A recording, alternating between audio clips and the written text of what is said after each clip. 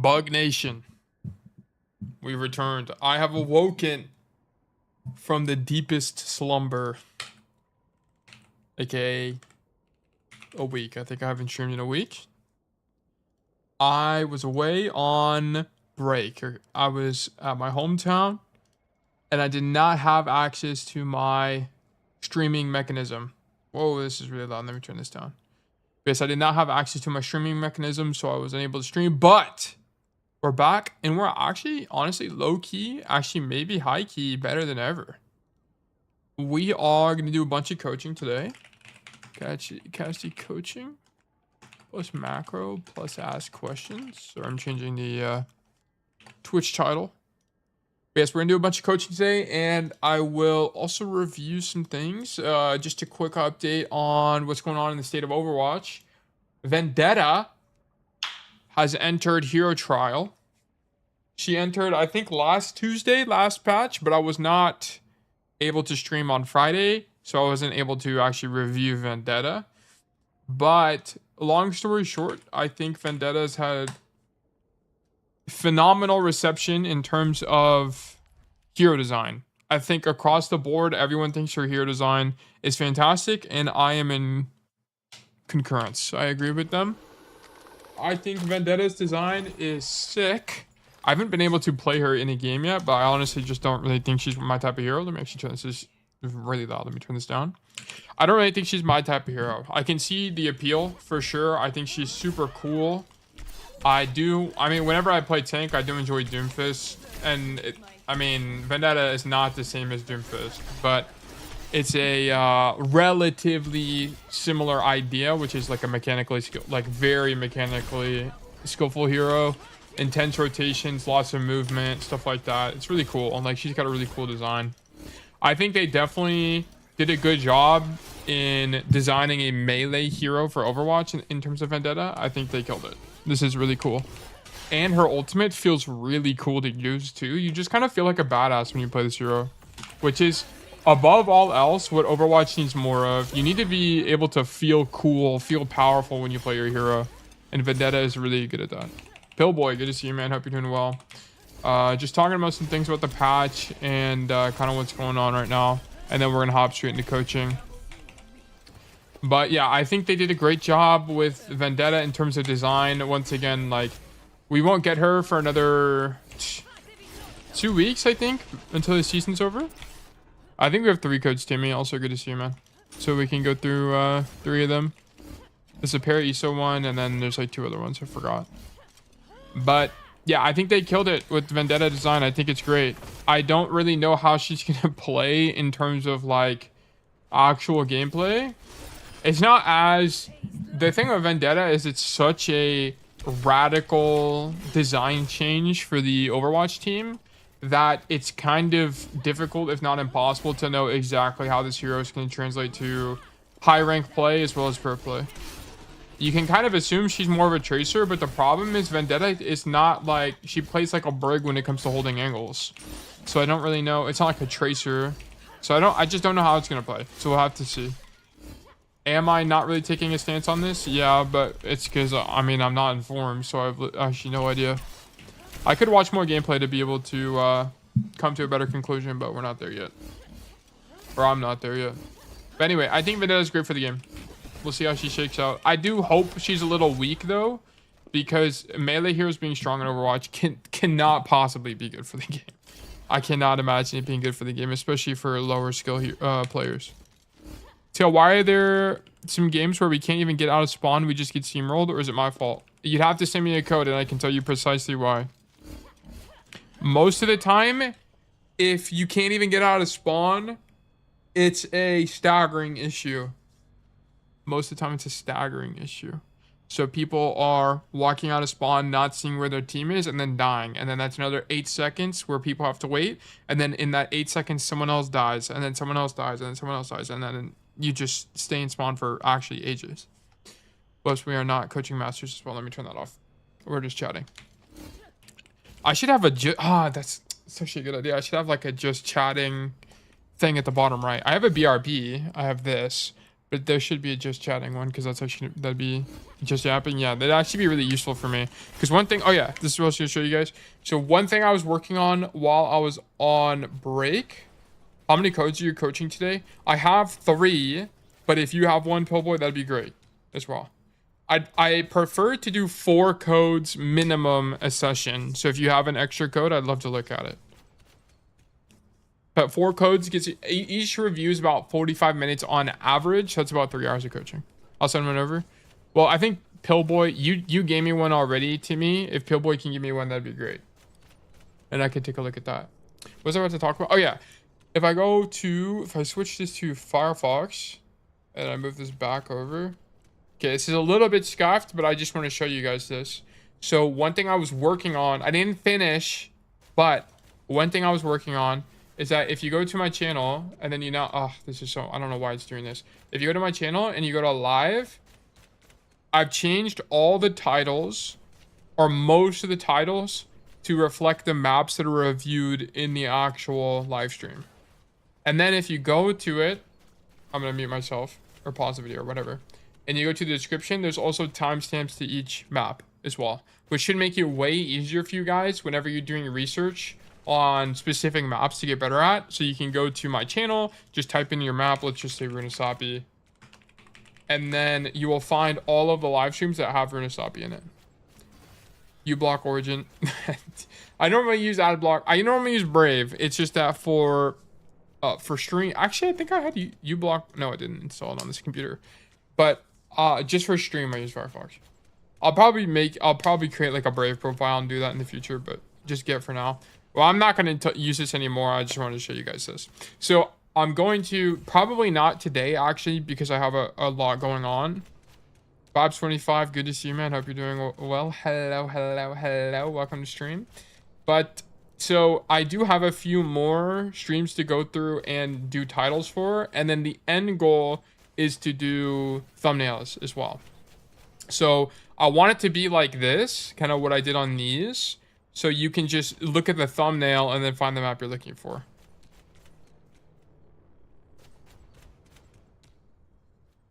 We all know your name. My name? Vibe25's name? Let me move this down. What was I gonna say? But yeah, so I do want to make some changes here. The inspiration for this is, I mean, I rip a lot from Wahujin, but he has a VOD channel where in the past, I don't know why it's so slow, it like doesn't work. In the past, what he used to do before he got removed from the face of the planet is that he used to do something very similar, which I thought was very useful as I was trying to get back. I accidentally leaked your name a while back. Oh yeah, I've leaked my name many times. My real name is Landon. I mean, I'm not trying to hide my name at all. But yeah, I just like being a worm on the internet instead of showing my face. But anyway, I want to do stuff like this, right? Where it's intuitive and easy to see from a glance what rank people are. I don't think people care. I don't think people care either. I don't think it matters that much. But yeah, I just go by tail. And I guess I could put my first name in the description or something. I don't know, whatever. I also don't care about showing my face, but I mean, I would show my face, but it didn't really matter that to me. If you looked at my name, you'll find my website and it has my face on it. But anyway, enough lollygagging. Let's get into some coaching. So today I want to do 4 codes. Take a gainer some cast gameplay. It's good to get back into the game, getting back into the grind of things. Our first code, let me take a look at the Discord. Once again, if you want to get free coaching, please join the Discord, !Discord in the Twitch chat, or if you're watching on YouTube, you can click on the link in the description and it will take you straight to the Discord, and then you can request a VOD for free. I do them on Mondays and Fridays, starting at 5:30 p.m. EST, and I typically go for about 3 hours, a little bit longer. It just kind of depends, a little bit longer, shorter, whatever. It's just going to depend on how many VODs we have, how long they take, so on and so forth. But anyway, we're going to go ahead and hop into it. Our first code is going to be from Grom on Paraiso, and he is in gold. So let me change this to gold, and then let me do replays, import this code. And then Grom said, okay, he's got a lot of text, so let me actually screen share the text as well, because we'll read it. We'll take a quick read on what's going on here. Do I have a desktop capture. Okay, this will work. I guess my Firefox capture works for this. Okay. Grom said a number of things here. He said, okay, wait. What's going to be the easiest way to do this? I zoom in. So way to zoom Discord, like the app. Okay, here's what we're going to do. We're going to put this on a notepad. Getting creative. Let me delete these. Oh, I actually need that, so let me not delete that. Let me do this. And then let me zoom in on this. Here we are. A little bit easier to read. Okay, here's what Grom said.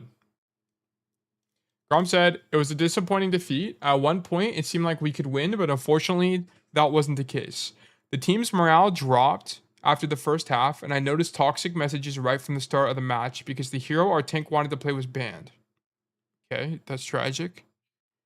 Montana, good to see you, man. Hope you're doing well. I think you do have a code. We'll check yours out right after this. I forgot.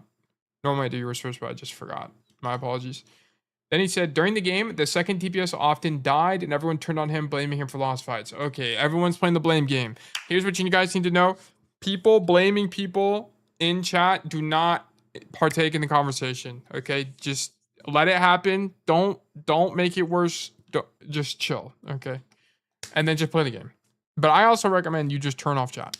Don't worry, bro. Then I'll watch it tomorrow. All right, no problem at all, Montana. Thanks for coming by. I just need chat, to be honest. Pillboy, great job. Round of applause for Pillboy. That's exactly what you need to do. There's no point. Okay, until you're in top 500, turn off chats. Just turn it off. There's no benefit. 98% of the time, there's zero benefit. If you really want to be like, but Tail, there's something to gain from chats, then just do voice chat. Just do voice chat. Every other chat is useless. Text chat, nothing productive happens in text chat. Okay, you can figure out how to play the game, how to win the game without it. Anyway, then he said, I try not to pay attention to it and play my game even more aggressively than the situation required in order to put pressure on the opponent's backline. It was difficult, firstly, because I was playing against dive players, and secondly, because, in my opinion, the opponent's Cassidy was playing stronger. This is likely wrong. This is likely wrong. You probably just think this because you see him in the kill feed more, but he probably is just standing in main or something. So, but we'll see. The feeling that he was outplaying me didn't give me any peace. Okay, we'll check that out. I would appreciate any advice in the game. If possible, I'd like to see a breakdown of skills, fundamental things, for example, an assessment of key skills and where my current level is. Okay, we can do that. So I understand what I'm already doing well and where I need to work seriously. Thanks. Okay, so let's do something a little bit different with this VOD review because he's asking for such specific advice here. We're gonna invent a couple of things to base the review off of. We're gonna do positioning. No, we're gonna do awareness as a pillar of Overwatch. We're gonna do positioning. Wait, hold on. I have a okay. We're going into the weeds here, but this is for the sake of learning. I have been working on a comprehensive fundamentals of Overwatch guide. Okay, here's a quick. Oh wait, did I just leak my name? I did. Anyway, it doesn't really matter. I don't care. Whatever. This is what I look like. A small glimpse of what I look like if you can even make it out. But anyway, so I'm working on a list of fundamentals of the game of Overwatch and kind of it's gonna be really long. Like I'm working on there's even another document on this, but basically the pillars of Overwatch. So and I also want to define something. I'm not gonna go in the weeds. So the key pillars here are going to be our awareness / game knowledge. We're gonna put that.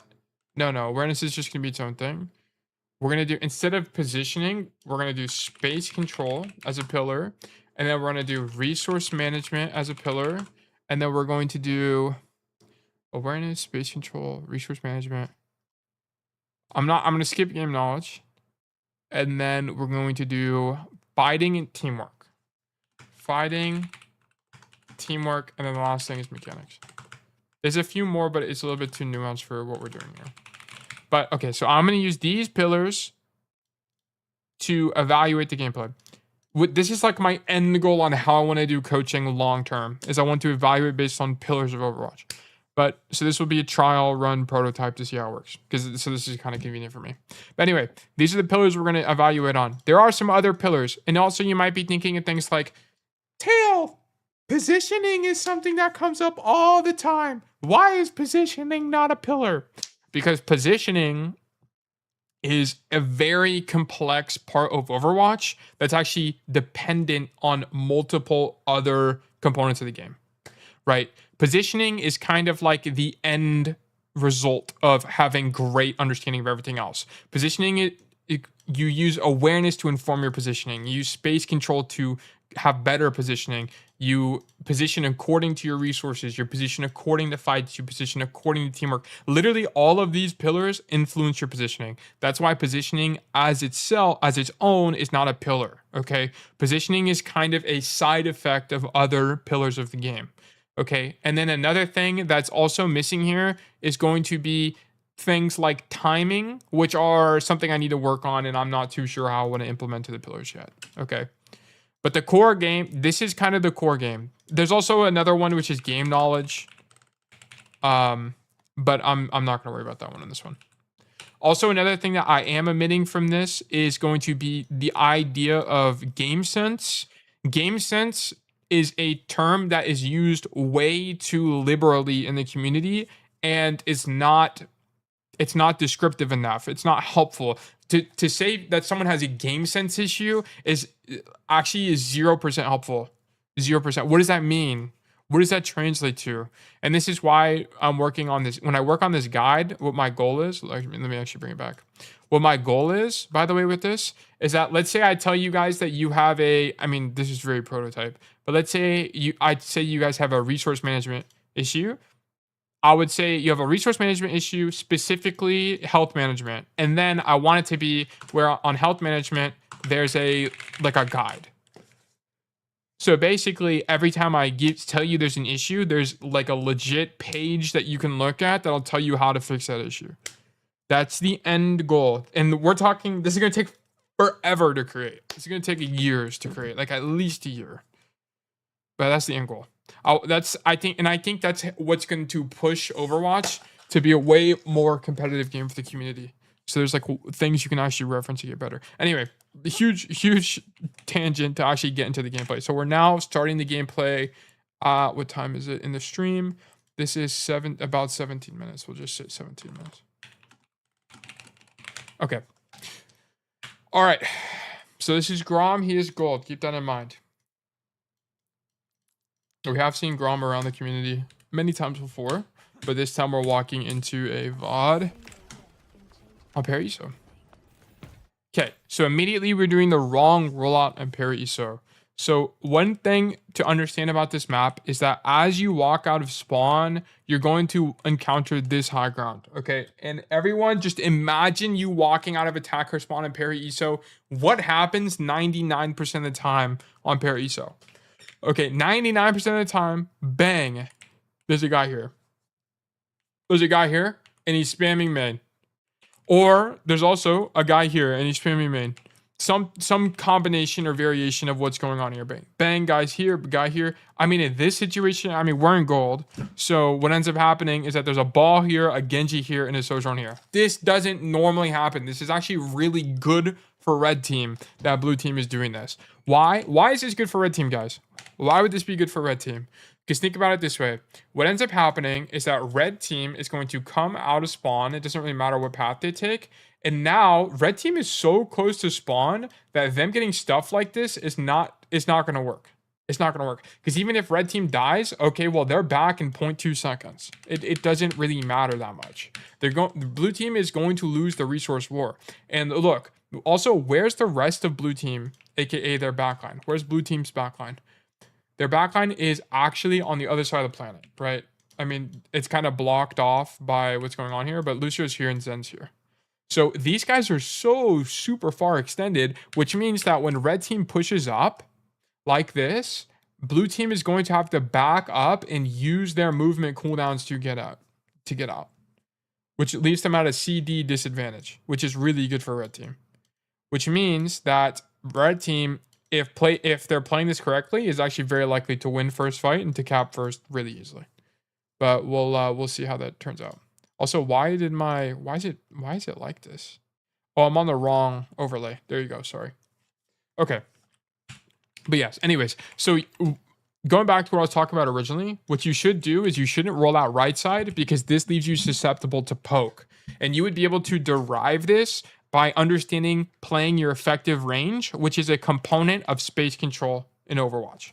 Okay, Cassidy's effective range is 25 to 30 meters, basically. Okay, your fall off starts at 25, so you really want to be in like the 20 to 35 meters range. Okay, so if you think about the heroes that are going to be played on this map, it's going to be a lot of long range hit scans, projectiles, stuff like that. That's going to spam you out as you walk up. And if let's say you're here, would you rather be a Sojourn standing here, where the camera is right now, or would you rather be a Cassidy standing here in a 1v1? If you have any understanding of the game and effective ranges, you would understand that you would much rather be this Sojourn because this sightline to right here is way more in favor of the Sojourn, right? This is like what, 30, this is like almost 30 meters probably. And the Sojourn can just spam this out for free pressure and the Cassidy can't do anything. Okay. Sorry, my Amazon is going, I don't even know what my Amazon's doing, but it's going off. So you shouldn't be walking out this way, right? This shows me that you have an incomplete understanding of effective range for heroes. Because if you understood effective range more, you would take this path because not only do you have more cover, this angle is way more in your effective range to the high ground, right? If there's where the Lucio is, right? Let's say this Lucio is a Sojourn. Would you rather be Cassidy here or would you rather be a Sojourn there? I mean, it's not as easy as a decision to make, right? Because this is actually really good for Cassidy in terms of range, but you can argue it's also good for the Sojourn because she's on a high ground with good cover, right? So it's a less obvious decision to make, and it's actually better for Cassidy, right? So you would take this pathing. So this shows me that you have a distance management and effective range issue, understanding issue. You might understand the concept, but you don't know how to apply the concept, right? We're pathing wrong. And I know this is a minor issue, but Tail, he's just walking out of spawn. But stuff like this adds up, right? This shows me that you don't have a complete understanding of what's going on. If you had a complete understanding, you would go left. Worst cast map in the game? Yeah, this is one of the worst this is the worst cast map in the game. And it's because of how every point is bad. You can make first point work, but second and third point are really losing. Really, really losing for Cassidy. And we'll talk about that later when we get there.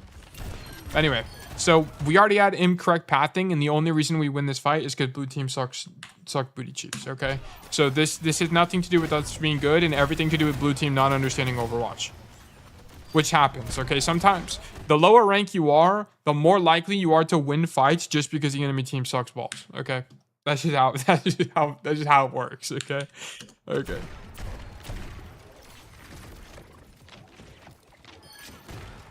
Okay, so blue team just fumbled the bag. 3 people are immediately dead, and we very likely get to cap for free. So what Grom is doing right now is that now that the point is empty, we take high ground for free, you know, because it's free. We get better positioning, so on and so forth. Okay, this is good. Love this from you. Good kill on the Genji. And I also like that you drop to respect the Sojourn there, and you drop not to the left, but to the right, which has your team, which is good. Good job. Flank on the Zen here, and I actually like that you don't use flash. You probably could, I mean, you probably could have rolled there, but in higher elo, I think that Zen actually would have killed you if you rolled. So I think not rolling here is good because you don't have flash off cooldown yet. So I think that's a correct decision. Good job, and I like the angle too. I think the angle's good. So far, perfect. Other than the initial pathing, I think this is fine. Nice job. So here, I wouldn't worry too much about the ball. I mean, you're already looking at him, so I guess commit to it. Yeah, but I honestly wouldn't have done any of this. So what I would have done is, so after you cap point, it's very important that you start taking space immediately. Because what ends up happening is that what defenders ideally want is they ideally want to fight here. Because if they fight here, they get an extra fight along the street phase. Because they'll fight here, and then they'll all die, and then they'll fight here, and then they'll all die, and then they'll fight here, and then they'll all die.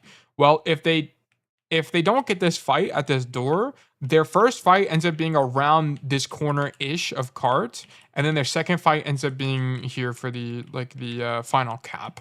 Okay, so if you don't take space aggressively, it gives them the opportunity to fight here if the team is good, right? Assuming the enemy team is good, which gives them an extra fight on the streets phase, which you don't really want. Okay, so what your idea should be is that after you cap, you're going to take high ground immediately. Of course, watch to see where your tank is. Make sure you're not overextending yourself, but come to take this high ground as quickly as possible, because if you can get here and start poking them before they can set up properly on the high ground, you just win second for free. Okay, if you can find a pick here, then you just win second for free. It's worth the risk. You just have to watch to see where your tank is. So what I would have done is after I saw that ball roll away like that, I'm actually totally ignoring ball and then just walk this way.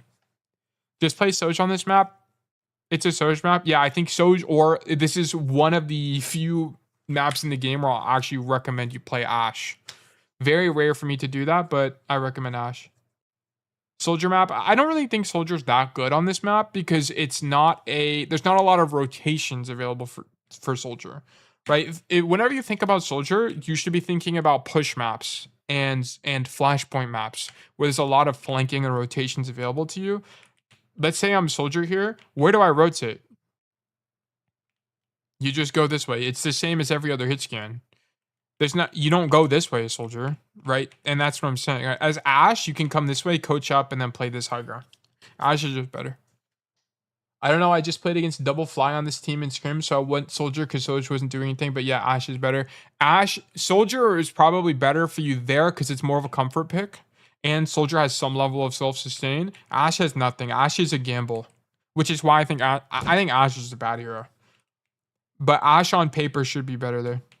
Because Soldier, you can't really leverage sprint on this map. But anyway, I'm not going to go too far into the weeds there. Anyway, so yeah, so I think after that ball rolls out, I would just take space aggressively. I would not be hunting the ball here. Because ultimately, like this Widow getting hit by the ball is not your fault. This is an awareness issue on the Widow's fault. On the Widow's part. The Widow shouldn't even be here. I don't even know why she's even here. Like, let's look at this POV. What is this guy doing? This guy has no idea. This guy's lost. Okay, this guy has no idea how to play Overwatch. So if he died, it would not have been your fault. This is definitely the Widow's fault. And you should just leave anyway, because what'll end up happening is the ball will come here and slam point, and then he's just going to get Orisa jabbed and then not going to be able to kill anybody. So yeah, I would have just ignored ball and taken space. For sure here. Okay. We need to go a little bit faster because it's going to take forever if I explain everything in such great detail. Okay, let's see what's going on here. So first mistake was not going high ground. Second mistake is how do we die here? Okay, so a few issues. Number one, ignore the ball. Number two, you peek this Zen, which is fine. You know, I don't think it's perfect, but whatever. We're peeking the Zen. After you take 10 billion damage to the Zen right click, you have to roll away. You have to roll away. I don't want to see that ever. I don't want to see you walk back into cover ever. Okay. Your immediate reaction to taking a gajillion damage should be to roll back into cover, right? So this is definitely something, if I see more of this, you're definitely losing games because of this. If this happens more than once in a game, you definitely lose games because of this. You should roll immediately. This is exactly why I tell you guys not to roll forward and not to roll for uptime, because if you roll for uptime and you roll forward, you lose the ability to roll away from stuff like this, which is very important. Very, very, very important. Right, imagine this is a Hanzo. If a Hanzo body shots you, roll away. You get Ashe headshot, roll away. You get hit by, I don't know, Echo Stickies, roll away. That should be your intuition, okay? So this is incorrect. The way you play this fight is incorrect. Regardless of the fact you probably shouldn't be fighting him here, that doesn't really matter. The way you play it is incorrect anyway. You should be rolling away. And then, because you don't roll away there, you just die to a random Lucio or whatever. But what you should be doing there is fighting for the high ground. You should go, like, walk up the stairs and fight for the high ground for sure. Okay, ball rolling around at the speed of sound. He's doing nothing. The ball is basically doing nothing, which is great for us. Here, we're up 2, so you just walk it down main. I don't know if you do this on purpose, but this is actually fine. So if you just walk it down main because you don't know what to do on this map, and you're just like, I'm just going to walk under, you know, LOL, this is incorrect, okay? But if you walk under because you realize we're up 2, and I want to kill the last 2 guys remaining, also because my Orisa is pushed up, then you got the green light from me, okay? So, but if you're just on autopilot, you're doing it wrong. And then here, you should be taking space aggressively, in my opinion. I would just total ego this. I would just walk up, dodge the Zen, and then walk to this corner and stand here. And try to ego somebody. Just because keep in mind, your Orisa's here. She's going to be pushing the cart. She's going to end up standing here. And then your Juno is also on cart as well that can heal you. So I wouldn't be stupid about it, but I would walk forward, dodge everything, roll to the left, and then stand here. That would be the play. Because what you want to do is take space aggressively. If you don't do it now, your end goal, like what you want to do on Paraiso, is you want to stop the enemy team from even coming out of these chokes. If they come out of these doors, you're kind of screwed, okay? Because this high ground is so brutal to clear for the attackers because there's not a good way up here. The only way to actually get up here is to, let me actually zoom out even more. The only way to get on that high ground is to jump across like this, which not every hero can do, or to use like some verticality to get on top of the building, and that's pretty much it. That's it. How do you get to that high ground? Yeah, okay, so let me actually show you guys as well. So in terms of like flying around, because it'll be a little bit more intuitive. Here's how you do it. Okay, as an attacker, as Cassidy, the only way you can do it is come this way, fight for this high ground, and then you can roll across like this to get up here. Okay, that's basically the only way. There's also a roll tech off these trash cans, but it's really hard. So I don't recommend that. And also you have to walk through the choke to do that, which is not always possible. And then, but other heroes like Genji, they can just climb the wall. Ashe is really good on this map, so she can coach gun up here, on top of this building like this, and then she can fight using this cover, which is really strong. So is Freya. Freya can also do this. Like the best hit scans here are Freya and Ashe, and then it's Sojourn Soldier, and then it's Cassidy. Cassidy is the worst hit scan here by a mile. He's really bad. Like, we're talking really bad. And the reason he's really bad, so anytime I say Cassidy is a bad hero, it's because a hero is only bad when their playmaking is limited, okay? The only good play that exists on this map is walk high ground and fight people here, and roll across. That's it. That's actually it. The play on the floor sucks balls. This play sucks. It's really bad. You can't do anything because sometimes you can ego people on the high ground. Like, let's say there's an Ashe on this high ground. Sometimes you can ego 1v1 her. It's okay range for you, whatever. But once you get here, what's the game plan? What's the game plan? You can't turn the corner. There's no cover. You're going to die. There's a high ground here that's really awkward for you to fight. It's really bad. It's just really bad. They need to rework this map. There's too many heroes that are totally unviable on this map.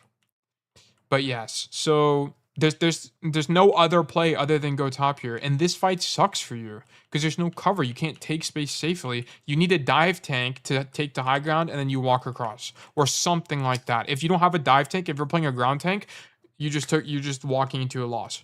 Okay, there's not a way on attack. There's just not a way. You have to just come top and pray you kill somebody. Or you can like get crazy and try to like do some crazy timing. I don't know, but all of it's losing. Everything on the floor is losing. But yeah, so that's why it's a bad cast map. Anyways, so yeah, here we should be taking space aggressively. Because this map is so bad for cast, you have to just kind of get aggressive. So yeah, walk here, fight the cast, fight the Zen, get aggressive, take space with your Orisa, and try to make something happen. Because doing this is not going to do anything for us. They're going to end up resetting, and then we just can't do anything. So see, Cassidy's here. It's going to be really awkward. He gets healed, and we happen to get a headshot, but this should be awkward for us.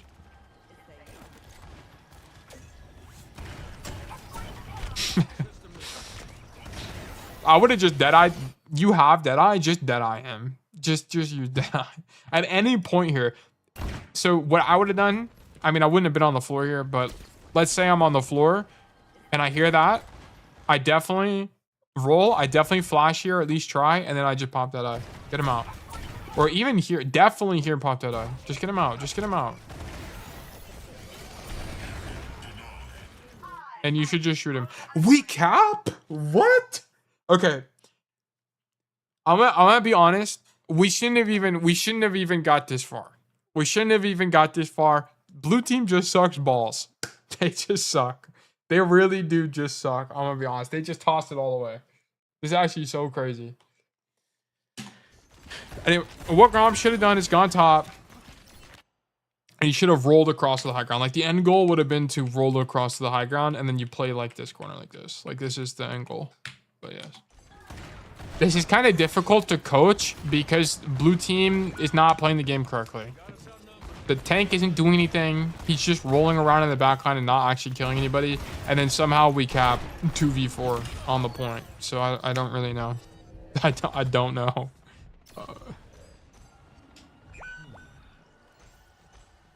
Okay. So we got the point. That's really sick. Here. So on this Lucio. So first of all, we shouldn't even be fighting him in my opinion. I would just ignore these guys. I'm gonna be honest. I would just straight up ignore them, and I'm going third. Watch my Masters VOD. About to look the same as this. We'll take a look. We'll take a look after this on your VOD. But here I'd just be like, oh, there's a ball Lucio behind us. That's so cool, and then walk away anyway. I don't really care. And then I would come here. I would just pop Deadeye. Lol. Screw the Lucio. Yeah, you could pop Deadeye here. I think it'd be fine. I have no problem with popping Deadeye here.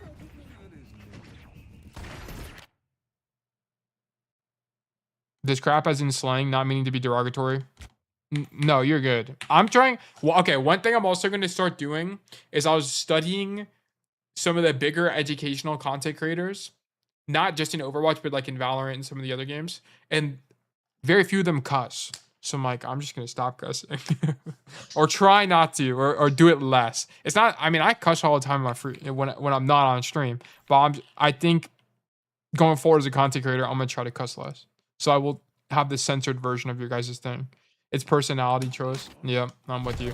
Here, the flashbang is just slightly late. Your flick is slightly late. Sorry, that's what I mean. So whatever. Sorry, I need to go here. This is just to hit the flash on the Lucio moment. I don't really have a... Yeah, so you flick too slow. You hit E before you flick and you don't hit the ground. You don't want to minimize your character less authentic. You're right. I'll think about it. I'm going to keep chugging along. I'm not going to overthink it.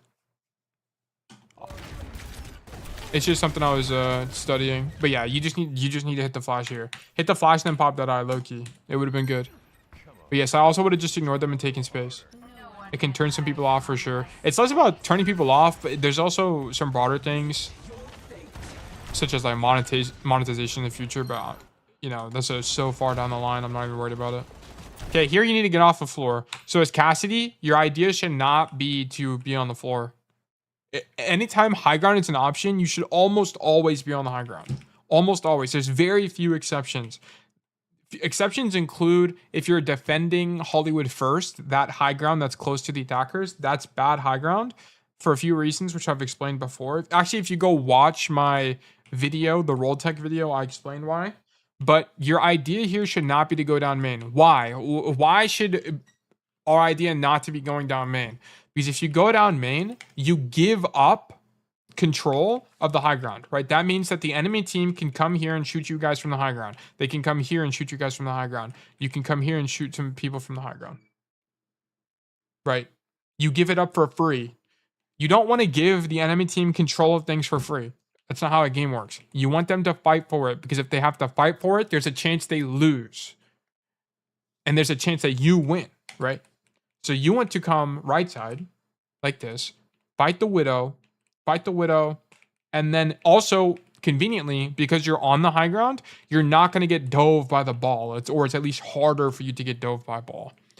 Because you're not in the middle of the map. There's less chance of you dying. Which is why the game is going to feel more complicated the worse position you have, okay? If you stand on cart the entire game, Overwatch is going to feel like a really complicated video game. Why? Because whenever you have bad positioning, the enemy team can shoot you from a gajillion angles. You don't control any space. So the enemy team can just do whatever they want for free. Okay? So here, there's some, I don't know exactly what, but you have some fundamental lapse of understanding of Overwatch here. I don't know if this is this definitely a space control issue. Actually, if we're just talking about the pillars I mentioned earlier, this is 1,000,000,000% a space control issue. You have to come right side and fight for this high ground to stop the enemy team from doing anything up here. And it will let your team walk in and not worry as much about this space. You have to come right side. You cannot walk on the floor. This is really bad. Why did this Cassidy just die, guys? Why did this guy just die? What did he do wrong? What did this guy do wrong?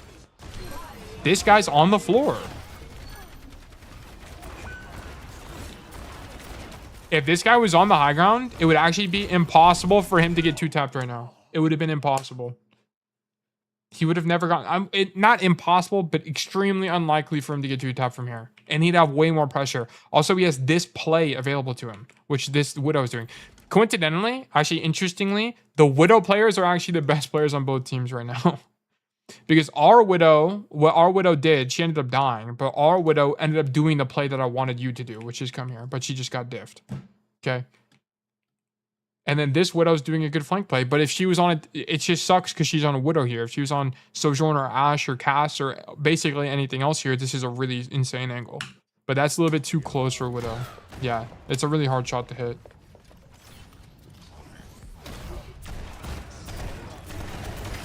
Good job. Good kill on the ball, and then now we're off cart, and we go top right. Okay, cool. Look, like, here's the thing. You here, I know you're half HP, but you...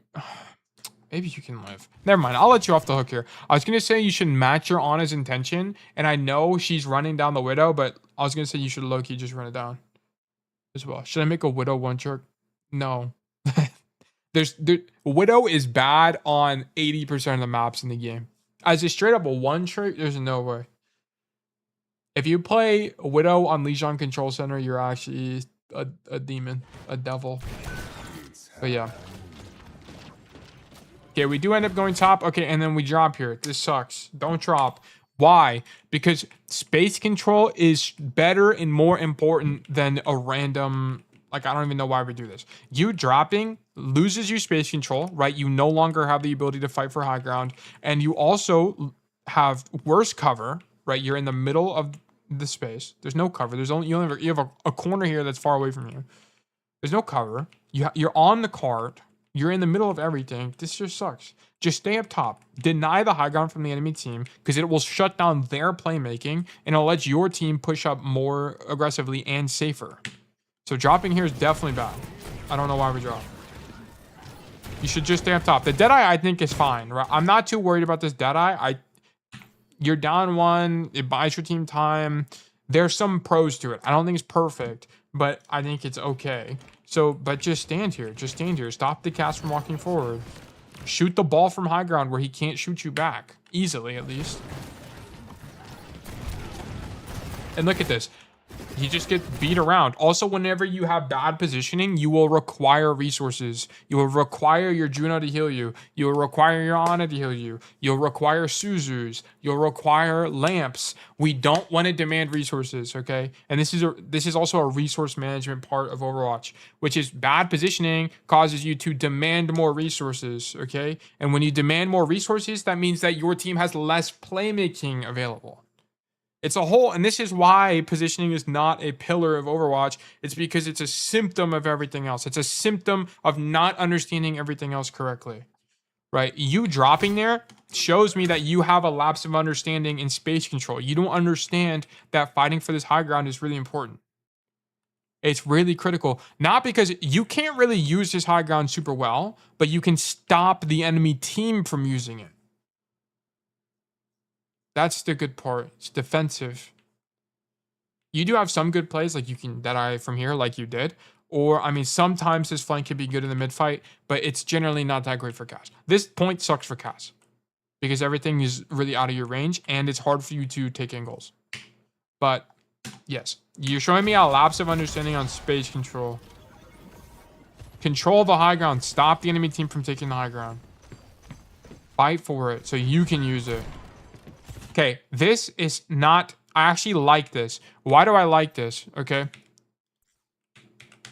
I don't mind it because this angle is pretty close proximity to the enemy team relative to where they come from. So you're playing your effective range and you have really good cover. And then if you want to leave, you can just walk up this staircase. It's a really long rotation, but that's kind of the risk you take. Okay. I don't think it's terrible. It's also a different angle from your other DPS. But what's the downside of this, guys? What's the downside of this angle? We don't control any space. That's important to us, right? This space here is not important. This space, no one is going to stand here. Okay, the only place someone is going to stand is exactly where the Sojourn is. Why would Sojourn stand here? Because there's cover. Why would someone not stand here? Because there's no cover here, right? It's pretty intuitive. You wouldn't want to stand here on the dance floor. This place sucks. So yes, playing on the floor here is okay, but I don't know if you do that on purpose or what. And then actually swinging wide here is unironically the best play here because you're down a gajillion people, right? You're down 3, so you swing wide, you do a high risk play and you kill 1, right? So now you're down 2. It's still losing, but you basically just have to run it down here to make sure you don't stagger. Like, your idea here should be to walk the cart to make sure you die immediately. The fight's lost, right? Make sure you're watching the kill feed. See how many people are dead or alive. You should understand that this fight's lost, and your idea should not be to go for this cast. Your idea should just be to walk the cart and die. That should be your idea. The fight's lost. So now, your Orisa died. Whoops. See, your Orisa died before you. Now you die. And then look at this. This is another, like, 8 seconds your team has to wait because you didn't die earlier. Okay, you just staggered. This is a stagger. Huge mistake. Make sure you die early. Read the fight. If it's lost, like you're down 3 immediately, the fight's lost. Okay, just run it down. Just die. That's all you can do. Especially when you can't get out, right? Let's say 3 people died and you were standing here. Okay, then just turn around and walk back to spawn. But we are in the middle of the map. You're not going to get out from here. So yes, this is an awareness issue. You need to understand the state of the fight and then leave. Because you're staggering. Okay.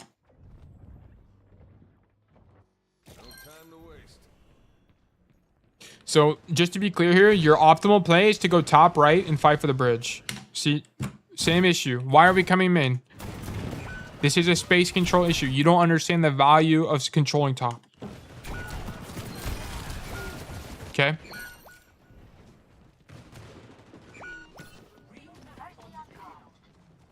It's probably going to be the same thing over and over again.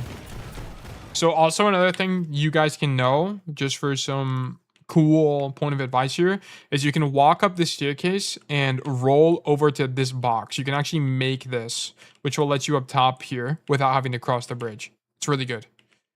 Make sure you know this. Very, very important. Walk up the stairs, roll across, stand on the box, jump across. Very good. It does cost roll, but it saves you an entire right side rotation. It's really strong. Alternatively, you can walk down this way and you can actually roll tech off of this ledge up top, but it's slightly more difficult and a lot more niche. But both of them are options. Okay.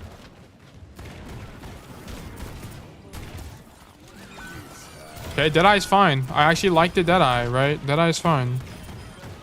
But here, get out of main. Why are we still in main? Go right side. Yes, exactly. Perfect. Fight the Sojourn. I mean, you probably shouldn't be fighting Sojourn here because you should know it's lost. But I like that you go right side. I like that you go right side. And I like that you actually ego her. I think it shows me that confidence is not really an issue for you. It's not, you don't have a confidence issue.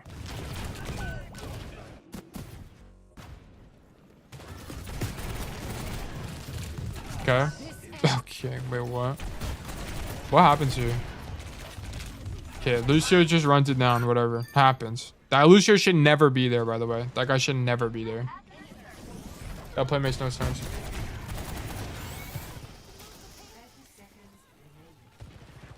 Okay, you should go right side. Fight these guys. You take a rail and roll backwards. Love it. Love that from you. Good job. So there's a mega behind you. I don't know if you know this, but there's a mega here. Okay, you do know it. Okay. Deadeye to stay alive, honestly, fine by me. That's fine.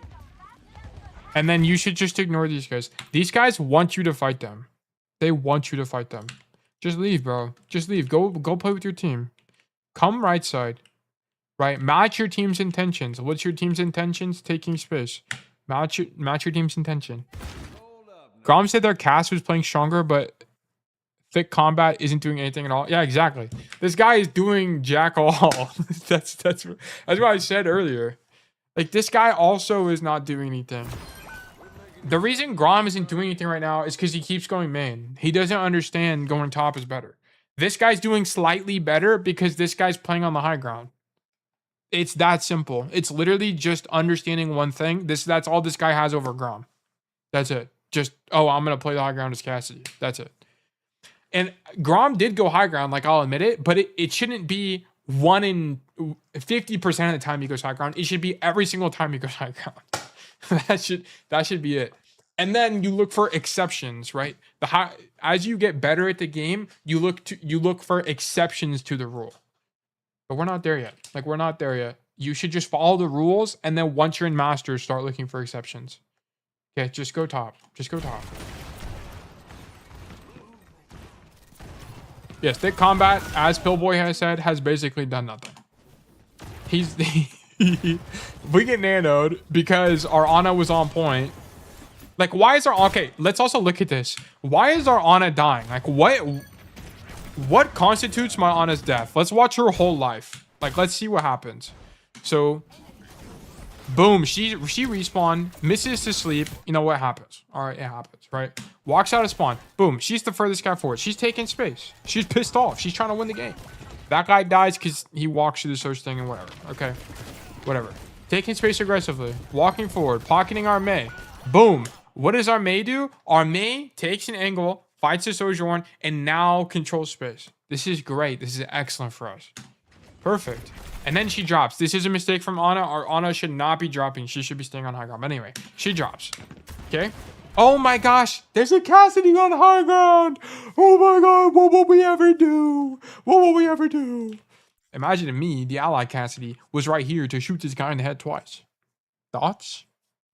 That's exactly what we want. We want to stop them. Because here's the thing. Like, this is also the importance of space control. If you come here and fight the Cassidy, not only do you get the potential to kill him, you'll stop him from being able to do things like 2-tap your Ana, right? That doesn't happen in this situation, but there's many timelines, you know, in the universe where that did happen. Okay. So, like, you not going to fight for the high ground causes this Ana to die. It caused your mate to die because no one's fighting the cast, and it will cause your Ana to die, which causes her to nano you when that nano should really be on Orisa. Tail, what do you think of a major perk where... Oh, what do you think of a major perk where it gives you roll and invincibility frame, but it won't reload your gun anymore? It would be interesting. It actually is... It's actually very interesting because there are some matchups where you actually don't even need roll to reload. And I would actually consider taking it on very specific matchups, particularly Tracer.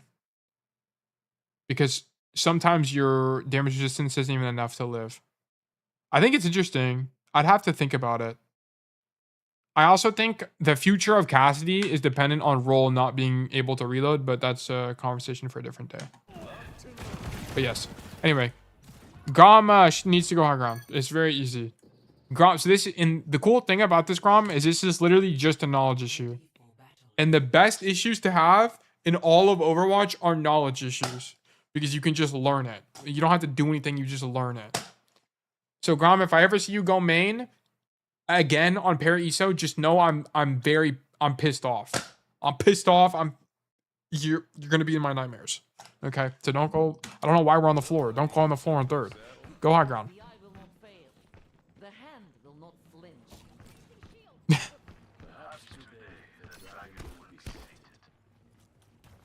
So far, biggest awareness is space control. I'd have to see more maps to really know. Because I don't know, is this just a Paraiso thing, or is this or a fundamental? Like, I don't know. Like, I'd have to see more maps to really know. 5, 4, 3, 2, 1. Attackers incoming.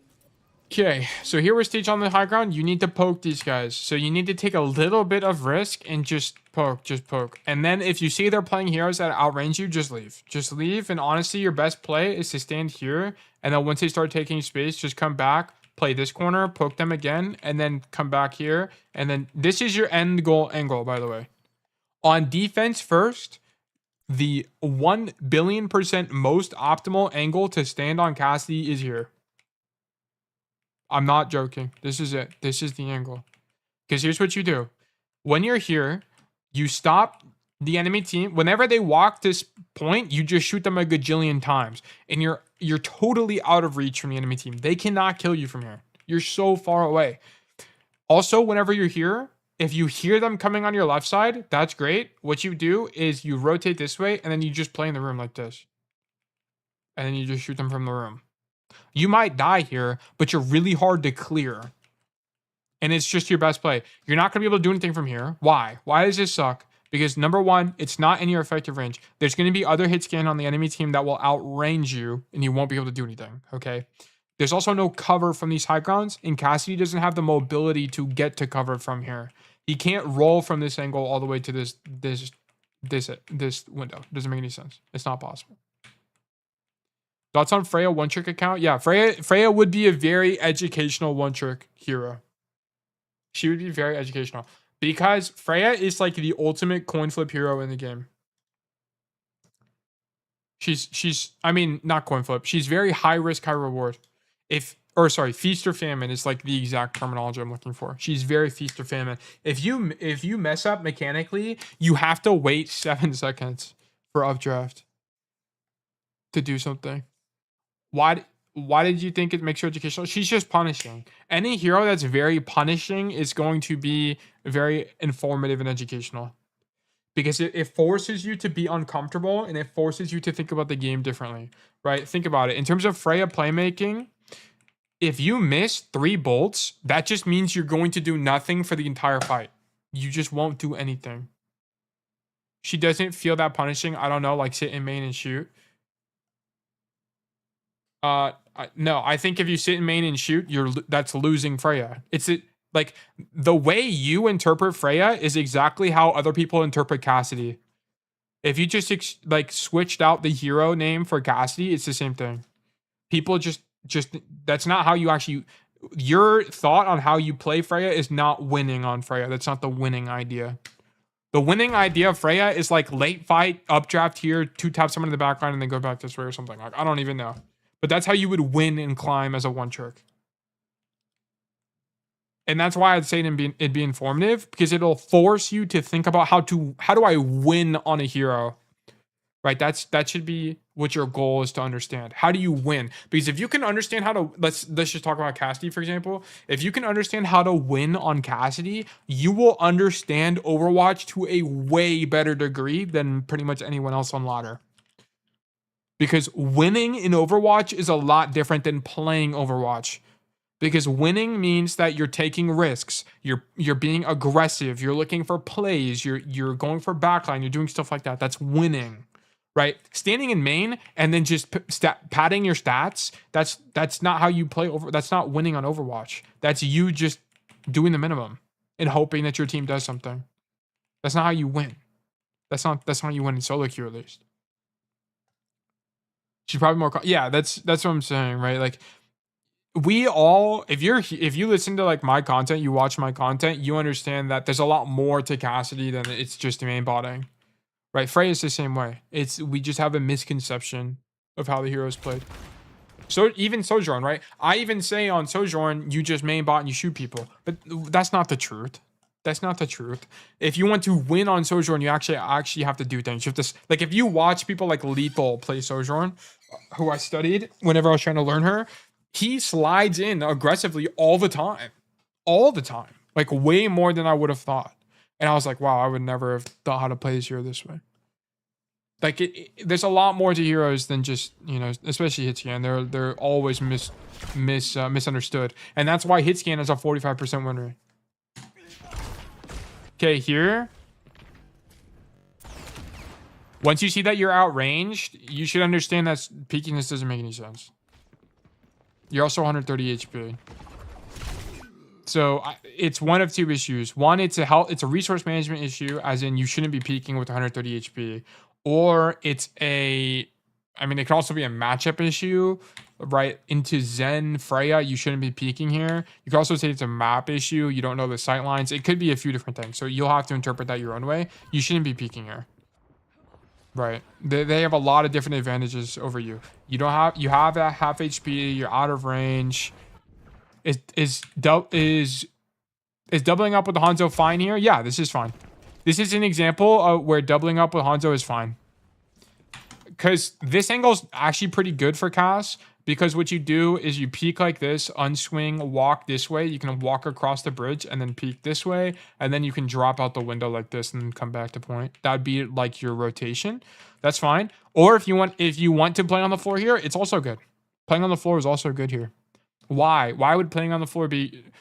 Tail, you always say play on the high ground. Why would you recommend playing on the floor? That doesn't make any sense.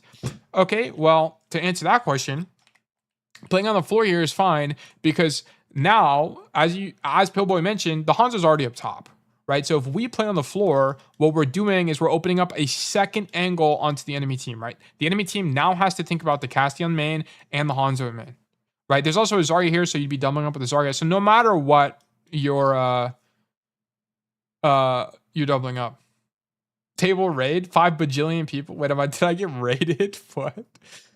Gentlemen, welcome to the stream. We're learning how to play Cassidy. Hope everyone's doing well today. Holy schmoly. Wait, is it really? Hold on, I gotta open up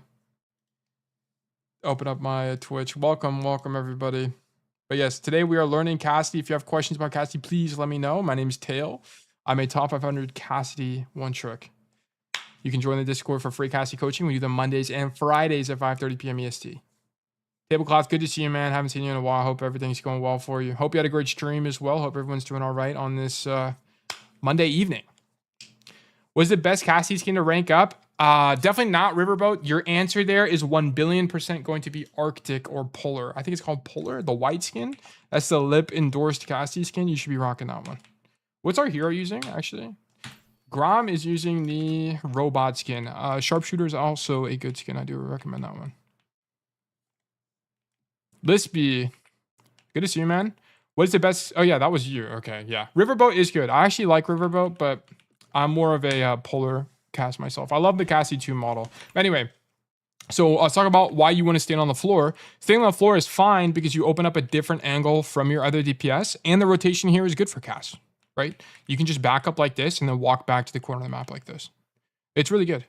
What about Lifeguard? Lifeguard's good. Also, the upside about Lifeguard, by the way, is that he has flip-flops for shoes, and it actually changes your client side footstep sound, and it's quieter.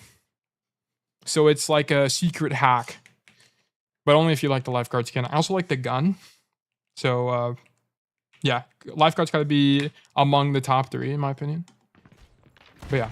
Anyway, playing on the floor or high ground is fine here. It's just this reswing makes actually 0 sense. And I could prescribe you a few different reasons as to why this is wrong, but you'll have to, you know, look into it. It's kind of what I mentioned earlier. Is it a matchup thing? Is it a map thing? Is it you don't understand your half HP? Right. Like think to yourself, what was I thinking as I reswung there?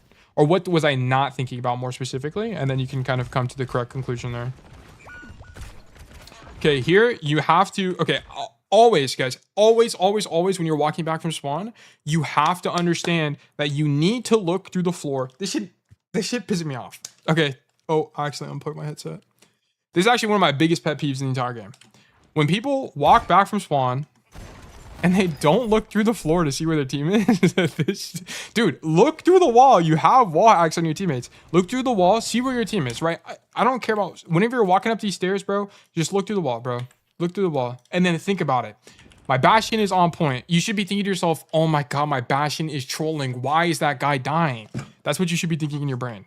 And then you should be thinking, my Brig is also trolling. Why is my Brig still in the fight? Okay, she left. Okay, maybe it's not as bad as I thought. That's what you should be thinking. Like, you should be actually critiquing what your team is doing, because it'll give you a more informed, you'll be more informed and be able to make a better decision on what you need to do when you get back to the fight. Okay. You should also be thinking about, there's also 2 other things you should be thinking about. Not only should you be thinking about where's my teammates, you should also be thinking about where's the enemy team. Well, let me actually write this down so it'll be a little bit more intuitive or easier to understand. You should be thinking about 3 things after death. Let me actually draw this in the TikTok window as well so I can make it a clip. After you die, you need to do 3 things. You're going, and you walk back from spawn, right? As you're walking back from spawn, you need to, number 1, look through a wall. Easy, super easy. You see your teammates. You need to be looking for your teammates. Team. And then you need to be thinking about where is the enemy? And then you have to, this is a little bit more complicated, but you can use your brain. You are smart. If you're playing Overwatch, congratulations, you're now intelligent. You should be using your brain, and you need to think to yourself, where are my teammates shooting? Where are the enemies? What are the enemies doing? Use your cues, right? Look at the objective. Are there people on the objective? Okay, now you know where some people are. Is my team shooting people? Okay, now you know where more people are. Can you use your sound cues? Try to figure out where the enemy team is. And then third, you need to think to yourself, I kind of like messed up this format, but whatever. The third thing you need to think about is, what's the third thing? Where is next fight? Where is the next fight happening? Okay, is the next fight going to happen further? Is my team regrouping? Okay, is the next fight going to happen in the next 20 meters? Or am I showing up to the fight late and the fight is still happening? You need to think about this. It's very, very important. This matters more on push maps. Very important for push and escort maps. But this is a very, very critical part of Overwatch. Okay, as you die, you need to be thinking. Don't just turn off your brain and check TikTok. All right, if you're scrolling TikTok in the 2-second walk back, you're pissing me off. All right, don't piss me off. Okay, so 100% look through the walls, see what's going on. Did I skip a fight? Like, what actually happened? Yes, I skipped a fight on accident. I don't even know how that happened, but I did. Yes, this is the part where I got pissed off, okay? Make sure you're watching to see where your team is, because you should see 2 people... I keep hitting the wrong button. You should see 2 people are dead, and you should decide in your brain to not walk in. And you can derive that this is the correct decision because you would have seen, we're already down 2, this fight is lost, I'm going to leave. This is an awareness issue, okay? And this is also really easy to fix. This is one of the easiest issues to fix in the game. Because all you have to think about is every time you die, look through the wall. It's really easy to fix. Really, really easy. And you'll prevent staggers like this. Not exactly what I Sick. expected. Okay, that was that issue. Oh, I need to clip that. Bang. Okay, good kill. Wait, how did we get this kill, by the way? What did Grom do here that he didn't do earlier on third? Grom went to the high ground. Yes! Yes! Yes! That's actually so good. You don't see it, but I'm like waving my hands in the air right now in celebration for this play. This is so good. Oh, thank you guys. Thank you. Or thank you, Grom. Sorry. Good positioning gets lucky. Yes, Pillboy. That's actually... I need to make that a... I need to have a button or something that I can just click that says that. Because that's the truth. Good positioning gets lucky. And would you look at that? Grom got a 2-tap because you got good positioning. And then here's what Grom should be doing here, by the way. He should be thinking in his brain, after he got the kill on Freya, he needs to glimpse up top and he needs to think to himself, oh, what are these other colors that are in my peripheral vision? And he needs to realize, oh, dude, my Bastion is actually trolling the game. How did my Bastion die again? And then you need to understand that this fight is now even. We're not winning. We're actually even because our Bastion trolled and died. Okay. And now you need to think to yourself, okay, I can still try to look for a win here, but there is a chance that we need to just give space. You don't just win. You need to actually use your cranium and figure out, do I need to play more aggressive here? Do I need to back up? And that's going to be situational, right? I can't give you the correct answer here. I don't know. I'd probably play a little bit more aggressive and still shoot them. But what I'm encouraging you to think about is just keep in mind the state of the fight, right? Are we up? Are we down? What's going on? Make sure you're aware of this. And then boom, Brig died. So now you should know, you should keep count and you should understand Brig is dead. We're now down 1. And what does down 1 mean? The fight is losing. It doesn't mean it's lost. The fight is losing, okay? So just keep that in mind. So here, I wouldn't be getting aggressive. I'd actually be looking to give space.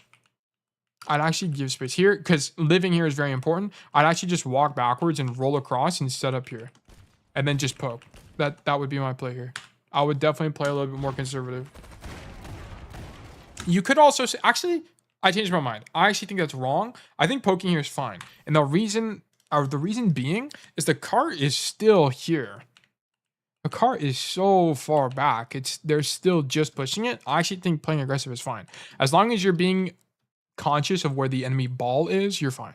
But I also don't think ball is ever going to engage on you in this room. So you got kind of lucky in this specific matchup. I actually think this position is fine though.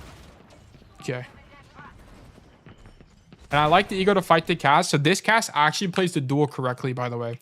If you guys ever want to know how to play the Cassidy duel, it's very contingent on sound cues, okay? If you don't see the Cassidy, you want to be the Cassidy that throws the flashbang first before the other cast crosses the corner, okay? So this guy actually plays it correctly. Boom, hits both flashes. But his idea, so what this guy does incorrectly is that he throws the flashes and actually hits you, but he unswings. So he has an advantage because not only are you lower HP, you're also slowed, right? But because he unswings, he loses this advantage. He should be swinging right now because it's winning. You're lower HP and you're slowed, right? He should for sure just swing you. So this guy's making a mistake by not doing that. So now, because he waits, he still has an advantage. He has a health advantage, but yeah, but it's not as easy to convert. The chances of winning are not as high because he messed up the micro there. So actually, Thick Combat, this is the only time this VOD so far with Thick Combat has actually done better than you, Grom, by the way. Like mechanically. This guy played the fight better. I mean, he didn't play it optimally, but he played it better. But yes, anyway, the hack to winning in the Cassidy 1v1 is if you know the Cassidy's around the corner, throw the flash first and then swing into the flash. So you would flash, swing into it. It's winning. It's winning for sure. And this is how you cast mains will beat non-cast players every single time. Because people who don't actually play cast will just wait till you're on the screen to throw the flash. They won't just trust it blind. So yeah, that's how you play that. Okay, so you don't play the duel correctly, which sucks, but whatever.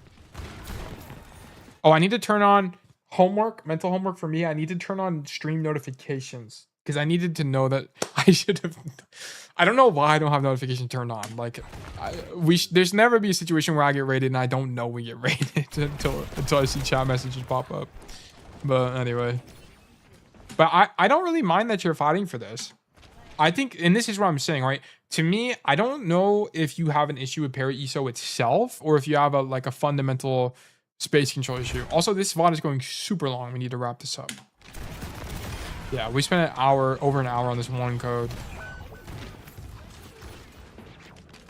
And now your Bastion's dead again, right? Why are we going back in? So you have an awareness issue for sure. You're not looking at the kill feed. Make sure you go into your options, you go to sound and make sure that play sound, these two settings are turned on, right? Play sound when teammate eliminated and play sound when enemy eliminated. You'll hear it throughout the VOD, but these are very important to keep you informed. Very, very, very important. And you'll get used to hearing them the more you think about it. Yeah, so the reason you die here is not because of you missed your shots or whatever. Like, you should never be doing this play. You should have just backed up, right? Your idea should be at some point to roll off this high ground, come to this high ground, and then stand here and shoot people. This should be your idea. Playing on the floor here is not it. Sometimes it can be good for flanks and stuff, but I don't think you're really there yet. I'd rather you be on the high ground there. Okay. Shoot the ball. Good gameplay. Here, same problem. Why are we on the floor? Right? Go to the high ground, bro. There's two ways to get there on defense. You can walk up this staircase. Well, there's three technically. You can walk up this staircase, stand here and shoot them. Or you can walk up this staircase, stand here and shoot them. Or if you're the GOAT, there's actually two more ways. You can roll tech off the trash can to get up here. Or you can roll tech off the dumpster. They're both a lot more difficult, but there are multiple ways you can start on. Either way, you should be going to high ground right now. Why? Why should we be going to high ground? Number one, you have a better angle onto the enemies. But number two, you also deny it from the enemies, right? You'll stop the Freya from coming to the high ground. You'll stop the ball from coming up here. You'll stop anybody else from coming up here, and it sets you up for more plays, right? Stop. You need to think more about your staging. This is a staging issue, and staging is a space management problem. Okay, and then you running it down here doesn't really make any sense. I don't know why you're chasing the enemies. This is an awareness issue. We're overextended now.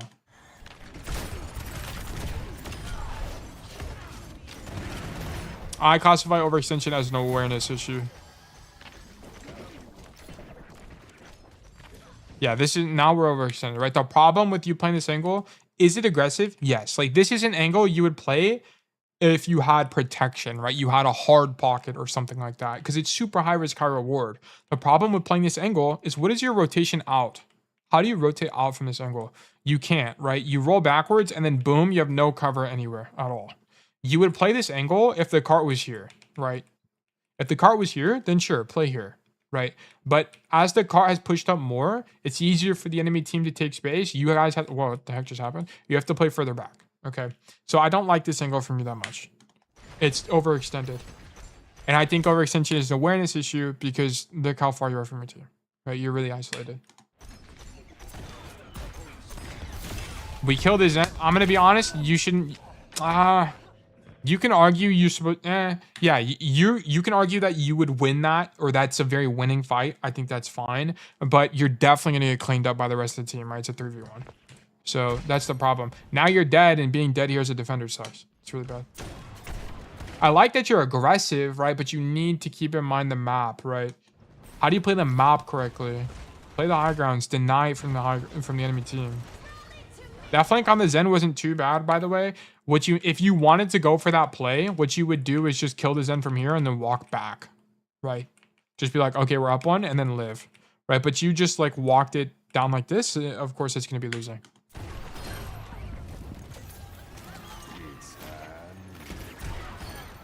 Okay, I don't really like the Deadeye. Also, you're on the floor again. I don't even care about the Deadeye. Why are we on the floor?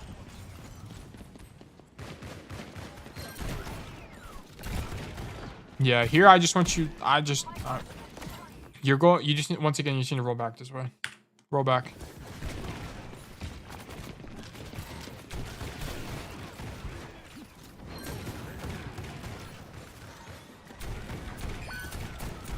Yeah, we just need to go high. Like just go high.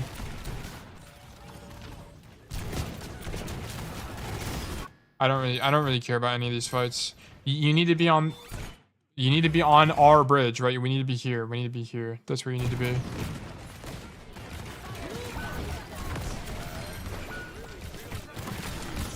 Okay, this is bad awareness, right? I mean, this is just a bad Deadeye. I'm not gonna really go into it. You're in cover, you're really close to the enemy team, you're down, right? It's just a bad Deadeye. I'm not gonna go into it.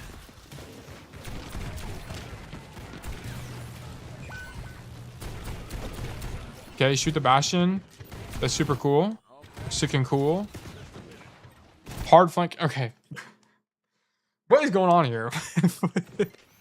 Okay. Okay, shoot the Bastion, you know, whatever. All right, I see why you're doing this, because you just killed the ball. So shooting the Bastion is like low-key sick, right? But here's the problem. Shoot the Bastion, and then why is your idea to come left, dude? You're going to be walking. This is an overextension. Way too far from your team. And it's less that you're far from your team, actually. I'll retcon that. It's more that you are using your one mobility cooldown to cross the distance, and now you don't have a rotation out. Like, you're stuck. You're stuck now. There's not a way to get out of this position. They're all just going to walk you down and kill you. Cassidy does not have the mobility to make this play. This is a Tracer play. This is not even a This is just a Tracer. Tracer's the only hero who could do this. Maybe Reaper if you want to be generous. Sombra can't, because how do you translocate out? You have to translocate into the doorway. That sucks. You're gonna get spammed out. I doubt that's good. And then maybe Genji, but then it's like, what's your play? Dash through and like flip the map, and I mean, it's still not that good. So yeah, this is just not a good play for me. Not a good play. You're committing your movement cooldown. Even if you kill the Bastion, it's not good, because now you're gonna be in their enemy spawn and just die. You're way too overextended, and I think this is an awareness issue.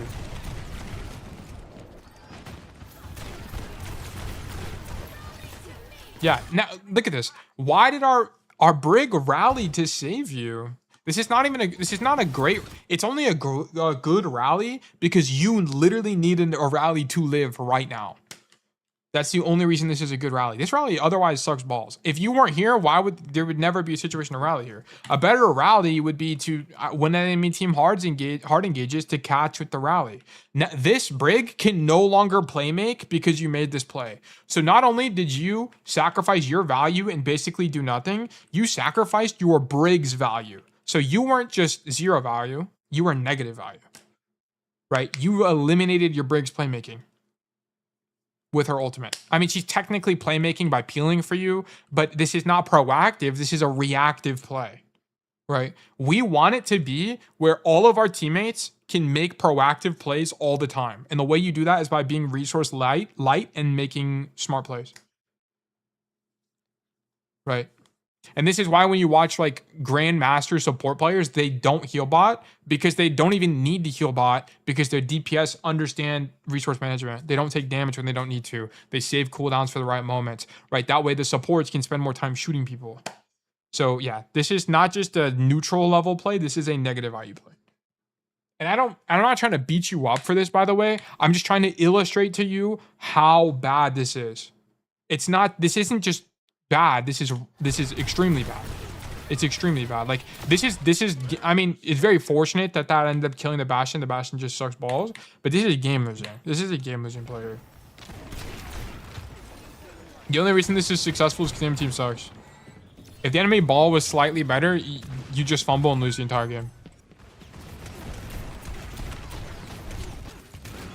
Okay, I like that you're aggressive here. I see that you really let the chat get to you because this is like way more aggressive than you've been the entire game. If you had this aggression on your attack, right, and you made this play every single time, I'd actually be super happy. But you doing this on defense, it's just too aggressive, right? You're not doing it at the right time. Your brig is down, right? You're super extended. Here, you shouldn't be shooting Bastion. This is bad target priority. You should be shooting Cass. The Bastion's just out of your effective range. But honestly, I think that's a non-issue, right? It's just super extended. Super extended. Don't like this play.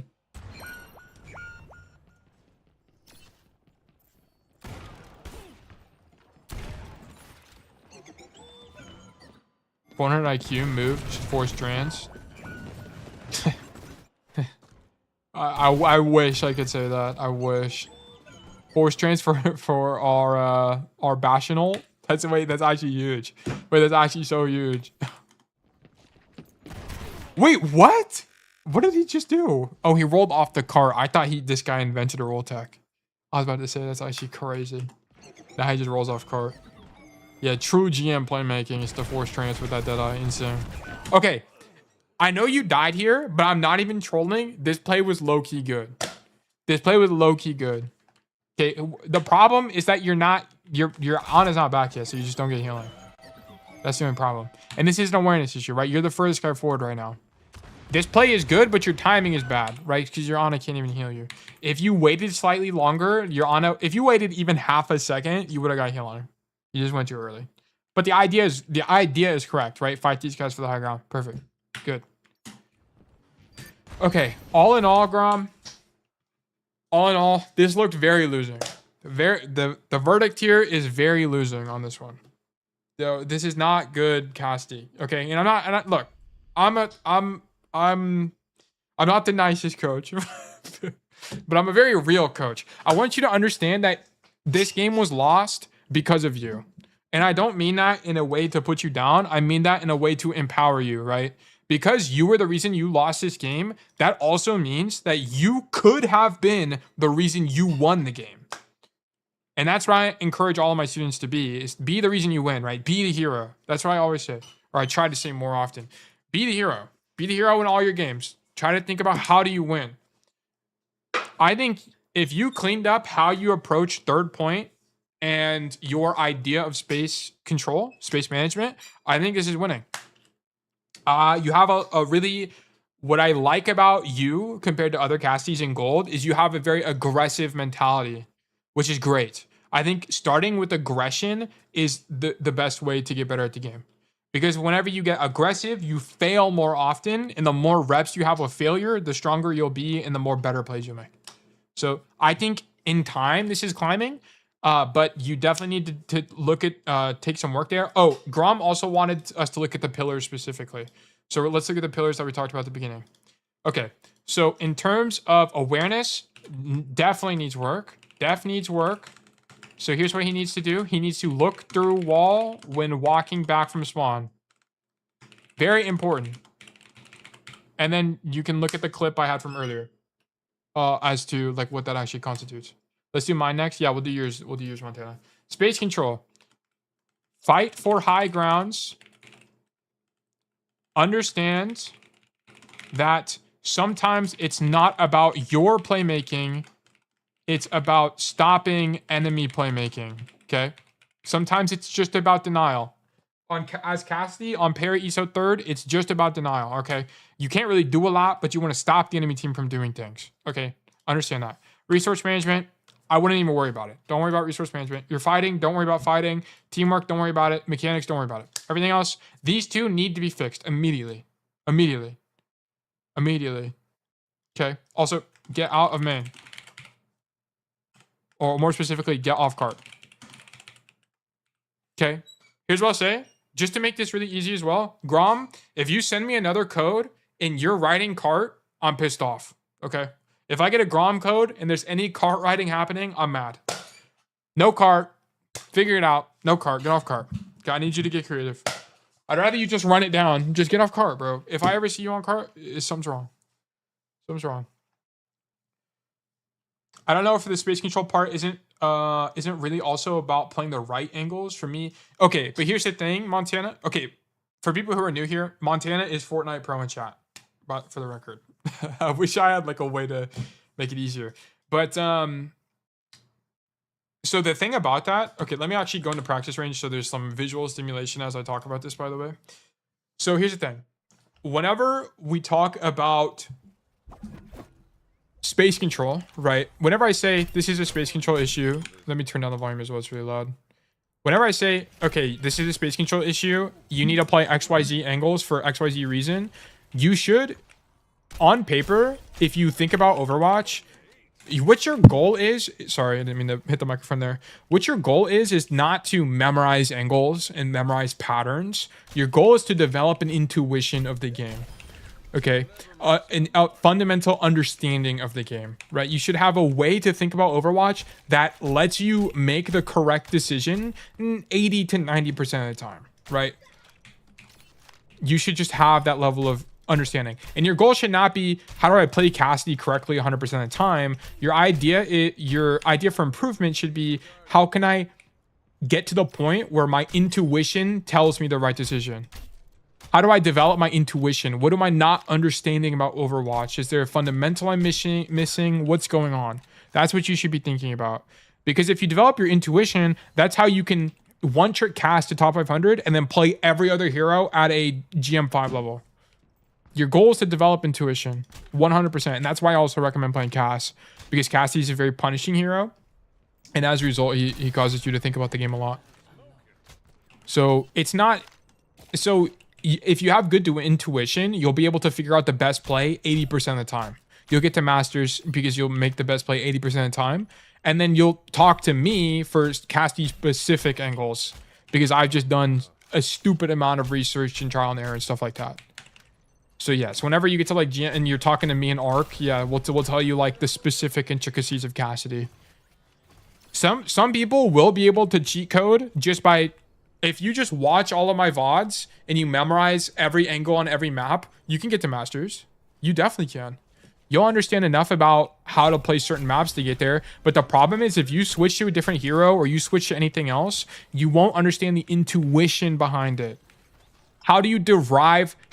If you think about my content, you should be thinking, how did Tail derive this angle? Like, how did he figure out that this is the best angle? That's what you should be thinking. I try to explain it as much as I can. I try to say, here's the angle you should play and why, to help you guys get a better understanding of Overwatch. That's what you should be thinking. That's how you're going to learn the most. I mean, yeah, but look at my macro. I go to the right angles most of the time, and it's mostly just because I memorized them. Then... that'll work, right? It's like that'll work, but it's not the healthiest. Because what'll end up happening is if you get put in an awkward situation and that perfect angle isn't working, ideally, you won't have the tools to understand how to adapt. That's the problem. And that's the difference between you and maybe a GM player. That might be why you're struggling. If you just memorize angles, you're not going to have the intuition to adapt to different matchups, right? Dive matchups might be less intuitive for you as a result. And you win and you lose more. You might not be able to adapt when the enemy team swaps, right? Stuff like that. And that's the thing about Overwatch. Overwatch is a constantly changing game. And this is why practicing your intuition is correct, right? The way you're approaching this, Montana, is how you would approach a more static game like Counter-Strike or Val. I mean, Val is, you know, pushing it a little bit. But on Valorant, there's a lot less dynamics going on, right? Cooldowns aren't on an 8-second cooldown. They're on a 90-second cooldown. If it even has a cooldown, right? It's really long. Like Omen smoke is like 90 seconds now. They made it insane, right? That's the thing. It's way slower, so you can just memorize angles. Or it's at least a more, it's, you know, there's a little bit more of apples to oranges, but it's a little bit more approachable to memorize angles.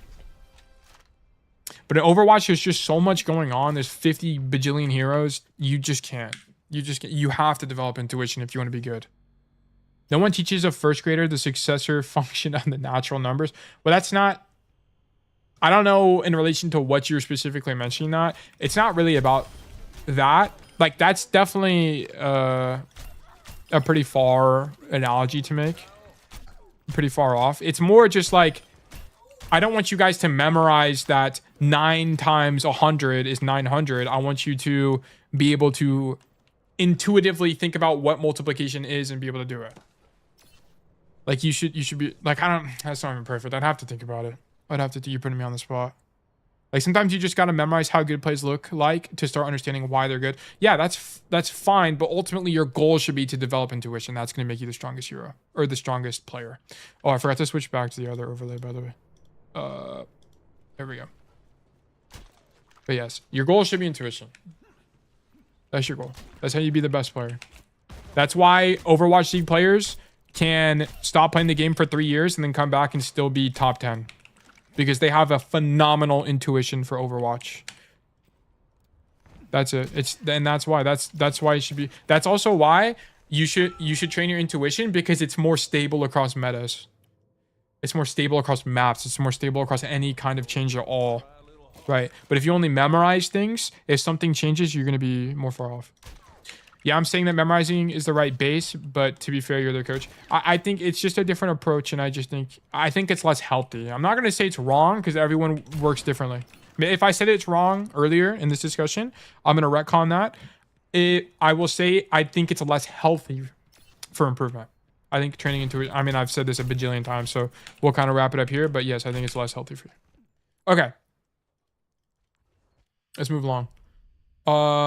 Let's go to the Montana code. So Montana's code is on King's Row, and he said, "Why am I so unk and chomped?"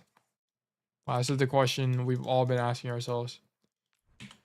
This is one for the journal, one for the diary.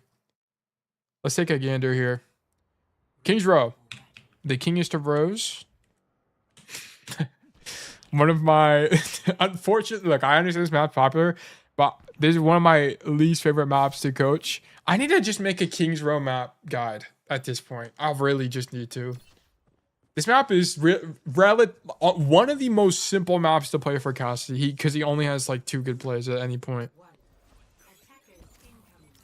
So Montana, okay, how you play this, by the way, for anyone who's tuning in, how you play this is you literally stand in hotel and you just shoot them. You don't even walk out of hotel. You just stand here. You about to win this perfect macro? All right, I'm here for it. Here's how you play first. Just stand here and shoot them. That's it. You don't swing wide. Don't play in main. Just stand in hotel. Okay, the idea here is to stop them from coming in hotel, and then after the tank crosses, you shoot the back line that's also crossing. Memorized all the art clips? Okay, so you're about to get super aggressive. But yes, you just stand here, and you want to play, so you're playing a little bit too far to the left. You don't want to stand on the mini. You want to stand like here, Because the idea should be whenever you take 70 damage, then you walk over the mini, not you take 1 damage, grab the mini, and now it's down. Okay. So play here. Also, if you play closer to the right side, it's easier to roll out. But this is a little bit more min-maxing. This is like stuff you only need to think about when you're in GM. But you're playing the angle not optimally if you want to be like really nitpicky. Oh, this is also not gold. This is master. Let me change that. Bang. Okay. Shoot Ryan. Perfect. I wouldn't fan him. I would just shoot him. Okay, so this is a small nitpick on Cassidy as well. I wouldn't fan. I'm starting to think fanning shields at this range is just straight up bad because you lose downtime, right? Here, bam. Now you have to reload for 1.5 seconds. You don't get shots off immediately on this bastion. It's small, but it's really important in Overwatch. Stuff like this, like you would have already had, he has armor, so I think he would have, what, 65 less health with armor? Which is not huge, but it can make a huge difference in terms of a kill. So I would just keep that in mind. And yeah. So now you can't get damage off and he's just hard pocketed. And now your idea should just be shoot mercy. Yeah, it's like this is fine. You just shoot back on. This is exactly how you play this. Okay. Now you you hear the Ana crossing, you need to just swing the Ana. Okay, good 2-tap. Excellent 2-tap actually. What do I say about good positioning, guys? Good positioning gets lucky. Good job. Bang. Perfect. Almost perfect fight.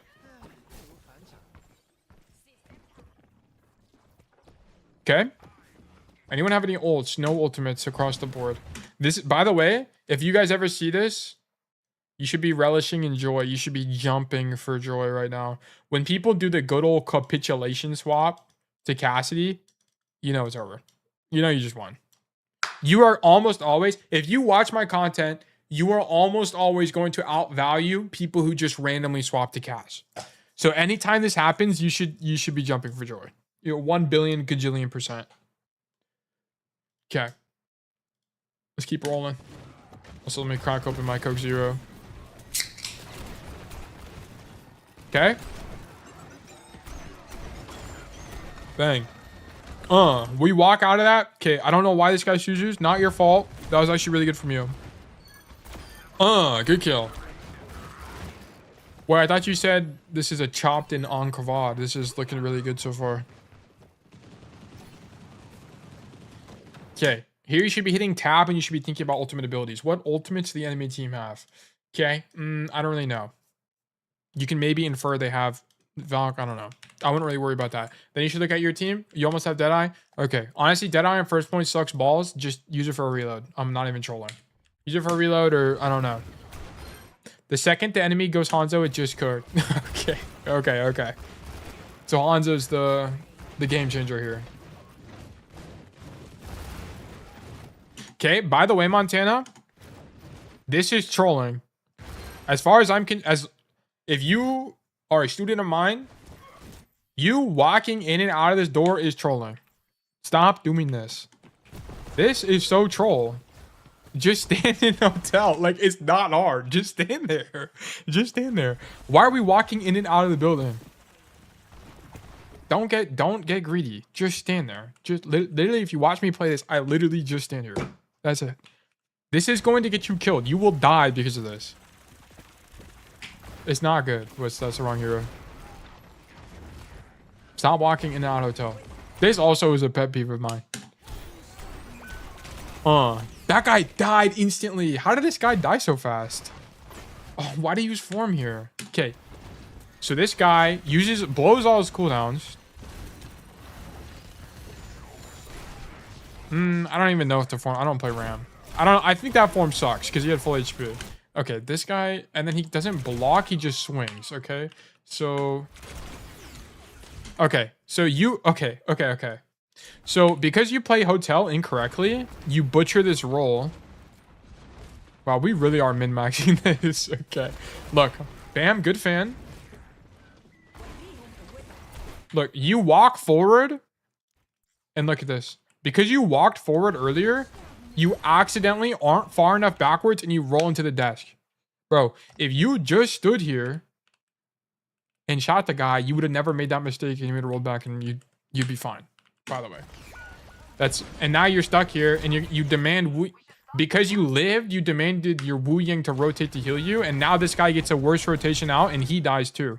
So not only do you get yourself killed, you get the Wu Yang killed. I know it's small, and this is why I bully you guys for these stupid mistakes. You'd be like, Tail, what is this? This one step doesn't matter. Like, this game is so fast. Like, people move so fast. This doesn't matter at all. And then you see stuff like this. You literally got yourself killed and the Wu Yang killed for pressing the W key for a quarter second too long. Like, I'm not even trolling. I'm not trolling. Because look at this. Look. He wants to actually pop ulti. Look, he tried. You would have been, by the way, if you made your rotation properly, you would have already been here. If you didn't roll into the desk. And he would have never had to rotate here. He could have rotated out and lived. And you guys maybe had a chance at another fight here. But that chance is 0 now. It could have been 10%. Which can win you games. Anyway. Okay, going next. Shoot the people. Excellent work. Shoot the people. Bro, why are we rolling? Stop rolling. Don't roll for uptime. Roll for uptime is troll. Shoot these guys. We're also a little bit wide. You have rolls, so going this wide is probably fine. I'm actually not too against it. But this roll, bro. This roll, if I had a big X buzzer, I'd be buzzing it right now. This is troll. Don't roll for uptime here. Also, this is an insane Ryan play. This has no counterplay, by the way. There's actually 0 counterplay to this. So, whatever. Did you even hear him? Nah, you heard him too late. Wait, am I not dodging sleep? Let me see. Is coach trolling? Let's see.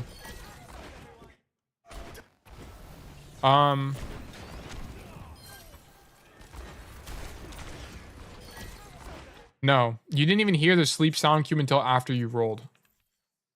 So you're not dodging sleep with the roll. You're just like, or it could be a spectator bug as well. If you roll to dodge his sleep, then, whatever. But to me, it looks like, because you roll. Yeah, you roll at like basically the same time. I don't think. Yeah, I don't think you're intended for that. You actually did dodge it because of the roll, but that's not intended. So that doesn't count. What? What? No way. There's actually no way that just happened. What? Be so for real. Okay. So this Ryan gets the most humongous shatter of all time, but because he's late, his team is already dead. And then, wait, did you have the Deadeye perk? Okay, you had the Deadeye perk from day 1. So, fortunately, I mean, Deadeye is technically, I think Deadeye is correct here. Actually, I'm not even trolling. I think even if you didn't have the Deadeye perk, I still think it's correct. Because you can actually win this. You guys just killed 2. I think it's fine. This is insane. This is actually insane. Good job. I think that's fine. I don't know why we Kitsune. That Kitsune is garbage, but great job otherwise. And then you match your Ram's intention and walk it down. That's sick. Yeah, rolling is there is fine. He's low anyway, and he needs to die. That's fine. Good job, Montana. I actually think that was great. There's no way to counterplay the actual shatter. So here, what you can be thinking about right now, by the way, is you should look at the enemy team comp, and you should kind of keep a mental idea of what is the enemy team's weaknesses. And guys, anyone in chat want to tell me what is the weakness of this team comp? What's their weakness? Like, what do they not have? Does anyone know? Thoughts? Any thoughts? Any suggestions on the weakness of the enemy team comp? All right, I'm lazy. I'm not gonna wait. It's they have no verticality. I give you guys half a second to respond, but it's okay. They have no verticality. Mobility, exactly. Like mobility, verticality, either way, it doesn't really matter. But they don't have any way to take high ground. So what? So you should be running some calculations in your brain. You should be using your mental mega calculator. No flankers. That's also another good observation, by the way. That's another good observation. They don't have any flankers. Okay, so it's unlikely that there's going to be someone behind you, which is something you can think about. But I mean, the higher elo you go, by the way, the more that people will flank on non-flank heroes like Cassidy. In the good school of Cassidy, they will be flanking anyway. The way to win is to flank.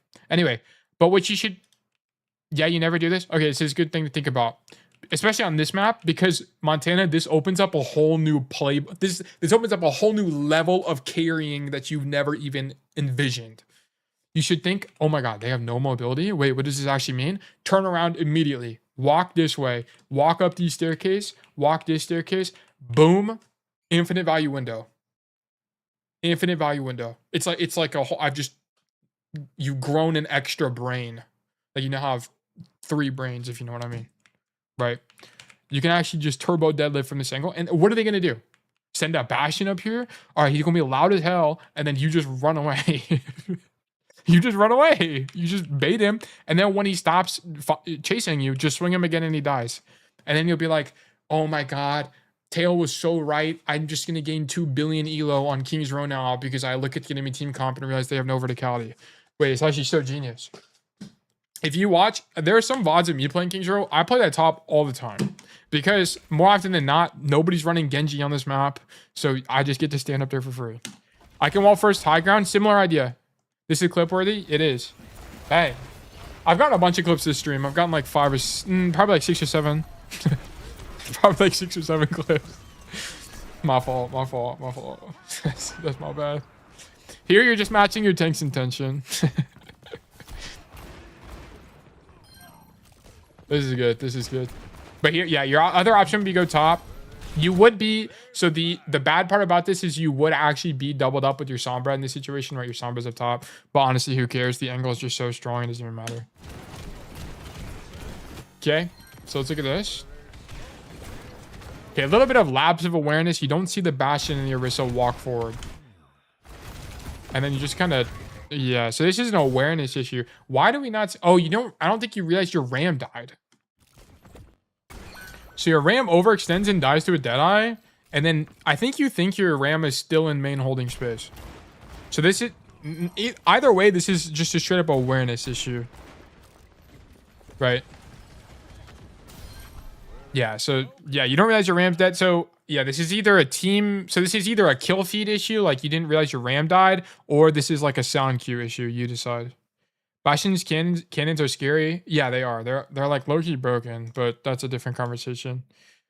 Play-Doh, if you guys know Play-Doh, he's a Bastion one trick. He hit rank 1 on Bastion. I think Bastion's a good hero. And solo queue. I think he's a good solo queue hero, and I'm not even trolling. I think Bastion is a better solo queue hero than Ashe.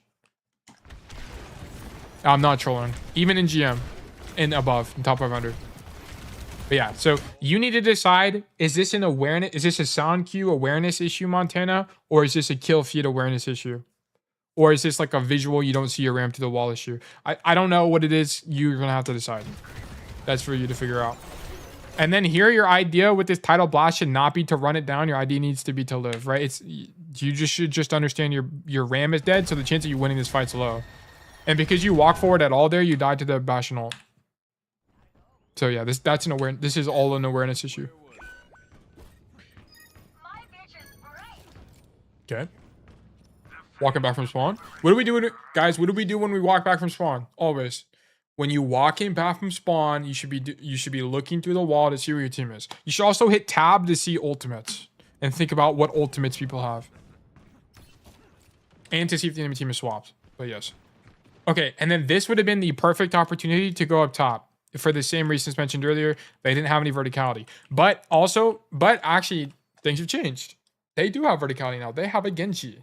So you could still go top, but you have to understand that you're more likely to walk into a Genji 1v1, which is fine, right? You can 1v1 the Genji, but you just have to understand that.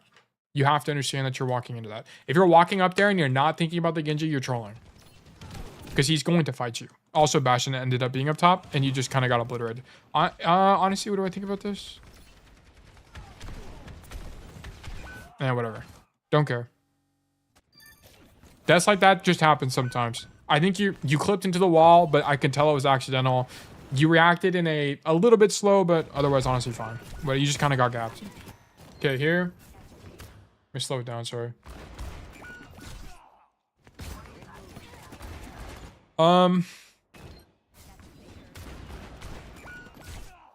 Okay, this is another look through the wall moment, by the way. This is exactly what I'm saying. Right now, what should Montana be doing? Look through the wall. What do you see when you look through the wall right now? You got 2 guys on your screen, and my Wu Yang just is using a cooldown. I don't look. You might not know exactly what cooldown that is, but that's not the normal Wu Yang just standing there doing nothing animation. Okay, so Wu Yang is using some kind of cooldown. So Wu Yang is fighting people. So, and then you should also be using your sound cue. Oh wait, I forgot to turn the audio back up. So it's probably been quiet the whole time. I apologize, but you should infer. You can also see people and hear people. This guy's fighting people right now. Stuff is going on. You can also hear the Genji and the Orisa on this left side of the map. Walking into the room is incorrect. For sure. This is a sound issue. This is an awareness issue.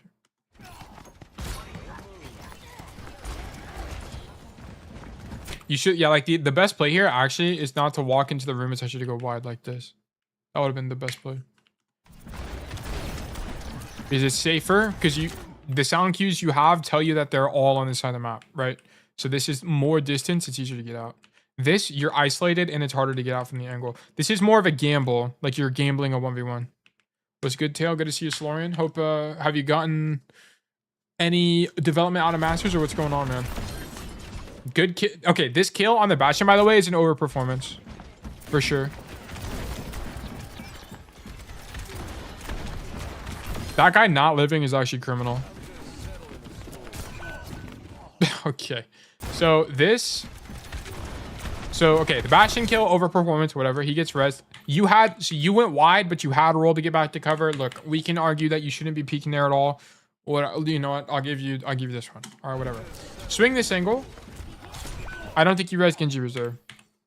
I'll put a couple games after, but currently don't have my PC with me right now. Yeah, that was me for the last week. It's actually... Man, I need to, like, touch grass. Because I was going to say that it was actually so depressing to not have my, my computer. Yeah, I definitely need to touch some grass. The Genji thing, I don't know. The Genji, you just didn't hear him. I think swinging the angle was fine if you had full HP, but games went well. That's good to hear, though. Oh, winning Cassidy would be lovely. Shoot the Orisa? Wait, this is so sick. Okay, guys. Look at the enemy team count. Think about it. What do the enemy team have? One thing you want to be thinking about on this point, by the way, is you want to be thinking about verticality and you want to be thinking about range. Okay. If they don't have any heroes with the range, right? If they're playing like a lot of short range heroes, an angle that opens up to you is this one. Okay. If they don't have any heroes with verticality, that's just good to think about because now they won't be playing the high ground, which is better for you. If they have heroes that can take the high ground, it's really losing for Cass. There's hardly any verticality here for Cass. Yeah, you can't do anything as Cass. There's like one roll tech you can do on attack. You can like you can roll tech off this barrel to get to the high ground, but it's really hard. It's one of the hardest in the game. It's really, really hard.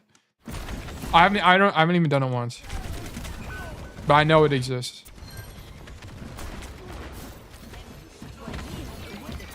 Okay, here, Montana. It's small, but it gets you killed. It's the same issue as the hotel thing, by the way. Look at this. Look at this from the bird's eye view. Okay, look how wide you are. Look how wide you are. Continue watching. The enemy Orisa is going to start taking space, and you move to the right side. Look where you are right now. And you can very clearly tell that the Orisa is walking forward. Tell me why, Montana, when this happens... You move. Why did we go here, bro? This guy's nanoed in walking forward. Why do you end up standing here? This makes no sense. This is a movement error.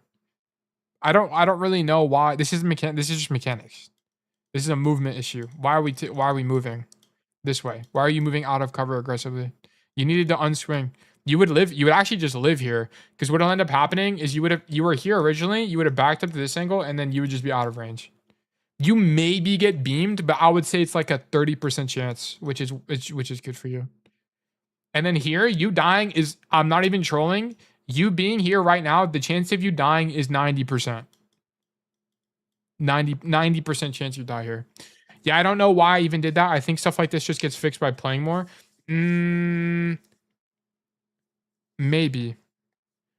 it's a playing. I think if you're making mistakes like this, This is what I would throw into the lazy mistakes category. And I think lazy mistakes are almost always an awareness issue. Right? Especially at the like masters, like we're in masters. Like this is almost always an awareness issue. Like, are we not focused? Like, is the music too loud? Like, what's going on? I would start here, right? Are you tired? Stuff like this. Like, I would think about stuff like this. Like, why are like lazy mistakes tend to be attributed to things like this, right? Because you have a good enough fundamental understanding of Overwatch to know that this is bad, right? And this is why when Spylo talks about like you need to get 10 billion hours of sleep, it's to prevent stuff like this, right? Yeah, and you do die. But I didn't need to be Nostradamus to know that, right? The 2 steps to the right there got you killed. Cassidy's not a hero where you can do that. And then good pathing, by the way, for any new viewers, if you're walking out of King's Row spawn on defense, you always go right door, unless you have Deadeye. If you have Deadeye, then you can go left door. Why? Why do we never want to go left door on Cassidy? Because what the hell do you do from here? What do? You walk out into the open, into the enemy team, and can't do anything else? Okay, cool. What do you do on the right side? Well, you can walk this way, and then you can flank. This is lovely. This is actually exactly what we want. And there's way more cover on this side of the map. Come this way. Cassidy can't play the left side. This is like an Ashe, Sojourn, Widow angle. This is not, or a maybe even Hanzo. I mean, Hanzo kind of sucks here too. This is the cast angle. It's the right side. So good rollout. Okay, two people on our team are dead, so we are AFK in spawn. This is insane. Nice. Use silver bullet, get this guy out. Boom. Okay. Oh my gosh, Montana, you can do the greatest thing of all time. Montana, this is your opportunity to do the greatest thing of all time. Montana, what am I about to recommend you? Let's use our brain. What could Tail possibly be recommended? Like, what play could Montana possibly make here that would be really good? Oh, Jason got it. Pillboy got it. Guys, we're about to tail tech the corner and win. This is it. This is the perfect tail tech opportunity. Deadeye since the jabs, but I'm going for a flank here. No. Why is flanking bad? Why is flanking bad here? Who knows? Who has the answer? Why would flanking be bad right now? Timing. Not only does it take us actually forever to flank, but also our team is stuck in spawn. Our team needs to get out of choke. Okay, and right now, what's the problem? And Orisa is stuffing the choke. Okay, the Orisa is about to die, but we don't know that. Okay, we don't know the Orisa's half HP. We have no idea. Okay, this is not like an environment where we're calming this. So your idea should be, I'm going to tail tech the corner to force everyone to back up, which lets my team walk out of spawn. This is like the perfect opportunity to use it. Like you would just stand here. Here's how you would do it too, by the way. You would stand here. You would pop Deadeye on the corner and then unswing immediately and then just stand here. Just stand here till halfway through the duration and then reswing, go wide. That's how you use tail tech. It's really strong. It's really, really, really strong. You have to unswing. Why? Because they're playing Ana, who we don't know if she's used sleep dart yet, and she can just sleep you. And then they do have Orisa, and we just saw Jav. So you could be a little bit more aggressive if you want, but tail tech is really, really fine here. It's gonna open up a ton of space for your team, let everyone out of spawn for free, and there's no risk. There's actually no risk to just stand here with Deadeye. You won't kill anybody, sure, but it lets your whole team out of spawn. It's really good. Okay. So yeah, I would have definitely tail teched the corner to let my team out without taking damage, right? Because look. Actually, what ends up happening here, by the way, Montana. Oh, I get it. We're stuck in spawn, so I needed Deadeye. Yeah, exactly. Coincidentally, if you tail teched here, you would have killed the ulting Orisa. And what do I say about good positioning? I mean, this is not really positioning, but we can kind of extrapolate here. Good positioning gets lucky. Good plays get lucky, right? Like this would have just been lucky. You would have killed her. So yeah. Okay. So I don't even know what's going on, to be honest with you, but cool. I think that is fine. She didn't have Jav. I think she just used Jav, right? Yeah, you saw her use Jav here. So this is good awareness. So good on you to know that.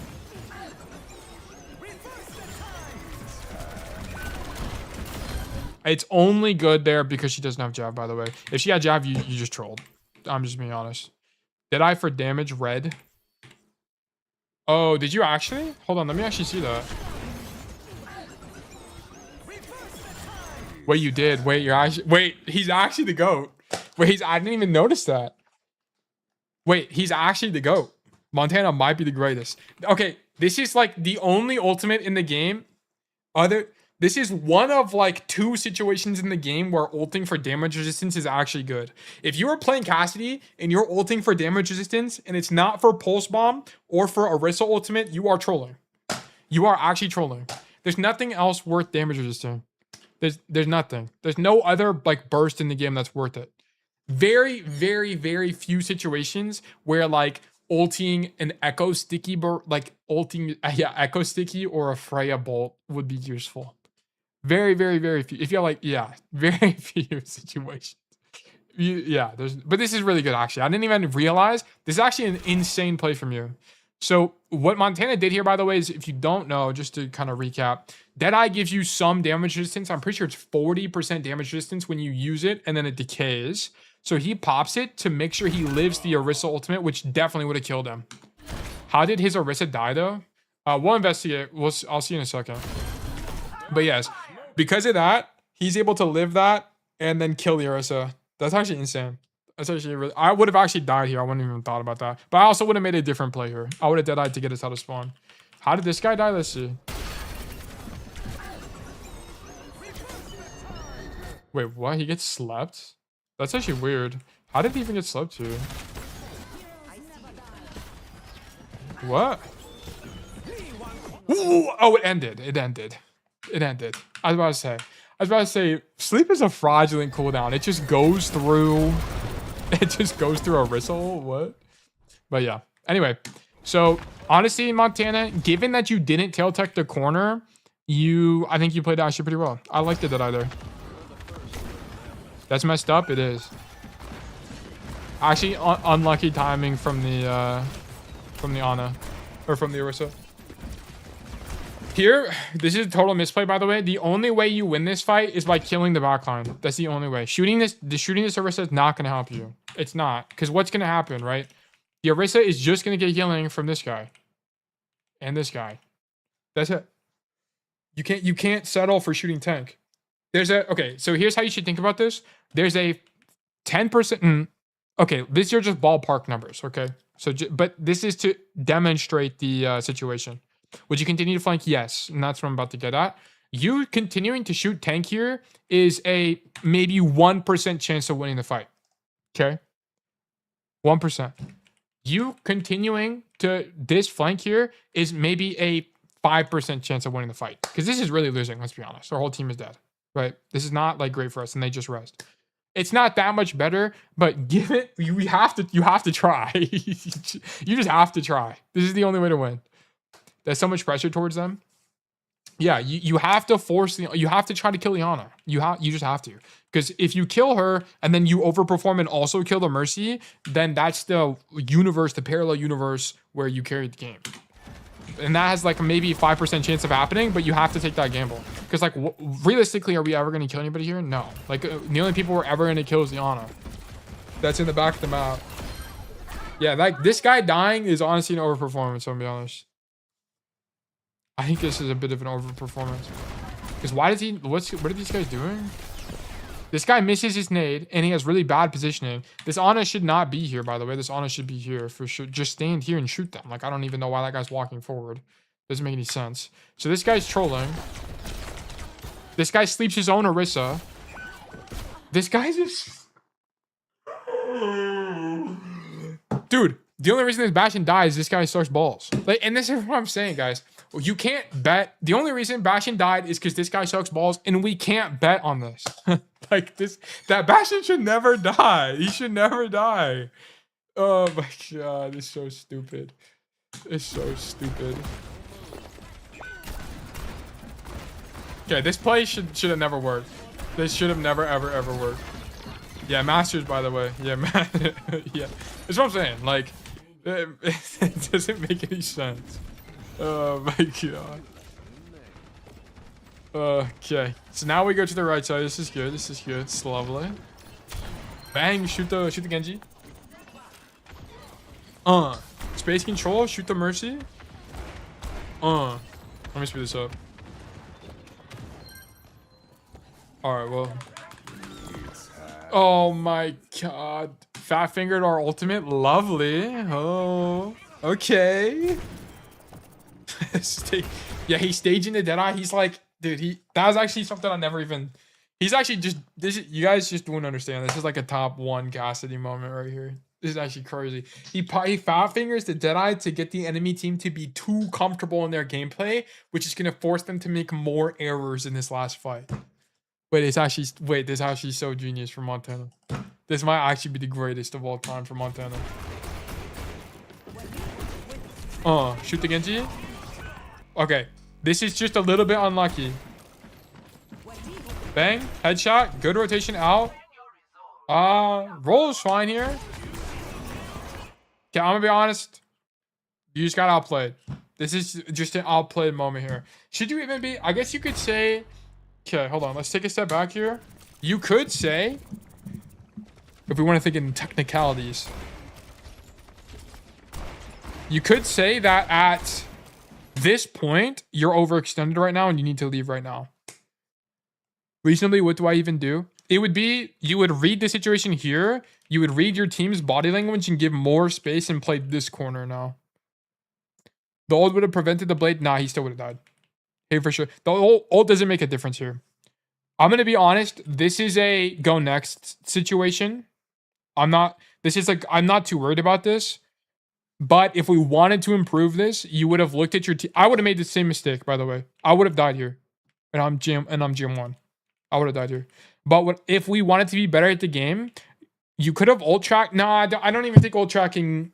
I don't even think ult tracking makes a difference here. Because this is still a really good play. This is still good from you. You would have just read that your team is backed up and played this corner instead. That's the only difference. Because this is closer proximity, and you're the furthest guy forward here. That's the only difference. But there's some risk reward here because you can poke the walk up and force cooldowns early. So I get it. Like I don't think it's bad. So I think this is largely a go next. I'm not too worried about that. You just kind of got nano bladed and walked on. Whatever. Happens. Things were a lot simpler when I was robbing banks with the Deadlock gang. Actually, let me look at the ult status there. Was there a huge ult discrepancy? Did you guys have any ults at all? Yes, we had Kitsune last fight. Okay. Ult check? Yeah, no, I'm not worried about ult check. I already read that though. Oh wait, it's the same thing. Oh, okay. Wait, that is actually a different message. Yeah, I don't think ult checking mattered there. I'm gonna be honest. You ult check Nano Blade, and how would you play differently? Play at the back of the map and not be able to do anything, and then now you can't play make. How do you win the fight? It's still losing. If you okay, so this is okay. Just to be clear on this, this is why ult tracking wouldn't have mattered here, because okay, let's say we ult track Nano Blade. Where would you play? Where would you play? You would just play like. I guess your best play is just to stack on your Orisa. It's technically your best play. But then how do you play make from this angle? How do you carry the fight? There's no play make. Like this defies, you're no longer winning on Cassidy, you're just playing Cassidy, which is not how I like to play the hero. Like the tail school of thought is you play the winning angle. Even if it means sometimes you'll get nano bladed. Like I still think this is better. How about ignore blade and go mega room? Yeah, like that's what I was about to say. So if you were at a supreme ult disadvantage, like sometimes you'll do a rat play, which means like if you guys have no ults, right? Like if we have no ults here and then they have like, I don't know, 2 or 3 ults, then sometimes what you'll do is you'll just go for a rat play, which means you'll just, whenever your team had space originally, which is here, what you would do is you would just come stand here and then crouch in a corner and then wait for everybody to walk through and then swing it like this. Go back and go back line because you know Anna is alone since she just nanoed. Yeah, I mean, you could have rat played here, but I think it's just fine. Like I really do think it's just fine. I wouldn't worry about this. I think you just got outplayed. Whatever. It happens. Can we open on Widow? This guy gets domed surely. No, he left. Oh, so we just threatened the Widow, I see. I understand. Good pathing, by the way. Never mind, you pissed me off. Why are we coming right side bus? Oh my god, go left side, buzz. Stop going right side. Dude, he almost had it. Like, why did we just go right side for some? Like, this is just worse. This is just straight up worse. You're in the open for longer, and you're always outranged here. Just go this way. But right side means I can sync up with my tank for the rotation. Dude, you aren't even synced. You aren't even synced. You didn't even sync up. Okay, look. If you wanted to do that originally, you wouldn't have went Widow because you would have been late already. Like that doesn't make any sense. You can, yeah, but that's the thing. Like, and this is what I'm saying, Montana. You have to adapt, and this is why training intuition matters. You have to adapt the situation, and you need to realize, ah, shit, I'm not gonna be able to go with my Sigma. I need to go left, and you should honestly just go left every time anyway.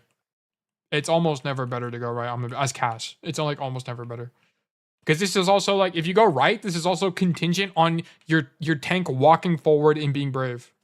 Okay, why is left better? Because here, you isolate the amount of angles you take pressure from. So here, you only take pressure from one, whoops, let me change from white to something else. Let me do pink. You take pressure from one angle, and then maybe two angles if they're playing up here. Okay?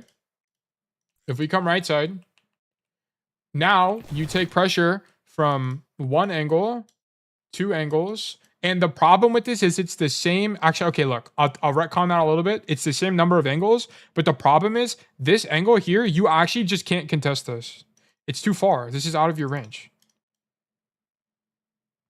This you can actually contest this one. You can contest this angle, but this one, this is the same thing, right? This is just the thing, but better.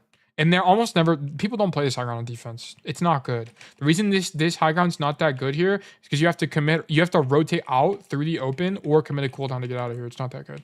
You'll see like Freya's play here sometimes. It's not really that good though. Most of the time it's like stuff like Hanzo here. Like Hanzo's playing this angle here and you would have just avoided that entirely. There's less time you're on screen to potentially die to Hanzo. I see the amount of like plat and below Cassidy's I've seen walk here and get one tap to Hanzo is way too high. I'm trying to make you guys avoid this. You just take way less pressure walking left, and then now you cross the screen like this and it's easy. But here, the Hanzo sees you for an extra 3 seconds. Like, it's not better. Isn't my pathing to any angle longer from there? No, not really. Like, because look. So your Sig is what I'm calling screening for you guys right now. So your Sigma has set up an invisible wall right here for your team, which means that so from here, look, maybe I should just draw if we want to talk like mathematically. Get a little bit technical here. Look, let's look at this from the enemy Hanzo's POV. The enemy Hanzo sees you right now. He sees you right now. If you took my pathing, you would be here right now. And guess what? Bang, there's a wall there. So here's what you have to do. You have to rotate from here all the way to here, and Hanzo can see you for most of that rotation, right? He can see you for most of it. Whoops, let me draw this here a little bit better, like that, right? But if you rotate from here to here, it's less distance. It's marginally less, but it's definitely less. It's definitely less. I normally roll right into the alley. Okay, if your play is to go in alley, you should just honestly just go into the gas and then walk out the window. I'm being honest, or theater and walk out the window. It's just safer.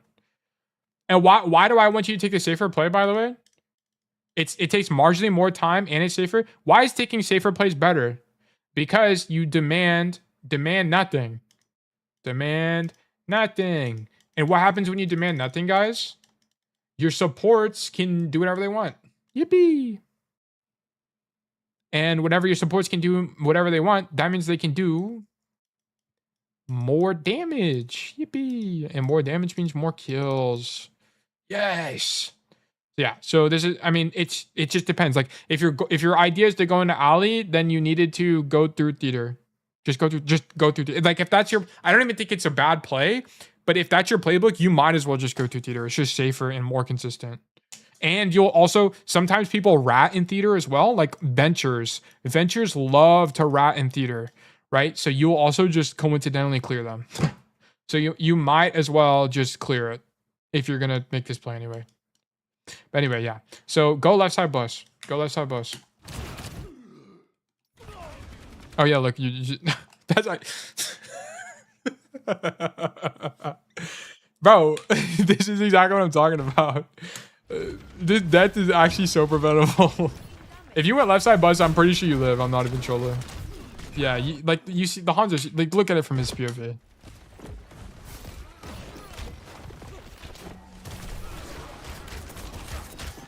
You're just on his screen for so long. Theater wouldn't have been a damn safe play there. Yeah, exactly.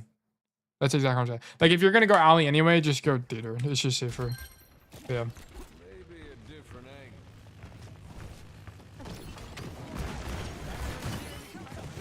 Okay, this is good. I mean, this is good timing, right? This is good sync with your tank.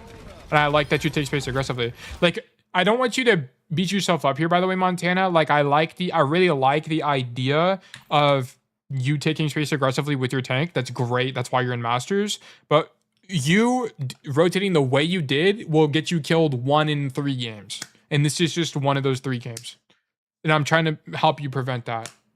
It's like, I'm trying to help you min-max Cassidy. Because the higher you go, like, especially in the Masters, the more these little details matter a lot. They matter a lot. Good kill. And Montana rotates to the infinite value angle, and now the game's over. This angle, if you're on this angle as Cassidy on attack, you just win. You just win. It's way too strong. And it's actually unbeatable because the defenders don't have a way to get up here. Yeah, it's extremely strong. As long as Montana doesn't drop, he just wins. Here, ignore Ryan, shoot back. You need to shoot back line. This is bad target priority. You need to just shoot back line. Look for the Ana. Look for the Hanzo. Fight them. Nobody can clear him. Yeah, you need to stop shooting Ryan. And here's the thing. Because you don't fight this Hanzo, he gets to climb the window for free. And it's a losing fight for you. I agree. Once I learn this rotation, this map becomes more variable. Yeah, it's very, very important on King's Row. Hanzo King, what do you think about the angle taking the window mid fight? This was fine, but it's like this is how you're playing this is like the idea here is you should be here and you should alternate the windows, right? You should peek, you should poke the Ryan 2 times, come here, fight the Hanzo. If it's losing, okay, back up and start shooting the Ryan again. But the problem is you have full HP. Your idea should not be to force the Ryan out. Your idea should be to shoot back on, because that's what makes this angle so strong. It's really hard to clear you. And what'll end up happening is if the enemy backline's not paying attention, you'll either get a 2-tap or you'll force them to play here, which is really awkward. Which then gives your team, right? If someone on your team walks through hotel and starts shooting them, they're screwed because they can't back up to cover because then they're now in your LOS. Right? So you just kind of play the angle wrong, right? You should not poke the Ryan, come for backline, shoot the Mercy, force cooldowns, right? That should be your idea.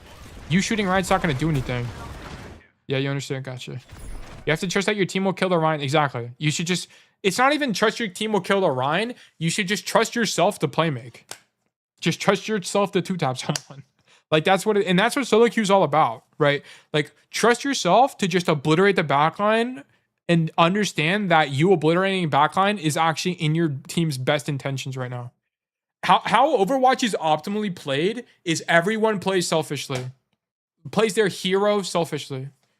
So and here's what I mean by that. We can't like extrapolate that too much. What I mean by that is like let's talk about Ana, for example. Okay, what does Ana ideally want to do? They want to use the nade for antis. They want to use sleeps aggressively. They want to do things like that. They don't want to have to bail you out. They don't want to have to use Nano to save you. They want to have to use Nano to proactively play make. Okay, so as a result, you should do things that are resource light. You should have things on good timing. You should also do things on your own volition and play make on your own, and that's going to be best for your team, right? Being proactive is what makes you climb in Overwatch. Right? I mean, look at OWCS. They literally flipped the map with Sim, and I was confused who was attacking and defending. Yeah, climbing in Overwatch is all about proactivity, which is why when Awkward is famous for saying do more damage on support. Why? Why do we think doing more damage on support is better? Well, ultimately, if you kill people, you win, but also proactivity wins. Proactivity is climbing. If you think about all the people that lose on Cassidy, what do all the people that lose on Cassidy do? And what do I consider losing on Cassidy? It's when they're not playmaking. I love it when people playmake and they just suck dookie. I love it when people take a stupid angle and then just lose a 1v1. That's the best player to be. Because then it's like, okay, just win the 1v1. That's the best problem you can have. Would flanking through hotel be better or worse than going to the high ground? It's definitely worse. It's definitely worse. Because here's the thing, right? Think about this. If you're defending on King's Row, what's more annoying? A dude in hotel or a dude in that window? What's more annoying? It's almost definitely the dude in the window. It's almost definitely the dude in the window, okay? It's such a stark angle to clear. Like, it's really hard to deal with this angle. Also, the thing with this is it's easy to poke this guy. Okay, so also think about it in terms of vision as well. When you're walking back from spawn, you're already going to be looking forward. So this dude is already going to be on my screen, right? Like, these things are already on my screen. This thing is on my screen still as I'm walking out of spawn, but it's so much further away, right? And it's more vertical. The angle is also safer, yes. Hanzo is also the only one who can get to you. Yes, I agree. If Montana was playing against like a Farah or something, you would play the same. You would still play high ground, but you'd play it slightly differently. You'd play it safer and you'd probably be less greedy. Or you would look for better timings. You'd be using audio cues to figure out when to peek. But anyway, long story short, I can't remember if there was something to clip there or not, so I'm just going to clip anyway. But long story short here, we needed to swing back on. Okay, I went on this like really long rant about playmaking or whatever, but you just need to swing. The angle is really good. Like, and this is, your macro is great, but you needed to just go back on. Like, the good position, like good rotation from you. I actually really love how you played this fight, by the way. So here, okay, here Montana sees the Hanzo. The fight is happening right now. Okay, what options does Montana have in his brain? He has the option to 1, drop, which sucks balls. Number 2, give more space and respect the Hanzo like this. Or number 3, be the hero. Okay, be the hero. He unlocked the be the hero timeline. And here's how you do this, okay? Challenge the Hanzo. You have to be smart about it. Screw it, we ball. Exactly.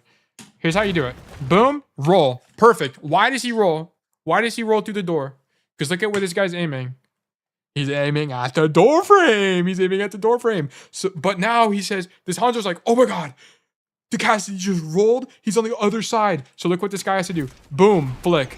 And he misses more shots as a result, right? He's not going to miss every shot, but he's going to miss more shots. And it gives Montana an advantage. Does it mean that Montana's committed? Yes, but he has to win the fight. He has to win the fight. The whole game depends on this outcome. Okay? Boom, the guy dies. So this is actual discombobulation. I shoot Bastion so he thinks I'm distracted. Yeah, it's actually sick. It's bait. Have you ever played Counter-Strike and like dropped your gun to bait a sound cue? It's like the same idea. This is actually sick. Good job. You just played this well. Like, I think this is great. You could argue, oh, he doesn't need to shoot the Hanzo. The Rhine is low. I think this is fine. I think him fighting the Hanzo shows good understanding of Overwatch, which is all I care about. I don't really care about optimal play all the time. I'm really looking for, does this show like good understanding of the game? Do you drop here? No, you definitely just stay high ground. After you kill Hanzo, you just stay up here. Here's what you, like, this drop on the Bastion is technically not optimal. You would just stay here. You would just stay here. Because what you want is that when the enemy team is on this corner like this, you just like mega hard flank like this, and it's really strong. It's really, really, really strong. You also have a Sombra who's probably going to be flanking here, so playing main is fine. Would you build ult by continuing to flank? Yeah, I wouldn't. I'm not even thinking about ult at this point. I would just stand here because like Montana plays this correctly. Actually, you know, it's funny. He drops, and then Montana understands that going to the high ground is actually better, so he actually goes to the high ground. Montana, round of applause for you, by the way. Round of applause. The amount of people that would piss me off here by staying on the floor is actually through the roof. This is actually really good from you. W rotation. I'm not trolling, by the way. This is extremely good. Sometimes you have enough time where if you do make a positional mistake, you have enough time to rotate. And Montana understands that. So this is good. And then you just stand here. Yeah, this is perfect. I wouldn't even peek. You could peek if you wanted to, but then the problem is you're running into a Bastion Hanzo who both outrange you and an Ana. So I just wouldn't. I would just stand here. Yeah, here, I wouldn't have rolled to this angle because you do need roll into the Hanzo Bastion matchup, but whatever.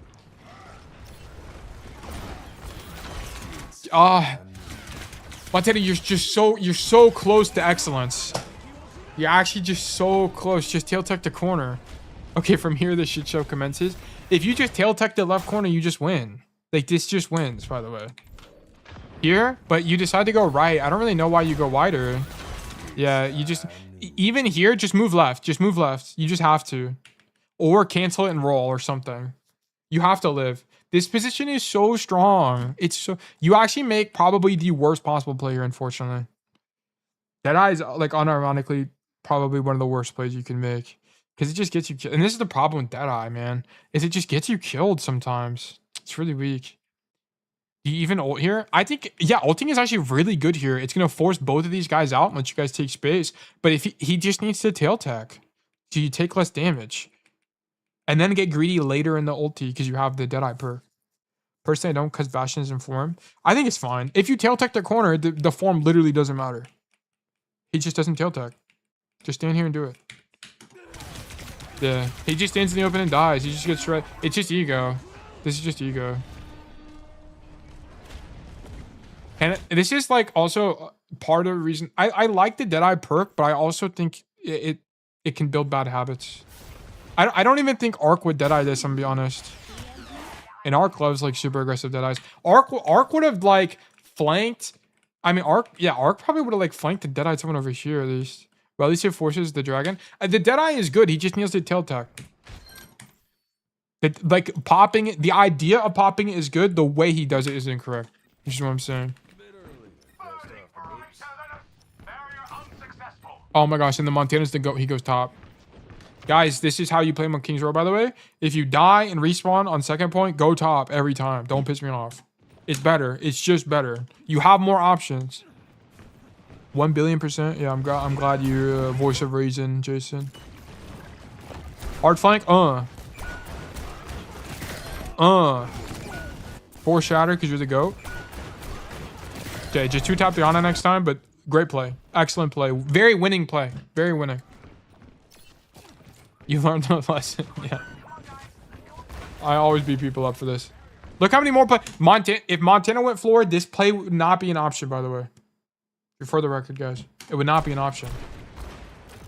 Does he do anything here? No, but it's an option. And then he can just drop it if he wants to.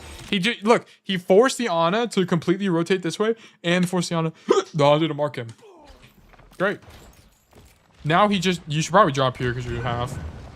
Oh, your Ana died. I would just stay up top now. Okay. When do we get the infamous tail? I don't care. Pick one line. The King's Row isn't really like a... There's not a lot of options on this. Oh! God damn. Real hero, by the way. What does this even look like from this review?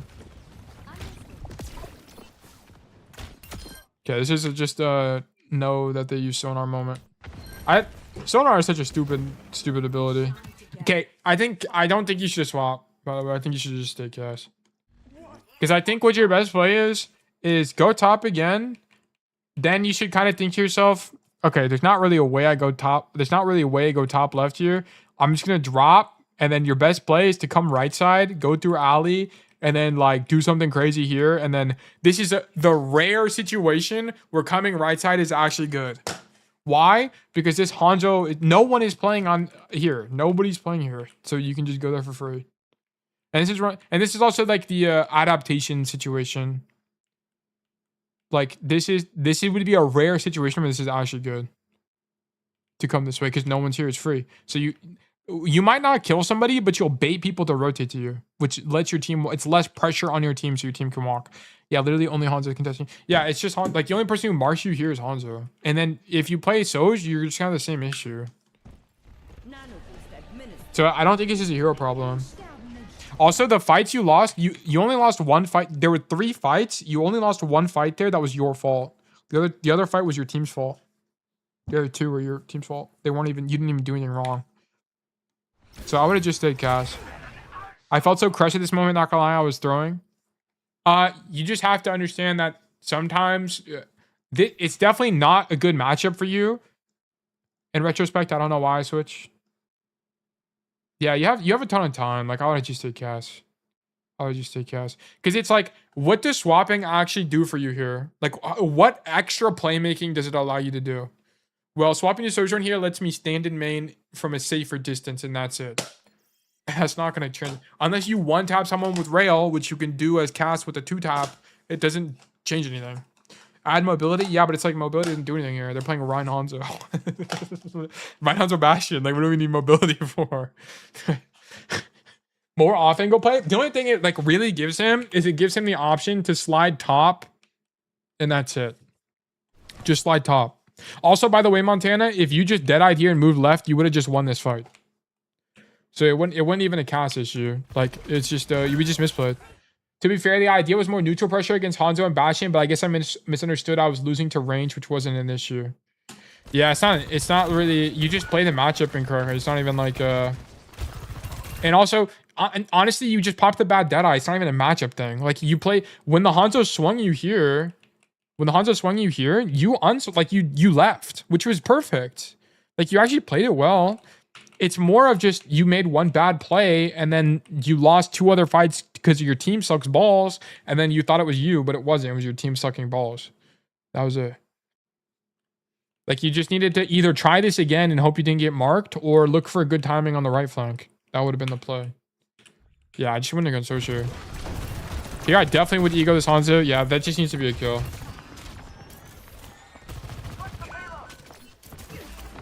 Now your Sigma's dead. This slide in is bad, so now you're gonna get staggered. Yeah, so that's an awareness issue. That's a mechanical failure. You need to kill the Hanzo, and awareness issue. Don't kill the Sig. Was queued with Sombra and Kiri, by the way. Sombra and Kiri. It doesn't make a difference. You had an AFK Sombra. I don't even know what the Sombra was. I haven't been paying attention to Sombra. The duo, yeah, your stack doesn't really make a difference here.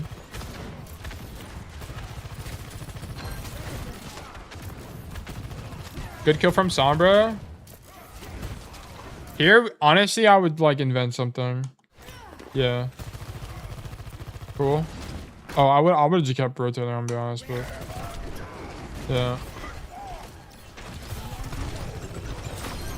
Tank was more sus to you? This is definitely like a game we could have carried, for sure. I wouldn't even blame this on team. Here you need to go top, like, without a doubt in my mind. Hey, your guy died, whatever. There's actually a good angle here. I actually think playing on the floor is fine. Now, earlier you should have gone top. Invincible Bastion, yeah. You're just getting hard pocketed.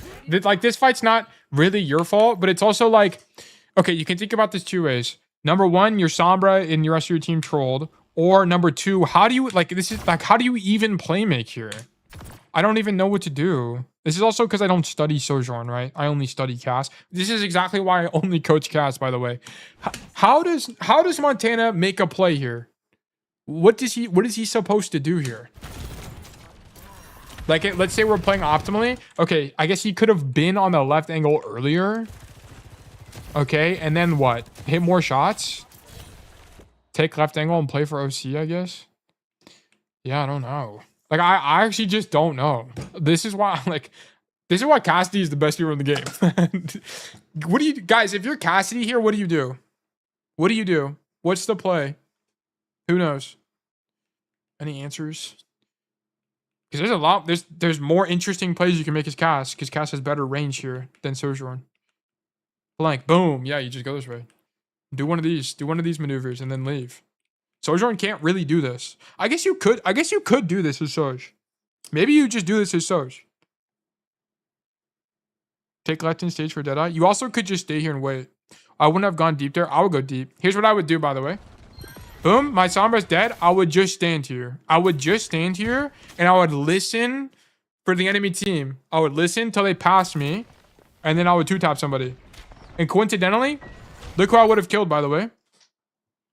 And guess what would have happened? If I killed this Hanzo, what would we have prevented? Coincidentally. Boom. My Ana no longer dies. Yes! Yes! Yes! So yes, this is the play. This is the optimal play here. I just don't think you can do this on Sojourn. Like, that's the thing. Like, I don't know. And this is just because I don't study Soj. I don't know how to play make on the hero. But I think Soj would have walked a different timeline here entirely. But yes. So I think Montana. I'm gonna be honest, Montana. This is a weird verdict for me, but this was winning. Montana, this was winning Kings Row gameplay. You just made a bunch of like really small mistakes. Your macro was really good on Cass. This swap to Sojourn was definitely losing. I don't know why we swapped. We shouldn't swap. We should just take Cass. Because I think the way you played it was good. I think you played into the Hanzo matchup fine. You just got like nervous or something and then just swapped to Soj. Like the mistakes that happened on second weren't even your fault. They weren't even your fault. It was your team just died like multiple times. It's not even you.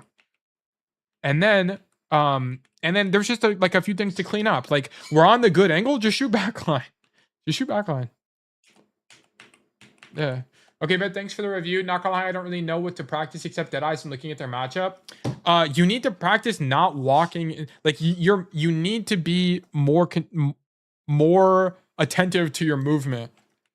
Why are we wide swinging no Narissa here? This makes no sense. Why are we walking forward here for no reason? Be more mindful of that.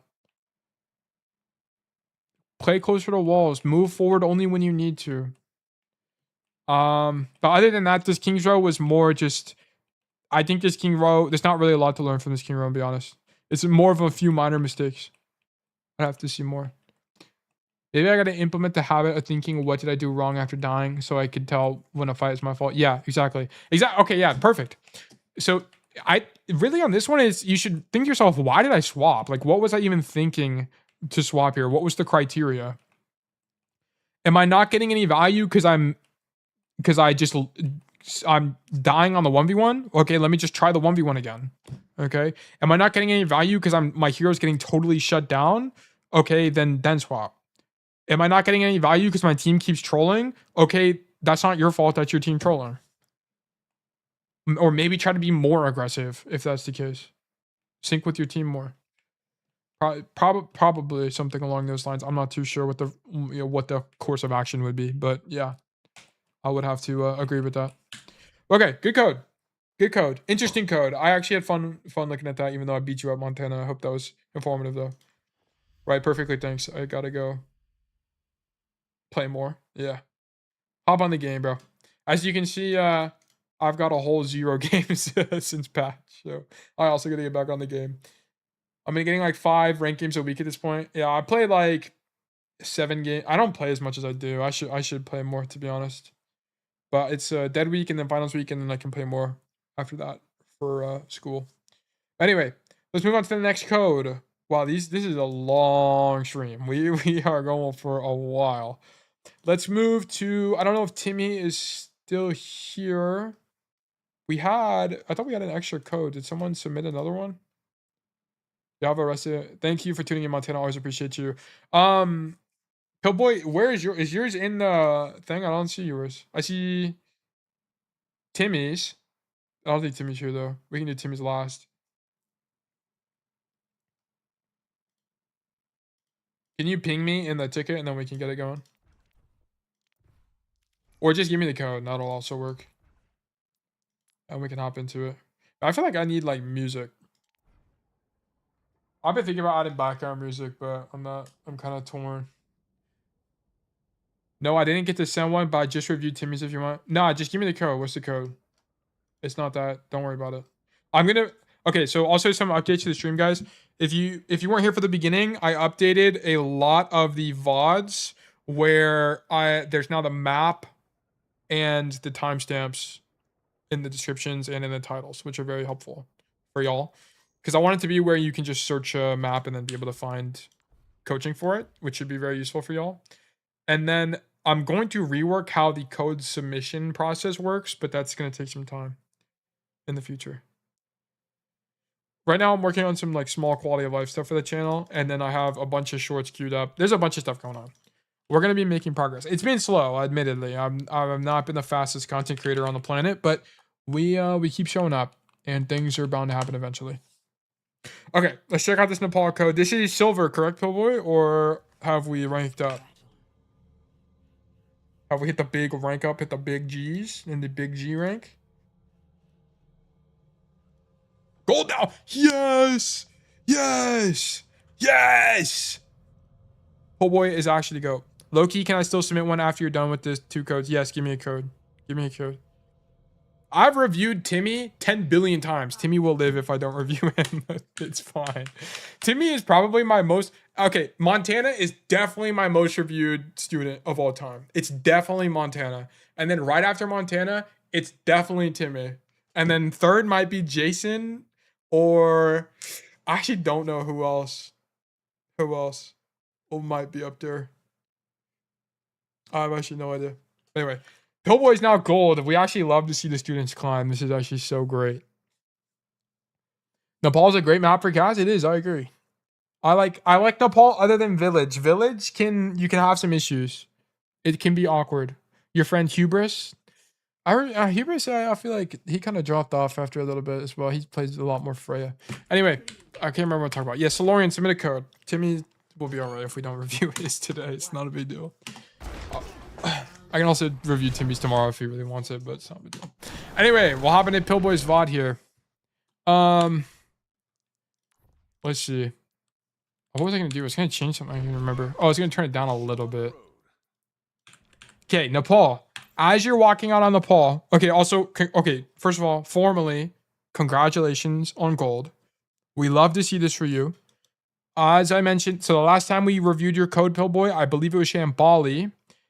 And Timmy was here at the beginning. I think he just left. It's all right, though. We reviewed your Shambali. I thought your macro was good. You have a lot of great ideas. I just needed you to be more aware. Okay? So we're going to look at our awareness and decision-making. Okay? So making decisions based on where our team is. Very important part of Overwatch. Extremely important. Okay. Here's what I want you to understand. We're playing double hit scan. Double hit scan. Which means that we have 2 people that do a gajillion damage but have low mobility. Okay? So you need to see where your other player is going. Sojourn's going left. Where do we go? We go right side. Go right side. Don't go left with the Sojourn. Why? On Sanctum, if we also go left, we will control less space. We will control less space. This means that if we put Soj and Cass here, when we're playing double hit scan, we only control this lane. That's it. And we don't even control it. We still have to fight the enemy team for this. But if we also put a Cass here and eliminate Cass from here, it gives us the option to play make on the angle like this. It's really strong. Really strong. I sent it in the Discord. Okay, I'll check it out after this. No doubling up. Yeah, this is a situation where you should avoid doubling up. This is a don't double up situation. And this is why I teach you guys the principle. You won't always do this, but here you should definitely go right side. Incorrect decision. You failed the telltale decision tree. Okay, going left is wrong. 90% just don't double up on your DPS. Yeah, most of the time you just don't double up. Not most of the time. Like it's very map specific. You have to kind of just know what angles are good for everyone. But yeah, here you need to go right for sure. Because if you play main here, you and Sojourn pressure from the same angle. If you go right side, it's way harder for the enemy team to deal with you. Okay, but now when you come to the right side, you're faced with new problems. Okay, and these new problems you have to consider. You would come right side and then you'd be like, wait, they're playing D.Va. D.Va is my hardest counter in the entire game. Why does D.Va hard counter me? Because she can one-shot you and has a ton of mobility. Okay, that's the problem with D.Va. And she has a gajillion health. There's not a way for you to really counter D.Va, especially when you're alone on an angle. So what you would do is you would flank right side, and then you would just be very conscious of D.Va. You need to listen for sound cues to see if you're the dive target. If you hear D.Va, you've used boosters and coming toward you, you need to roll out immediately and make space and try to live. Okay? So, and this is why I recommend you do this, by the way, because this is harder. Doing this is way more difficult than just standing in main. But if you come right side, you'll learn more about the game faster. You might throw more games, but you'll learn more about the game faster through failure and be able to improve quickly and not get stuck in gold. You're out of range as well. Yeah, this is also out of your range. The only way this is in your range is if the enemy team is fighting for this aggressively, which happens sometimes, not all the time though. But you shouldn't be here out of principle, right? Like you should see your ally sojourn and go the other way. But here's the thing, it's also slightly conditional. So if let's say your ally hero is a tracer, then I would honestly say just double up with the tracer. But if the tracer went left and you went right, I would not have been mad at you. I would not have been mad at you. Because this is like a team specific situation where the tracer's just misplaying by coming here. Okay. So yeah. So I would rather you just not double up and work on that principle to have a better understanding of space control as a whole. Like this is good. Like I like that you rotated here. This is really good understanding of Overwatch, but you derived this after the fact, which shows me that you have good decision making, but like mid-fight decision making, but your initial approach to the fight was incorrect. So this is good. You just have to be aware of the diva. Sick through top. And then just leave. Honestly, fine. Honestly, what I think the better play is get the 2-tap, reload, come this way, hard flank. This is the better play in my opinion. And look what you would have walked into, by the way. Cassidy on the angle. And coincidentally would have walked straight into you and died. Oh, you also just get him anyway. But look at this. This is... Oh. Bro. Guys, this is exactly what I teach you guys. The GOAT is gold now. Welcome back, Timmy. This is exactly what I was talking about, by the way. This is winning Cassidy. Pillboy is playing winning Cassidy right now. This guy just killed 2 people and obliterated the competition. Mercy top left. I don't think he could see the Mercy when he's doing that. And good positioning, guess lucky. That's the truth. That's the truth. This is what I'm saying. Right? The higher elo you go, Pillboy, you would have gotten marked by Diva already. Okay? But we're not there yet. Like the enemy players are not good enough to mark you yet. Unlucky for their team. Exactly. Like this guy's the GOAT. This guy just deadlifted the whole fight. He just did things. People don't do things normally. The average player does not do things. They just show up, okay? I teach you guys to do things, and that's why you win. Like, this diva's lost. Like, this guy didn't even know he's here. Pillboy my GOAT. Yes. Sit in main. Charge day phone. Eat hot Cheetos. I forgot what the fuck that meme is. And cope about heals, exactly. Also, you know what's cool? Well, you know what's really interesting? I don't think I've heard a single one of you guys ever tell me ever cope about heals. Like once. which is great. It's actually so good. And why is that? Because if you die because you're like, oh, I should have got healing, you did something wrong. That's your fault. There's very few situations where it's like, I just didn't get healing. Very few. Very few. Most of the times it's like, why'd you take damage in the first place? Just don't take damage, lol. This is a good angle. I actually love this from you. Stand here and shoot, and then the queen pushes and we leave. Okay, that guy get turbo gapped. Also turbo gapped. Great crosshair placement. Excellent work.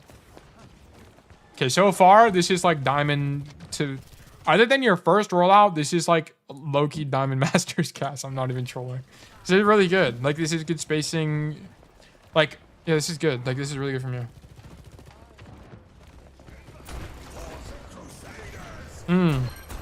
Bang. Match your team's intention. Okay, you need to go deeper here. Okay, match your team's intention. Big shatter. Should Ryan be pinning here? Probably not. Okay, I'm not gonna act like this is the optimal play to be made, but it doesn't matter, right? You need to follow up with your Ryan according to your hero's best ability. And what does that mean for Cassidy? That means walking to the door and like standing here and maybe go wide like this. You're not gonna walk deep, right? That's crazy. But you should walk forward here and get a little bit more aggressive. Standing this far back, you're not matching your team's intention according to your hero, right? This is too passive. I know this Ryan is doing some stupid stuff, but sometimes you have to do stupid stuff to win, okay? So you need to match his intention a little bit better here. Yes, this is a little bit too passive. God, I think you still would have lost this fight even if you followed up with this intention, to be honest. But it's more about the principle, right? I don't really care about the results. And then we just leave. This is good awareness from you. I would not repeat at all. I would just... You think my sense is fine? Yeah, you're not... I didn't even think about it, but it definitely is fine now. Your aim does not look shaky. How much did you turn it down? Like your sense was so shaky before. Also, you take angles and get value now. You used to just take angles and miss every shot. You're actually getting value. It might just be like this match specifically. Okay, here. Okay, so number one, I would have waited for my team. I would have just stayed in Mega Room and waited for my team. Number two, I would not have gone left. I would have just gone right again. Just go right and do the same play. Just rinse and repeat, bro. Come right side and two-tap people. It's so free. But here, because look, right, you're playing into Bastion Sojourn. You're going to get outranged. The problem with this is you take a bajillion damage. You don't die. But look, now your Juno's healing you. What else could she be doing right now?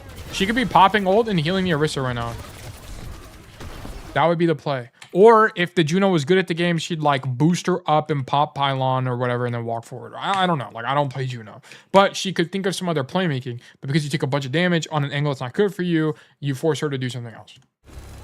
So, I don't like us going left there at all. Yeah, like we just hard flank. Look at that. Immediately vindicated. Huge. Okay, this fight is won. Don't dead eye. The fight was already won. You already killed 10 billion people. This is an awareness issue. I know you see a shiny moth lady on the screen and she looks very dead-eyeable, but you gotta resist those demons, okay? The fight's won, right? We just killed Bastion. We actually killed people before this. Sojourn died. Look. Sojourn dies.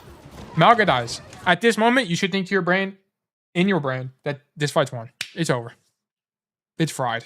For the enemy team, at least. Don't dead-eye this guy. No point. It's just a waste of an ult. Look, I know, you know, clip it for the montage, maybe. I don't even know. It's not that good of a clip. But, yeah, we just can't dead-eye here. You need to die for next fight. There's technically one fight left, if you want to think about it. And if you guys win, that is. This is an overextension. Once you see the Malga's this close, just roll out and leave.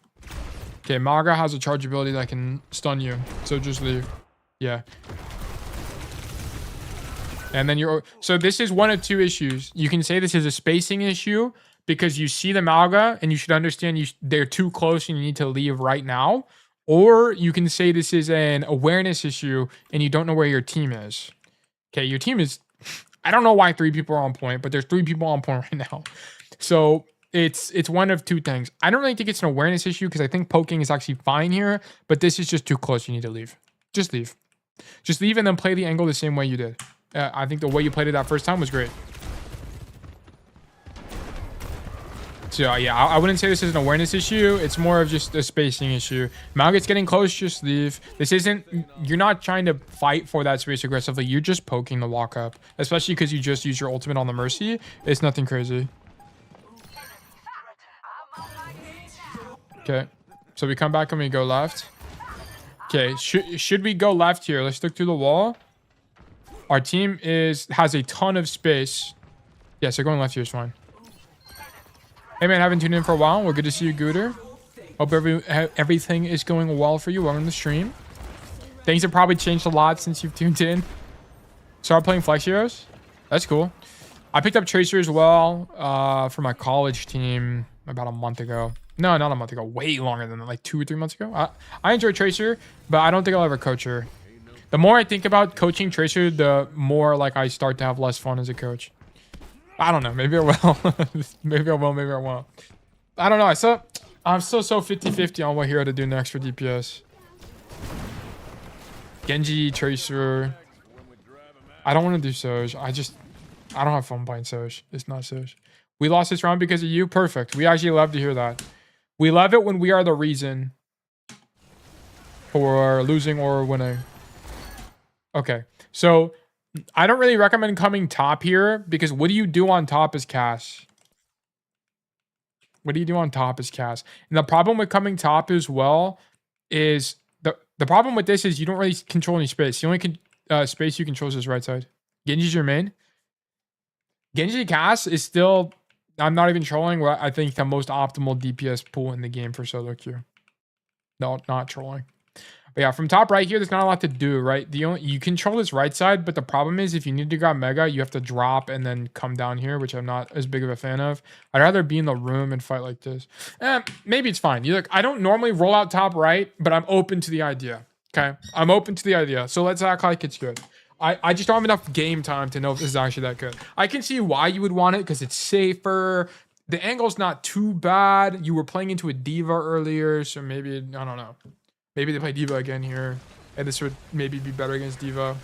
But my quarrel with this is now you're late to the fight, right? If you went main, if you went right side, you would be, I mean, you'd probably be here at the same time. If you went main, which I normally recommend, my normal rollout recommendation is come main, come staircase, right? Because the idea is you want to control this left side of the map.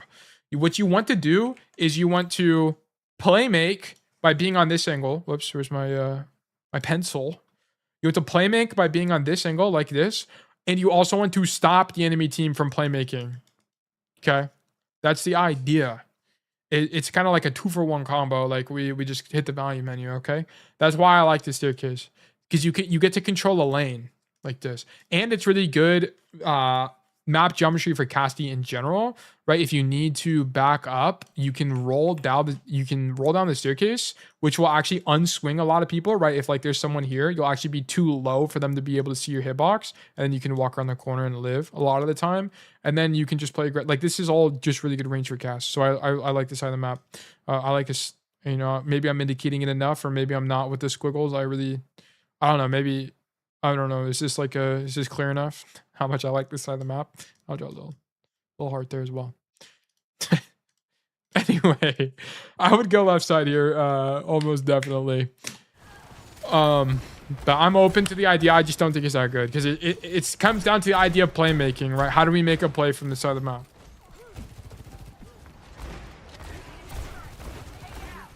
Okay, we just got to be more proactive than this. Bro, they're 10 billion years away. Do something. Walk on them. It's like, I don't know. Like, do anything. Here, okay, here there's actually multiple correct answers.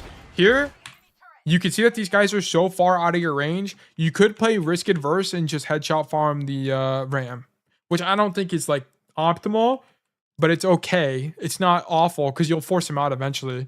Or you can do what I would do here, which is like come this way and shoot the Weaver off the pedal. That is the play. You just like not doing anything. The angle is fine, but you just need to go further. Like just keep pushing it, bro. Keep pushing it. To your hero's ability, right? You don't need to move if no one's looking at you and you're far. Are they not? I think, yeah. That's also a good micro tip as well. I didn't actually look at that. Yeah, none of these guys are looking at you. You could stop moving. Gooter is absolutely 100 billion% correct. You could just stop moving and shoot bros. So yes, I would recommend such a thing. But I think the bigger issue here is we need to, they're too far away. Bro, either shoot Ram, who is actually in your range, or walk on back on. Either one, pick one. Pick one, I don't care. Perfect usage. I don't care about you missing shots, by the way. Don't care. Don't care. Missing shots doesn't matter like 80% of the time. Nice job. Winning Cassidy, by the way. Okay, definitely leave. Definitely leave. Definitely leave. If you get hit by a slow thing there, you're just screwed. I don't know. What he did there, he just needed to apply to the Weaver and the Soj. I don't really know why he didn't flip that switch in his brain. That would have been appropriate. But that would have perfectly worked. Good play. Okay. This guy, trolling. This guy, 1 billion. You know, it's more rest. Maybe it's not that bad. Maybe it's not that bad. Here. Okay, unfortunately, that should have been a kill. But you know what happens. And here's the thing. It didn't actually matter that he didn't kill him because he forced Yulari out anyway. Which is good. Sure, we could have killed her, but whatever. I shouldn't have moved there? Yeah. Yeah, you shouldn't have moved there. That should have been a kill for sure. You had enough time as well. Here, okay. The problem with this Pillboy, by the way, if we want to talk about micro, I actually think the angle is fine, but you're playing the angle wide. Look how wide you are to the wall. Look how wide you are to the wall. When you don't have roll, right? Just stand. Take a tighter angle when you don't have roll, and when you have roll, you can be more aggressive. Because when you take a bunch of damage, you just roll to cover, right? That's the idea. So I don't really like how you play this from a micro perspective. Like, look at this from the Weaver's perspective. Like, you're so wide to the corner. Like, you're really wide to the corner. And then he just gets a bajillion shots on you and you die. So you needed to either don't peek at all and wait till you have roll, or be safer, which is what I would have done. Just be safer, wait till roll comes out, then you can be wider. Get crazier. Go crazy. Ah. My bad. I had to let it out. Yeah, I wouldn't come top right again, right? Like, maybe it's okay. I don't know. I'm kind of conflicted on the top right play here. I'm not too sure what to think about it. You're just better, by the way. Perfect, almost perfect micro. Great job. No notes. Deadeye, bro. Deadeye. Okay, tail tech the corner. Just tail tech the corner. Perfect. Same idea. This is the same idea as the King's Road Deadeye, by the way. Here's what we do. You just killed one. What do we want our team to do right now after we just killed one? We want our team to take space. Okay? So what do? Tail tech the corner. What's going to happen? The entire enemy team is going to poop themselves. They're going to shit themselves, all right?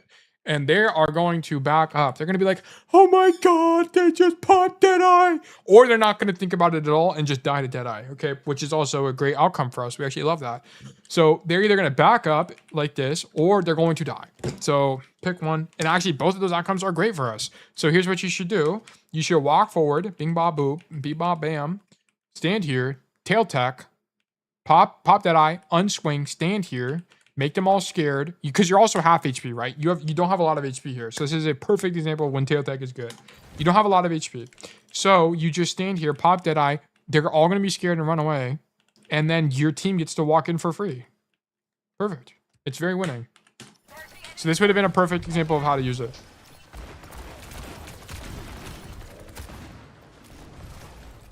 Yeah, tail tech here. Tail tech. Now it's too late. Like, now I wouldn't do it here anymore. I would just walk, yeah. I would not have silver bullet the sim with that sim turret, but you know, it is what it is. Okay, you missed the tail tech there. But you also needed to be a little bit more proactive and walk on them, but whatever.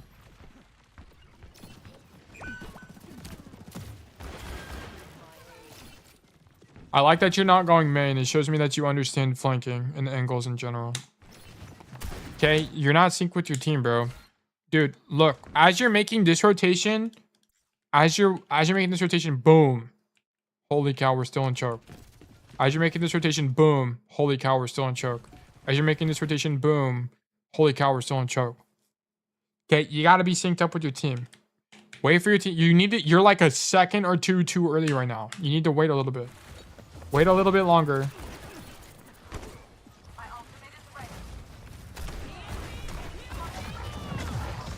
Also, the play, by the way, here is 1 gajillion %.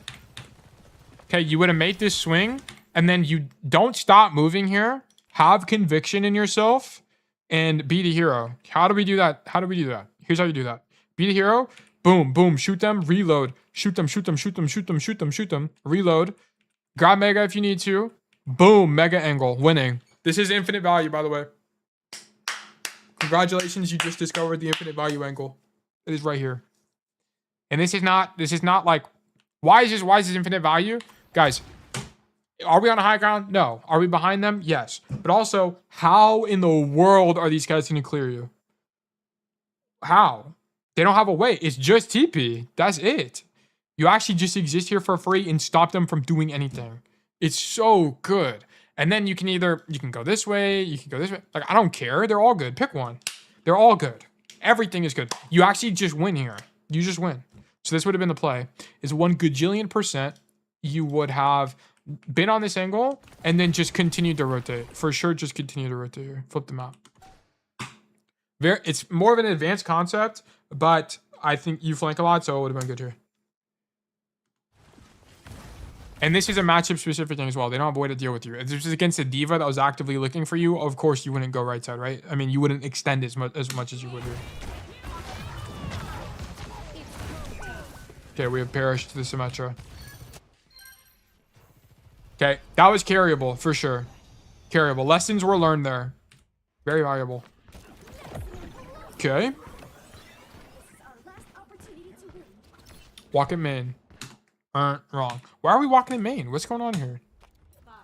Don't walk at main. Go top right. Okay. Go top right. You're either going to go top right. Okay. If you know the enemy team is going to beat you to top right, go through kitchen. Okay, you're going to go through this way. Here's how you do it. You walk up this thing, walk across the bridge, walk through this room in this way. This is called kitchen. You stand here and you shoot them. Okay, if you think you're going to beat the enemy team, you're going to come top right and you're going to walk out the door and then you're going to fall to the staircase and shoot them. Okay, with the end goal of like making this rotation. You need top right control. Because here's the problem. If you walk out main like this and the enemy team is already up here, what are you supposed to do, bro? It's really tough. Like the best play you have from there is to like find good timing and rotate the point. It's really awkward. So you needed to go top right here or through kitchen. I mean, either one would have worked in my opinion. I think going bottom left here is worse. Because yeah, here you could, okay, this is just definitely worse. If your end goal was to go top right anyway, you should just win top right. So this is bad rotation, bad staging. But now that you're here, it's super winning. This is excellent. Okay, boom, stay up top. I love that you don't drop. That's really good.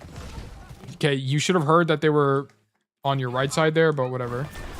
Now you have to drop to be able to see anybody, so it's fine. Kill 2. Okay. If you went top right initially, and then you had slightly better awareness there, you just carry the fight. So, whatever. Here, okay, same issue. Go top right. Why are we going left? Yeah, I don't even care if your team is fighting. Screw your team. Like, I know they're fighting on point. You'll get there almost just as quickly from right side. And then the angle's just better. Like, you're going to... This is where the angle you carry from. You're not going to carry from this angle. You just can't. There's not a lot you can do. This, you did not... If there's someone on the high ground, you fight them, which removes the power position from the enemy team. Okay, and then if there's no one up here, you get to stand here for free and just do a bajillion damage and rack up the eliminations and get the E-kittens in your TMs. All right, and that's what we all want. So you should be going top right without a doubt in my mind. So, this is a mistake. You don't want that. You want that, bro. You want that. Just say, I'll say it for you. It's all right. Don't worry about it.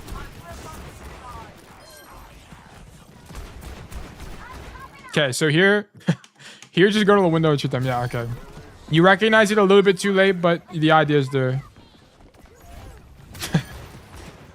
Here, you just kind of need to drop. The fight's winning, so I would just drop. Pocket Mercy will get you to plot, bro. Trust. Pillboy is definitely like, I'm not trolling. Pillboy is definitely the student. I saw Pillboy's silver gameplay and I was like, this dude is immediately going to the moon.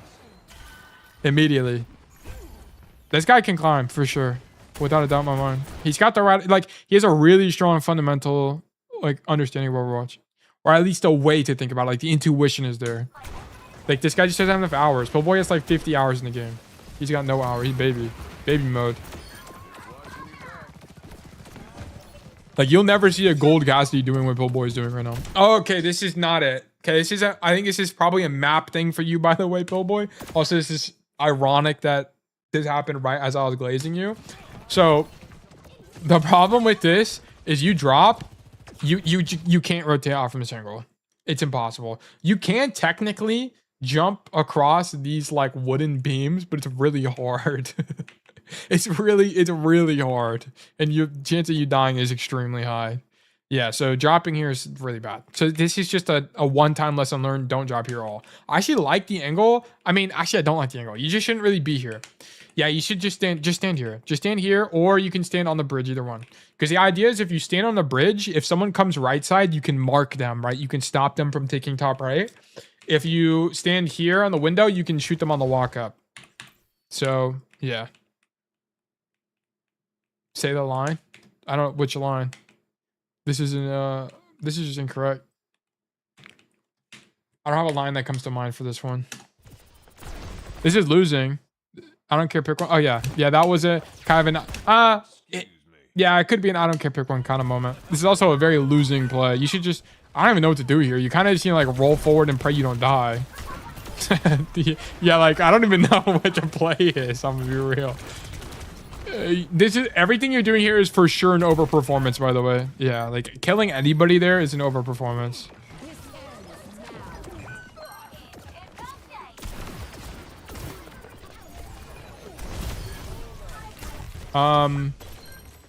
Okay, here he should be looking through the wall to see where his team is. Yeah, you should. Okay, look, you should look through the as you're walking out of spawn. Look to see where your team is and look. Notice something. Okay, we're looking for the red blobs. Okay, it's gonna be kind of hard for you guys to see on stream, so I'll zoom in a little bit. Here's where the red blobs are. No, what do we notice about the red blobs on the map right now? Red blob here, red blob here, red blob here, red blob there. Where are the red blobs not? That's the sound of my mental computer, by the way. They're not on the top right. Okay, there's no one top right now, which means that precisely we need to go right side. We need to go right side. We need to have more map control. More map control. Because what happens? Map control means wins. Map control translates to victory more often than not. Okay, so we should go top right. Also, actually, I don't know if scientifically if this is true, but I don't think the left rollout is actually faster than the right rollout. Right side or even kitchen? Yeah, precisely. Bro needs to look through the wall, see where his team is, and then figure out, let me go top right or kitchen. I don't care, pick one. This is literally a I don't care, pick one moment. They're both fine. Like, it doesn't really matter. Going left gives you the option of coming point if you want. Going top right, you're more locked into the angle. So, yeah. I did say the funny line. Yeah, he needs to go top right or kitchen here. The main rollout is bad. Because it's the same concept as earlier. How do we playmake from here? We don't. There's no playmaking. It's just shoot people. You can do that on any hero. Just shoot people. Okay. So, okay, we're making the same mistake 20 times. Don't go left. This might just be a map thing. He might just not know how to play the map. Like, this may feel good because you get like, yeah, but it's not winning. It's not, that's just like play cast mode. Like, that's what Pillboy did just a second ago was what gold Cassidy looks like. If he went top right, that's diamond Cassidy. That's winning Cassidy. Yeah. Here, this is diamond Cassidy, by the way. Not trolling. Diamond Cassidy. Okay, actually, this is an insane moment. Oh, where's his tank at? As you make this play, you need to say where your tank is. Okay, you could just deadeye right now. Insane flank from our boy Pillboy, the legend. He could just deadeye. Also going right, he could say Jedi. Precisely. Oh my gosh. Pillboy does it. He does the thing. Oh my goodness gracious. This is the most genius play of all time. This is fantastic. Okay, one nitpick on this. This is a really excellent deadeye. This is actually an insane deadeye from you, by the way. But the problem is you're showing too much of your body. You show way too much of your body right now. Look. You're like aura farming on the corner, okay? It's a little too much aura farm. Back up even more. Back up even more. Show less of your hitbox. Nitpick, but very important because this will get you killed. You will die like this. Back up. W aura. Yeah. Yeah, he got that thing figured out, bro. It is actually tough, I will not lie. Oh, and he gets two. And he gets two. That is kind of crazy. Hold on. Wait, let's look at that. Not joking. This is a Masters plus Deadeye. Great job. Really good. Good pattern recognition. You had to understand that coming up here was good. You had to understand that the enemy team is overextended. You had to understand there's not a way for them to counter you on the angle. Like, this is really good. Like, I'm not joking. Really, really, really good Deadeye. Great job. Overperformance for your rank. Great Deadeye. And then you just need to live. Whenever you get plays like this, you have to live. You have to try to live. So, great job. Nice.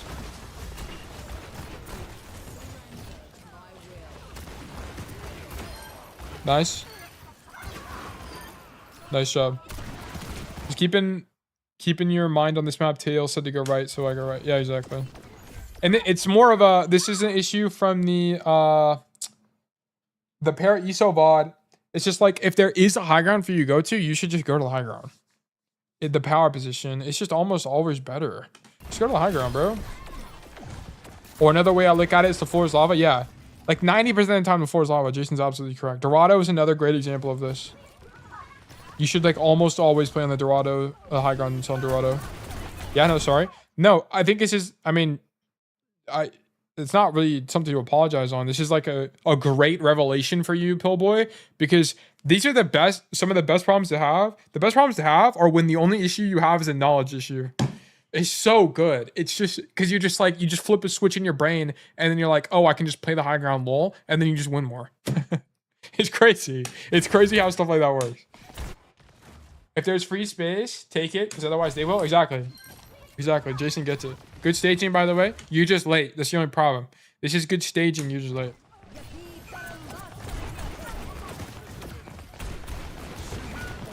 Okay, just kill someone, lol. Just kill someone.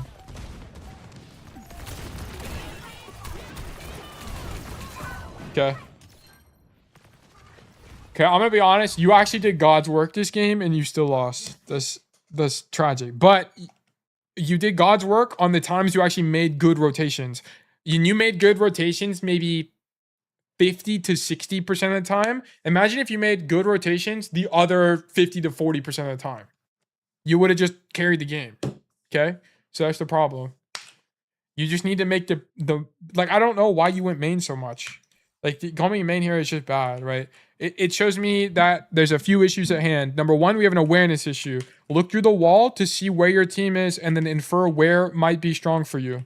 So coming top, if you see everyone on point, coming top right is likely the stronger answer. Okay, so go top right there.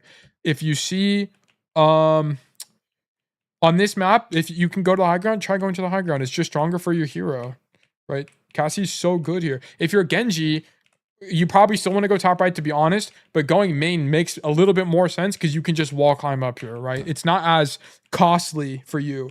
Cassidy is one of the, I like Cassidy a lot because he teaches you how to think correctly.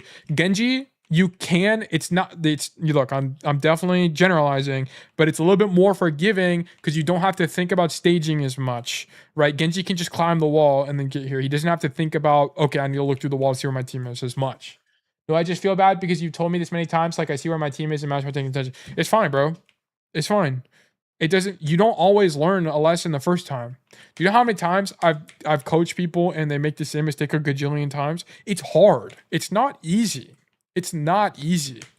Yeah, it's getting better at something is not, it's really easy for me to sit here and be like, yeah, you did X, Y, Z, A, B, C, D, E, F, G, 1, 2, 3, 6, 7, wrong. Okay. It's really easy for me to do that. When you're playing a game and you have a gajillion stimulating things on your screen, people are jerking off on the mic, everything's going on and wrong at the same time, it's way harder. It's like infinitely harder. Okay. So don't beat yourself up if you don't apply these things every single time. It takes time. It's hard. It's hard. Getting better at anything is hard. Right. So what my job as a coach is to do is to tell you an idea of what you're doing wrong on a fundamental level so you can think about how to build the intuition to get it correct the next time. Okay. And if I have to tell you the same mistake 26 bajillion times, that's fine. It's also been, the last time I've auto reviewed you was like a week or two ago, which in the grand scheme of things is nothing. Keep in mind, people play this game for years. People get stuck in silver for years and you're already gold and you have like maybe 100 hours max. Okay. You're greatly overperforming the average player. Okay, so don't beat yourself up at all. I literally signed up for this. It is what it is. Okay, so you're chilling. Don't worry. It's why we do VOD reviews. Yeah, exactly. It's helps you consistently get better. Lots of jorkers on the microphones. Yes, people don't know what they're talking about. It's actually insane. Great job though. Great job. Very winning. Very winning. You have a good fundamental understanding of Overwatch. You seem to be more consistent. And I hope it's illustrated to you what the issues are. And I want you also, once everyone tuning in, just also notice like most of the VODs that I get from you guys, it's the same issues. It's like the same 4 issues over and over again. It's like, it's Overwatch. It all comes down to, maybe you understand it, but you have to find a way to apply it consistently, right? Be mindful of it, have concentration when you apply it, things like that. It's tough. It's not easy, But it's like the same things over and over again. Anyway, we're gonna look at the Solorian VOD, and then honestly, we're probably wrapping it up because there's just no way I'm gonna have the energy to do also a Timmy VOD after that. Because we've also been going for really long. I don't know why these VODs have been so long today. Wait, did Solorian actually drop it or is it missing? Where's my... I lost my own Discord. Okay, I found it. Coliseum from Mole. Alright, let's investigate. He's also a master. Ready for battle. Alright. Let's see how we can win the game. Wait, you have numbers on your team. He's got a streamer on his team. He's got a streamer. I coached Molang, who's playing with the streamer on his team. OMG. OMG. OMG. Anyway. I also like Numbers. Numbers is like my comfort Overwatch streamer. Who is Numbers? What? He's a May one trick. He's really chill. Okay. Okay, we are in the master rank. We are in the master rank, aka the green rank, aka the money rank. Okay, so welcome to the good place. I could tell he was level 5 bajillion. Yeah. Yep. That's me on Cass if I consolidated all my accounts. If I consolidated all my accounts, my Cassie level would be like 280 or something. Or like 250 or something like that. Dude, his walls are so perfectly timed. Yeah, he's good. I mean, yeah, he's good. He fluctuates between like mid masters and low GM. Okay. Sorry, I got sidetracked. Okay, perfect rollout, by the way. If you guys want to know the actual 1 billion % optimal rollout, it's this. You should walk this way because what'll end up happening sometimes is that ball players and tracer players will sometimes like blink here or roll here quickly and you'll be able to hear them. So it's actually like crazy tech, but it's actually very useful. So roll out this way will let you hear sound cues earlier and then you can make a more informed decision whenever you get to this point. Okay. It also gives you the option to drop out this window if you want. So this is definitely the optimal rollout for Coliseum, although, you know, min-maxing. Just something to keep in mind. So, yes, love this from you.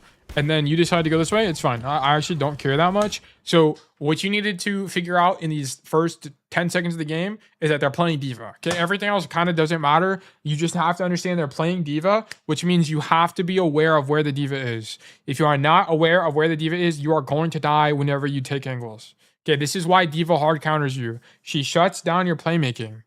That's the problem with the Diva matchup. It's not even that she can one-shot you or whatever, because you can play against that, right? You can play around getting one-shot. You can't play around getting your playmaking removed from you, right? There's just not a way to do that, okay? Because playing around it and removing your playmaking are inherently the same thing. I'm not going to go down the rabbit hole, but long story short, yes. You taking this duel is 1 billion % correct. You just need to hit more shots, okay? So whatever, it happens. Then you go back to the angle. You swing it. Why did you hear a weird sound? Anyway, you swing the angle. Whenever you swing angles without roll, just make sure you don't take it as wide. Yeah, like why are we so wide without roll? This is troll. And now you die. dude, I don't have to be Nostradamus. I actually don't. I've actually just seen so much of this gameplay and I just know. I just know what's gonna happen. It's crazy to me. Dude. That's crazy. You just can't, bro. You just can't. You can't go that wide when you don't have roll. I don't care if you swing wide with roll. Pros do it all the time. You can argue if it's good or bad. I don't really care. But you just can't, when you don't have roll, you just can't do that. Also, Tail, what DPS hero do you think is the biggest counter to Cass? DPS hero, biggest counter to Cass. There was a tier list I made a long time ago. Let me actually pull that up. Okay, this is okay, in the Tail universe, I have redacted this. So this is non-canonical. But let me open it up again because I don't remember. So is Ash. Dude, I don't even think those guys counter Cass, I'm gonna be honest. They're like neutral to winning map. Widow, by the way, if they play Widow and it's not a sniper map, it's a winning matchup for you. It's 1 billion % winning. If you play Cass correctly. If you AFK in main and then you complain about Widow, I have no sympathy for you and you deserve to lose. Okay, maybe it's brutal. You know, beat me up for it, whatever. But yeah, let me see if I can find the Cassidy matchup tier list. Yes, do you guys remember when I did this? I think Jason. I don't even know who was around for this. Okay, I'm gonna leak my name again, but I don't really care. Whatever. Let me do. Jason remembers. Jason is the OG. Okay, we're moving to this. Okay, here's the tier list I made actually a bajillion years ago. This is non-canonical, okay? So do not beat me up for this. Timmy, welcome back. Okay, this is non-canonical. I will revise this in the future. Okay, so this is the matchup thing I made a long time ago. Apparently on this matchup, I thought that Sojourn and Genji were the worst matchups for Cass. It's definitely Genji's definitely up there. Genji is definitely up there for DPS matchup. Maybe Hanzo is also up there too. Reaper plays this similar to the Genji matchup. It's the same idea. Like this is not I thought about whenever I made this tier list, which is actually not that long ago, but whenever I made this tier list, I had a different understanding of Cassidy holistically in the game. A good Freya. Yeah, Freya as well. I'd say okay, if my cop-out answer is Genji. Okay. I don't want to go too deep on this because I want to do the review, but my cop-out answer here is gonna be Genji. And which is gonna be crazy because people would be like, you think Genji counters Cassidy? That's insane. Cassidy has flashbang. You just flashbang Genji and then you shoot him in the head and he dies. Okay, but that's the Redditor cope. Okay, don't listen to the Redditors who don't understand the game. Okay. Okay. Everyone thinks Cassidy counters Reaper, but people aren't ready for that discussion. He don't. He really don't. Reaper is broken as hell. But we're not gonna go down that can of worms right now. That's a future segment. Okay. I mean, they got the point. Yeah. Yeah. I think it's Genji. I'm just gonna say it's Genji. Okay. So basically, we died because we overextended without roll. Or sorry, we went too wide without roll. Basically, only mistake so far. If I lose track of Genji, I found myself dead. Yeah, precisely. Genji has tools to beat Cassidy. That's the thing. A good Genji can beat you, even if you play optimally. And that's why I think he counters Cass. He's low-key good in the Cass. Same with like Tracer. I'm not going to go into it. We'll talk about it a different day. Someone remind me in the future and we can talk about it. Okay. Let's take a gander here. Sorry, I was on a tangent and I did not pay attention to what was happening. Okay. Molang aka Solorian is walking back from spawn. What do you do when you walk back from spawn? You look through the wall to see where your team is. Okay, so he should be looking through the wall to see where his team is, and he should also see that Brig just died. So in this situation, he sees that Brig just died. Should Solorian be rolling forward here? Brig just died. Brig just died. Should we be rolling forward here? No, this roll is bad. Don't roll. Okay, just walk to the fight. Oh, and would you look at that? In the 8 seconds that roll is on cooldown, we are now faced immediately with the Diva. You know what would be great here? A roll. So you needed to not roll to the fight here. So this is a Diva jump scare forces you in a really awkward position. You don't die here, but it's less the fact that you don't die. Like, I'm not trying to be results oriented, right? We're trying to be objectively correct with the Cassidy gameplay. You should just, especially when you're a down one, just walk to the fight. Also, your pathing here is wrong, by the way. I should have mentioned this more importantly. This pathing is incorrect. Don't come right side. Go left side. Play the high ground. Because you can always you can unswing the corner here and the high, and you have a mini. It's really strong. You should stand here for sure. And this also lets you drop this way and flank if you need to. So number one, you shouldn't roll to the fight. Number two, you path incorrectly. This doesn't you don't gain anything from going this way. You actually have less options by going on the floor here. Right? I mean, you technically can go this way, but well, guess what? You can just drop this way and go this way. Can Diva get to that high ground? Okay, Pillboy. If you play here and Diva dives you, what happens? What do you think? If you're here and Diva dives you, what happens? What do we think, guys? So I made this rotation back from spawn, and then I gotta stand here. You gotta roll. Okay, then what happens? I roll backwards. What happens next? And hope you can survive. you're almost definitely dead. You 1,000,000,000% die here against a diva, but you have to understand that diva is going to use all of her cooldowns to get to you, to kill you. And then guess what your team gets to do? They get to trade backlines, right? So while their diva goes for you and you live as long as humanly possible and stall for as long as humanly possible, your team now has the opportunity to walk into their backline when they don't have a tank. Okay, it's called trading backlines. Okay, so that's the problem with the diva matchup as well. That's definitely losing for you. Is that you just kind of have to hope you don't get dove here. A good diva will understand that you're too far away to get dove right here. Even though you're isolated, you're just too far. Because she's going to be also, if she dives you, she's going to take some damage. She's not going to be zero, full health. She's going to take some damage. Also, your team can just turn around and shoot her in the back as well, right? So you're going to die, but you bait the diva deep into your team. She's going to either trade out or your team's going to go for backline. And it's just good for you. Like, I think that's fine. But yeah, so that's the answer to your question there. You might get dove by diva, but yes. So either way, so 2 issues here. The roll is bad, also pathing is bad.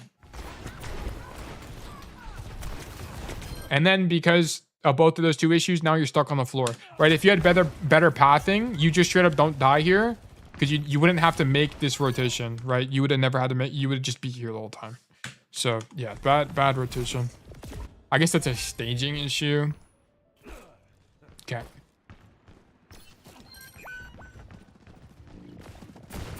Okay, here's same issue. Don't come this way. Just come top left. Double up with your Ana. Just stand here. Shoot them from here. It's way more cover. The problem with here is Cassidy is how do you rotate out? Like, what's the rotation? There's not really, like, all these rotations are balls. What if he rolls into his team? If on the diva dive, he could.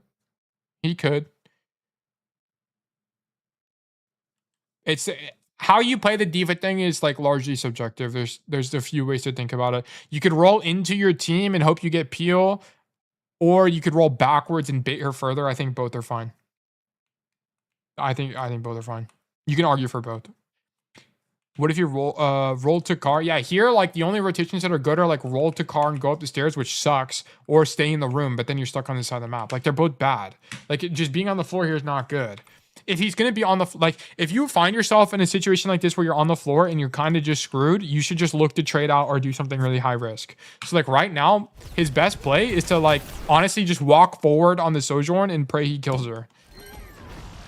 Because a good team should kill you here, I'm going to be honest. A good team should kill you. How do you, actually, why does it even not go for you? Am I missing something? He goes for the ISO'd Ana. Why did he not go for you? Oh, there's a Brig playing on top of you. That's the thing. Well, he saw Diva dive up top. Yeah, I mean, he can stay up here now that the Diva's not... Or he can stay here now that the Diva's gone. But also, I don't think that... But here's the thing as well. The Diva wouldn't have taken this space as aggressively if he was here as well. Him and the Ana would beat the Diva in the duel. So, I mean, it's still bad. Like, I think probably... Maybe don't go as aggressive like I was saying. Maybe you just stand here now that the Diva already dove, but I don't know. I just don't really know, to be honest with you. I don't know what the best play is from here. No, I'm just reiterating what you're saying about trading. Yeah. No, you're right. You're right. Here you need to go high, like, for sure. I don't know why our Ana is also on the floor. I guess... Actually, this is fine. This is fine. This is super cool. I actually like this. Just make sure you're synced with your team, right? Like, this is winning. Just make sure, just take a look. Just take a quick look. See where your diva is. Boom. And then go on. Sick. Oh, okay. Also, I would be brave here. I would also be really brave here. And then just, you have to do one fluid motion with this. So here's what I would do. Sleep is gone? Yeah. But I would have been brave here. I would have just, boom. Walked on Sim. I'm walking on Sim or rolling on Sim, especially after you get this headshot. Oh, wait, I thought you got a headshot. Yeah, you did. After you get this headshot, just one fluid motion, boom, roll, flash, and then flip the map. Now you're the GOAT Cassidy, and then they have to commit hella to kill you. Really good. Really, really, really good. That would have been the winning play. This is already winning, but that would be even more winning. That's so main character. Yeah, that's a be the hero moment. That's what I'm saying. Like he could really be the hero, kill the sim, and then be here, and then he's gonna get put in a Noob Hunter video. Okay, like that's exactly what I want from you guys. Nice job. Winning angle, like I said, but it could have been more winning, in my opinion. You can also argue that this is a safer angle. He's got enough pressure on backline. Blah blah blah blah blah. Bro, we're in solo queue. Okay, just run it down. It's also more fun. So it's more fun when you run it down and like do cool plays like that. It feels good. So I also prefer that.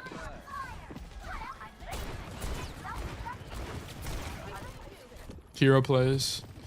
I think I already read that. Dude, it's like I feel like, dude, whenever I coach for like really long, I get to the point where it's like, I feel like I see messages, I feel like they pop up like 10 times, kind of like an oasis in the desert. It's like, have I read that? Is that real? Is it not real? I actually don't. Is that water? Like, what's going on?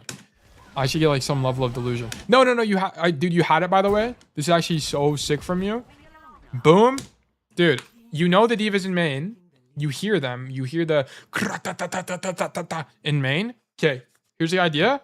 Okay, I'm going to avoid the gratatatas at all time. And I'm just going to go hard flank. Boom. Already on the angle. And guess who gets 2-tap? Flare. Okay, Flare don't even know what's going on. He's not awake. Okay, or if he was awake, you about to put him to sleep. All right. So take the angle, 2-tap bro, and win the game. Be the hero. You're already being the hero to a glorious degree. Why not continue the pattern? All right. Just hard flank. They're not doing anything about you. And this is why I say, just flank the whole game. Just flank. It's good. I promise you, it's good a lot of the time. Okay, you just have to have good timing. You have to be aware of what's going on. Cassidy is not a main bot hero. Okay, he's a flank hero, especially when you have a Mei, bro. Your Mei's already in main. Just go somewhere else. Figure it out. Yeah, so he should have just hard flanked here. It would have been so sick. This hesitation is really bad. I don't care if you make the wrong play. You can't hesitate in Overwatch. No hesitation. Just make the wrong play or make the right play. Pick. Because every second counts in this game. You hesitating there for even a split second is enough time for the Sojourn to slide out, and you not lost any play you had. So, yeah. Don't hesitate at all. Just pick. Just pick. Just go. I don't care if it's bad or good. Just pick. Here? Yeah, look. Exactly. So, bro, I don't care. Just pick one. Is that... I don't even know what's going on there, so I can't remember. By the way, look. What has Moling accomplished in main, by the way? Maybe that was an applicable situation. Yeah.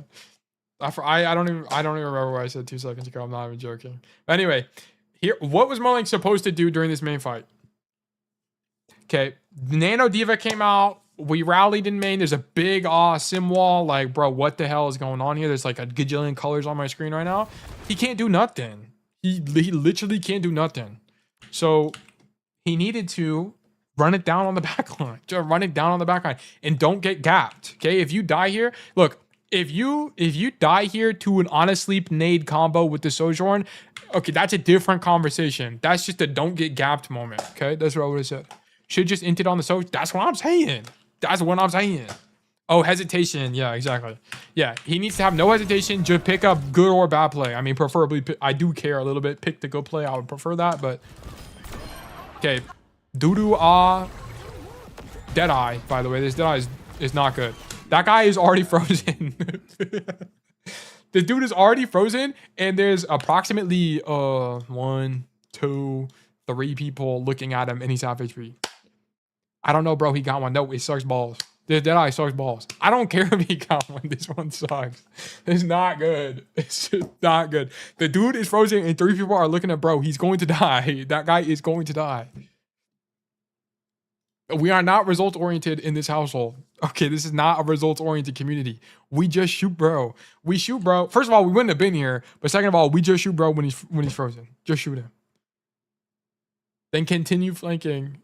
Yeah, but yeah, like this is just not good. No. If Diva wasn't frozen and this was a neutral fight, the Deadeye is not even good anyway because the Diva can just back out like this, right? You're not on a good angle for this kind of Deadeye. Like, if you wanted to do a Deadeye where you cut off the Diva, there's not a way to do that on this map, actually. It's just too congested. So, I don't even know. I really don't know. Or unless you, like, watch for boosters. I just don't think it's a good Deadeye. Like, you just missed the core play here, which was hard flank. Like, us jorking it, we're just jorking it. This is a jork it moment. Okay, good angling.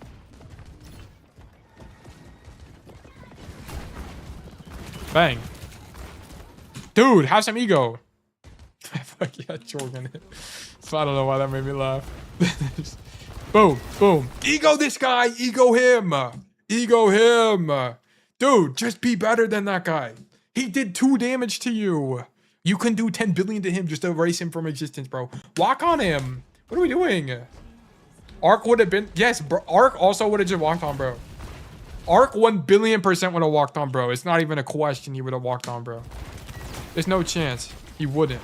Yeah, just walk on him. Because, look, now we don't do anything. Like, your diva really needed you to do something here. Okay, I don't even know how we won that fight, but... I mean, it's not like you had 0 pressure, but we could have had more. And then now this Nano Soj comes out and we get the evil timeline and die. I mean, I don't really know what the play was here other than walk on Soj. Should you be here? I think his angle's fine. It is. I mean, you could argue that this room is actually bad because if this diva at any moment just boosted on you, you just died. But also, if the diva did that, then her back is turned to your team who walks in. So I don't know. I really don't know. Alternatively, there was a timeline where you found this flank like this, which we also would have been good. But I don't really... I'd have to go back and watch it again to figure out when you would have done that anyway. But yeah, I think it's more just you go to Soj there. It's a 1v1. You do it. It's a really good range for you. She's in flash range. You have the double flash perk. Just, yeah, walk on her, bro. Okay, this is a mistake. So, as you're walking back from spawn, what do we do when we walk back from spawn, guys? When we walk back from spawn, we're looking through the wall. What are we looking for? We're looking for our team, and we're trying to figure out where's our team, where's the enemy team, where's the next fight gonna happen. Okay, that's what you're trying to figure out as you're walking back from spawn. Okay, here's what we see. Flare just died because our diva's the GOAT, but our diva got demacked, so we're down a tank. Okay, so we're down tank, and we also just killed the sim. Honestly, especially when you hear this diva like this, I wouldn't drop here. I wouldn't drop here. I would not drop. I think this puts you at more risk for little reward. I would have just stand up top, get a better sense of what's going on, and then walk forward, taking space. You know what? Maybe I'm being nitpicky. Maybe it's okay. I actually don't know. I feel like the better play would be to stay up there longer and then drop. Because the reason I'm beating you up for it as well is because if you drop, it's a permanent decision. You can't go back up, okay? So I would rather you be a little bit more hesitant and then drop. Because if you needed to be up here and you dropped, you're fine. I don't know why Diva avoided him. Yeah, I don't... Well, she would be way overextended. There's actually a good chance she dies. She probably also doesn't have full DM as well. Yeah, she just used a bunch of DM here as well. And she has no cooldowns at all. She's missing everything. So that's why she runs away. So, yeah, I just think you don't drop there. And then once you see your team is actually pushed up a lot more, then you can drop. But I don't know. Maybe I'm looking a little bit too much into it. I'm not super confident on that. Okay, here, have some ego again. Okay, this is actually such a weird game, by the way. This diva is not contesting you at all. You're kind of able to do whatever you want for free. Boom. You see that guy do that? You know what I'm doing immediately? Boom, walking this way. I'm walking this way. What am I doing? You can either shoot the diva over here. You're gonna kill her, or you can walk this way and you go for backline. I would just invent something. Pick one. I don't care. This is a pick one. I don't care moment. Just go backline. Just figure it out. Just run it down. Nah, avoid diva and go back on. Yeah, either one. Honestly, shooting diva there is fine as well. Because if you shoot diva here and force her out, she was fighting the Ana or the Mei 1v1. The Mei just gets to walk on backline. So you just open up an opportunity for your team. So pick one. I don't care. I think everything on the flank there is really good in winning. Okay. And that's the cool part. Every time I say, Tail, what's your map with the most win rate? It's Busan. It's definitely Busan. I like a I haven't tracked in a long time, but it's definitely Busan. I play Busan so well. I just understand Busan extremely well. Dorado, the problem with Dorado is it's hard to carry on third point. That's the only problem with Dorado. You can carry on first and second, but third is really difficult. But on Busan, you can carry on every single map. It's all maps, even Sanctuary, which is the big ass one, is really good for Cass. We'll just hold them to first. Yeah, once they get ultimates, it's a little bit tough to do that sometimes. I do love Dorado though. Dorado is fine. It's definitely Busan though, for sure. Okay, I completely missed this fight, by the way. I was talking to chat. Okay, so what even happened here? Okay, so we didn't flank. Also, how do you play Havana? Okay, that's it. Pillboy, that's going to be a discussion for another day because that's a tough map for Cass. Okay, here we leave when the fight's lost. Okay, we should get out completely. And we need to hard leave. Yeah, you need to hard leave. I don't even know why you're shooting the Surge here. You need to just get out. Yeah. So here's the problem with this. Because you don't hard leave, not only do you get yourself killed, you force your diva to try to peel for you. And then you can argue, my diva should just let me die. My diva should just understand that I'm going to die anyway. But that's not what it's about. Like, you shouldn't be baiting your teammates with bad plays. Like, that's the problem. Like, because you make a bad play, your team is more likely to make another bad play, which makes makes your negative value even more negative. It's like negative squared, and they don't cancel each other out. Okay, so we needed to just die, or sorry, we needed to not have hesitation and just leave. Okay, Cassidy does not have the mobility to just jork it. Okay, we're not social. We gotta leave. Havana seeks her cast too many long angles. Yep. If snipers aren't banned, it's really losing. All out of range. Also, there's no all the pathing sucks. They take a long time. There's not a lot of health packs you can use. Angles are really tough for you. It's just not a good. It's like one of the worst cast maps in the game. Second point is really good for cast, but everything else is not that good. Third point is actually abysmal. A third point, Havana is one of the only points in like as a one trick you should probably swap off. This is not a way to win. Second is 50-50. No, it's definitely winning. Second is definitely winning for Cass. There's a lot of plays you can make. Okay, here, bad angling. I wouldn't be here. Just come bridge. Come bridge, come left side, then shoot back on. This is winning. This is winning. Especially when you just see bomb go off, you have an opportunity to go do this. I guess you could say I'm worried about diva dive, bro. I'm taking the risk. I'm betting on myself. I'm betting on myself. I think I'm go for one at least. I'm going high. You just don't use that mini high angle at all. Yeah, I don't think you used to like once this game, maybe. Dude, I got this new. This is a tangent. But I went to TJ Maxx and I got this like new body scrub. Cause I have the softest skin on the planet. It's actually so nice. What if he rushes on it and then pop Deadeye? He just needed to do something, bro. What about this Deadeye? I actually didn't even think about the Deadeye. Okay, Deadeye. You know what? It's okay. But if you're going to Deadeye like this, you might as well tail tech. You might as well tell that you're right next to a corner. You might as well. It's just the same thing, but better. Your tail tech right here, bro. It's not that hard. Okay. Good rollout. Go back. Okay. So I actually don't mind this that much, and here's why.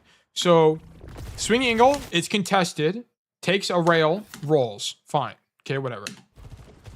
Okay. He sees his team is pushed up with cart, and he can infer or hear that they're backing up. So he reswings, but notice about this is that he doesn't swing and then go back to the corner, okay? He doesn't swing and go back to the corner like this. He swings and commits to the swing. Why? Because by continuing to swing like this, he'll unswing the defenders. So this is good. This is good. This is an exception to the don't swing wide when rolling without roll type of situation, right? It's because our team is pushing up. They're not contesting as aggressively. Even if they were contesting, him going wider will unswing the defenders. So this is fine. This is actually fine. Okay, but we need to flank again. Bro, just run it down.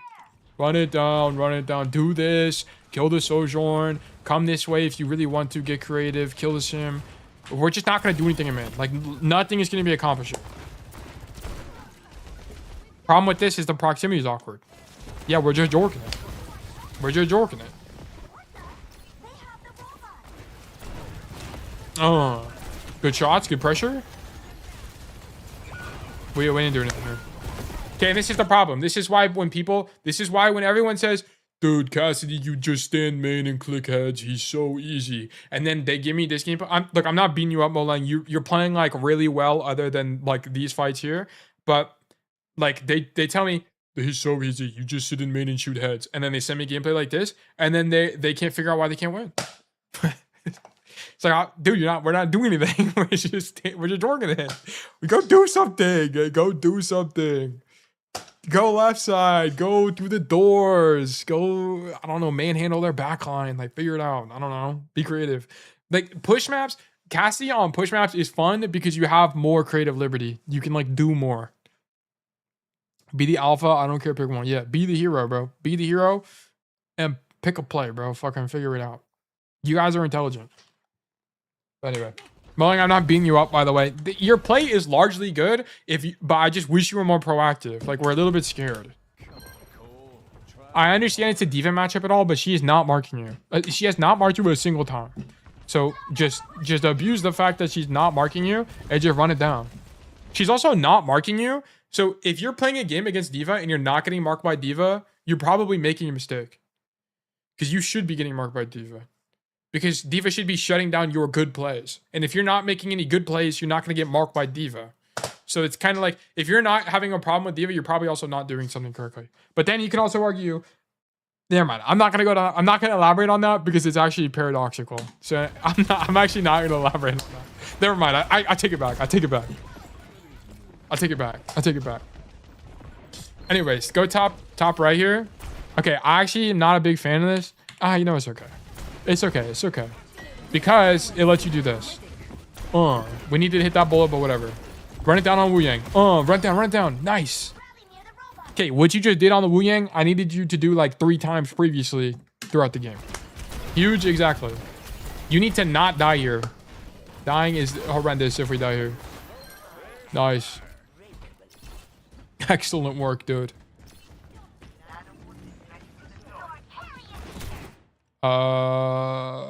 Okay. Whoops, I don't know why I did that. Okay. Shoot the guy. Our guy is demagged. Okay, that guy being demagged is not your fault. Jorking it. This is okay. This is okay. I don't even know how we turn this thing around. I'm gonna be honest. Okay, your diva just hard toss. What you did on this? Okay, this Deadeye is actually good, by the way. If you just missing shots, just pop Deadeye, bro. Just pop it. People gonna be pissed off, but who cares? It's so cute.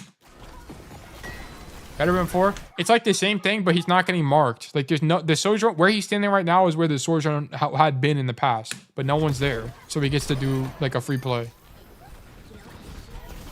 Blue team lost this because their space control was ass. So the red team just got to walk in. Also, red team popped 3 ultimates, so that does make a big difference. Here? Okay. Guys, does anyone know what the magic play is here that wins games? What's the magic play? Left. See, what Mulling is doing right now is what he should have done 10 eternities ago. Yeah, what he's doing right now, he should have done earlier. Because he would have had better timing on backline and would have probably killed somebody. He would have been there, like, now. Okay, if not earlier. If not earlier... And bang, bang, bang, bang, bang, bang, bang, bang, bang, bang, bang, everyone's dead, okay? So, yeah, we just need to do that. What the fudge? I didn't know that angle. Well, now you know. Okay, it's really good. It's really good. You just need to make sure... The thing about this angle is you have to have good timing. So you have to know, is the enemy tank in or is the enemy tank playing a low mobility tank where he can't punish me on the angle? Okay, if that's either of those are true, then you can swing the angle and be fine. It's really strong. Camp their backline. Yeah, it's really annoying. It's hard to clear you. Like, they have to commit a lot to clear you. They have to totally turn around. They have to use movement cooldowns. It's really strong. Right, so this play was actually good. Horrible. I didn't even see the roll. I actually don't even care about the roll, I'm be honest with you. But it's, I mean, we'll take a look, actually. Never mind. But you just need to be here earlier. Terrible roll. Did you, like, roll into a wall or something? Okay, if you roll into the wall, it's just a GG, go next. Okay, it doesn't matter. I don't care about rolling into the wall. I think you commit there. No? Yeah, you definitely commit here, by the way. This is definitely a commit type of situation, but yeah, I think you just like hard trade backline. I mean, maybe you can get out here. I don't know. I don't really care, to be honest. It's more just you need to be there earlier because he didn't even like have an opportunity to make a play unless he got a perfect 2-tap. If he was there earlier, he would have more opportunities and yeah, whatever. Rolling into the wall, I'm not worried about though. It just happens. There's some times where it's preventable, like on the Montana Kings Row VOD, him rolling into the desk was 100% preventable. That situation, it was just, it's not really a lot you could do there, to be honest. It happens. I don't even think your spacing in the room was wrong. Here, okay, you could just kind of, you get unlucky timing on the Sojourn when she drops on you. But here, like, your play is good, bro. Just run it, like, have more ego and go like this. Or if you want, if that was the play you wanted to make from day one, you could have also come this way and did this as well. Don't be afraid to use that side of the map. Like, limit test a little bit more. Like, this is what Arc talks about. Like, you're not limit testing at all. Like, we're playing super safe, which means that you have less control over the outcome of the game, which can be good sometimes, but if you want to win games, we need to be thinking about winning more. And this is kind of the problem you got in Saravasa. You're definitely better on this map for sure than you were on Saravasa on the last review, but yeah, it's still the same issue, which is we're just kind of lacking playmaking. You're mechanically good. Like, you don't need to worry about mechanics at all. Your roll usage is generally good, which is rare. I like that from you. Your dead eyes are okay, so I wouldn't really worry about your dead eyes. It's just we need to be thinking about where can I be to make a play? Where can I be to make a play? If there's not a play to be made, where's this safe angle where I can just do a bunch of damage? Okay, so on and so forth. Like here, this is fine. You see Diva go backline? Okay, so you run away from her. I would have just ran away. Dude, ignore the... I would just straight up ignore Diva. Boom, I'm on backline immediately, shooting on him. Boom, I'm shooting Wu Yang. Boom, I'm shooting Sojourn. If they die me, sick. I'm dropping and I'm walking this way. Boom, and then I re-swing this. Or boom, I go this way. Use the minion command. Yeah, just do something, bro. Like, something's gotta happen. That kill on Wu Yang is literally great. It's literally amazing. We love this from you. We actually love this. Oh, big kill. That's a type of thing we need to win games. Okay, more of that. And then quick in and out. Yeah, quit jorking it in main. yeah, precisely. Okay. Okay, I don't really know why you drop here. You actually have a really good angle. This is sick. You just stand here and shoot. Just stand there and shoot the moment. Because now you have to use roll. I ain't dead, that's fine. Oh! Yeah, whatever. I think drawing there is fine. Okay, and then you're gonna die to the Diva, so you go on the Wu Yang? Cool. Well, look at that. Bro, we got dove by the Diva. Oh my god, I get countered by Diva. I got hard dove by Diva. Oh my gosh, my life sucks so bad. But guess what, guys? Look what our team did while we got hard dove by Diva. We won. We're winning the fight. Yay! We're winning the fight because we got hard dove by Diva. This is what I'm saying, right? Like, you'll get hard dove by Diva, and then your team, it's expensive. It's not free. If you're on a good angle, it's going to be expensive to dive you. So she has to hard commit to this, and then you die because you just get countered by the hero. But your team gets to do things. I don't know, Symbol, it's kind of bad. I'm not worried about it. I think it's fine. Like, it shows me that he's looking for good dead eyes. I think it's just kind of circumstantial that the Symbol came out. One clip where we're actually demonic on the Tracer hero. I'm be honest with you, I'm I'm pretty sure this is like, I don't even know what to do. I'm gonna be honest. I would have probably just harassed the Sojourn. Now I'd go on a herd, and we win. Treasure swap here is definitely correct. That or like Sim or Reaper or something. Like definitely be something faster. I think. All in all, losing. Okay. I hate to say it. This is definitely losing gameplay. And I hope it's clear why it's losing. Right. Like if we looked at what Solorian was doing, there's not a lot of playmaking, but he won. That's true. He did win. He did win. He did win. That's true. Yep, I did feel it as well. It felt like I lost. Well, that's the thing, right? The games where it feels like you don't do anything probably did mean that you didn't do anything, right? You get carried by your team probably meant that you probably did get carried by your team. That's true. Like here, we just lack playmaking. Your idea should be you to be the hero. That should be your idea. Okay. You should be the reason you win or the reason you lose. Okay. Because when you win, you gain SR. When you lose, you gain a lesson. Okay. And both of those are great for us. We actually love to hear that. That both of those are winning. So yeah, we should definitely win or lose.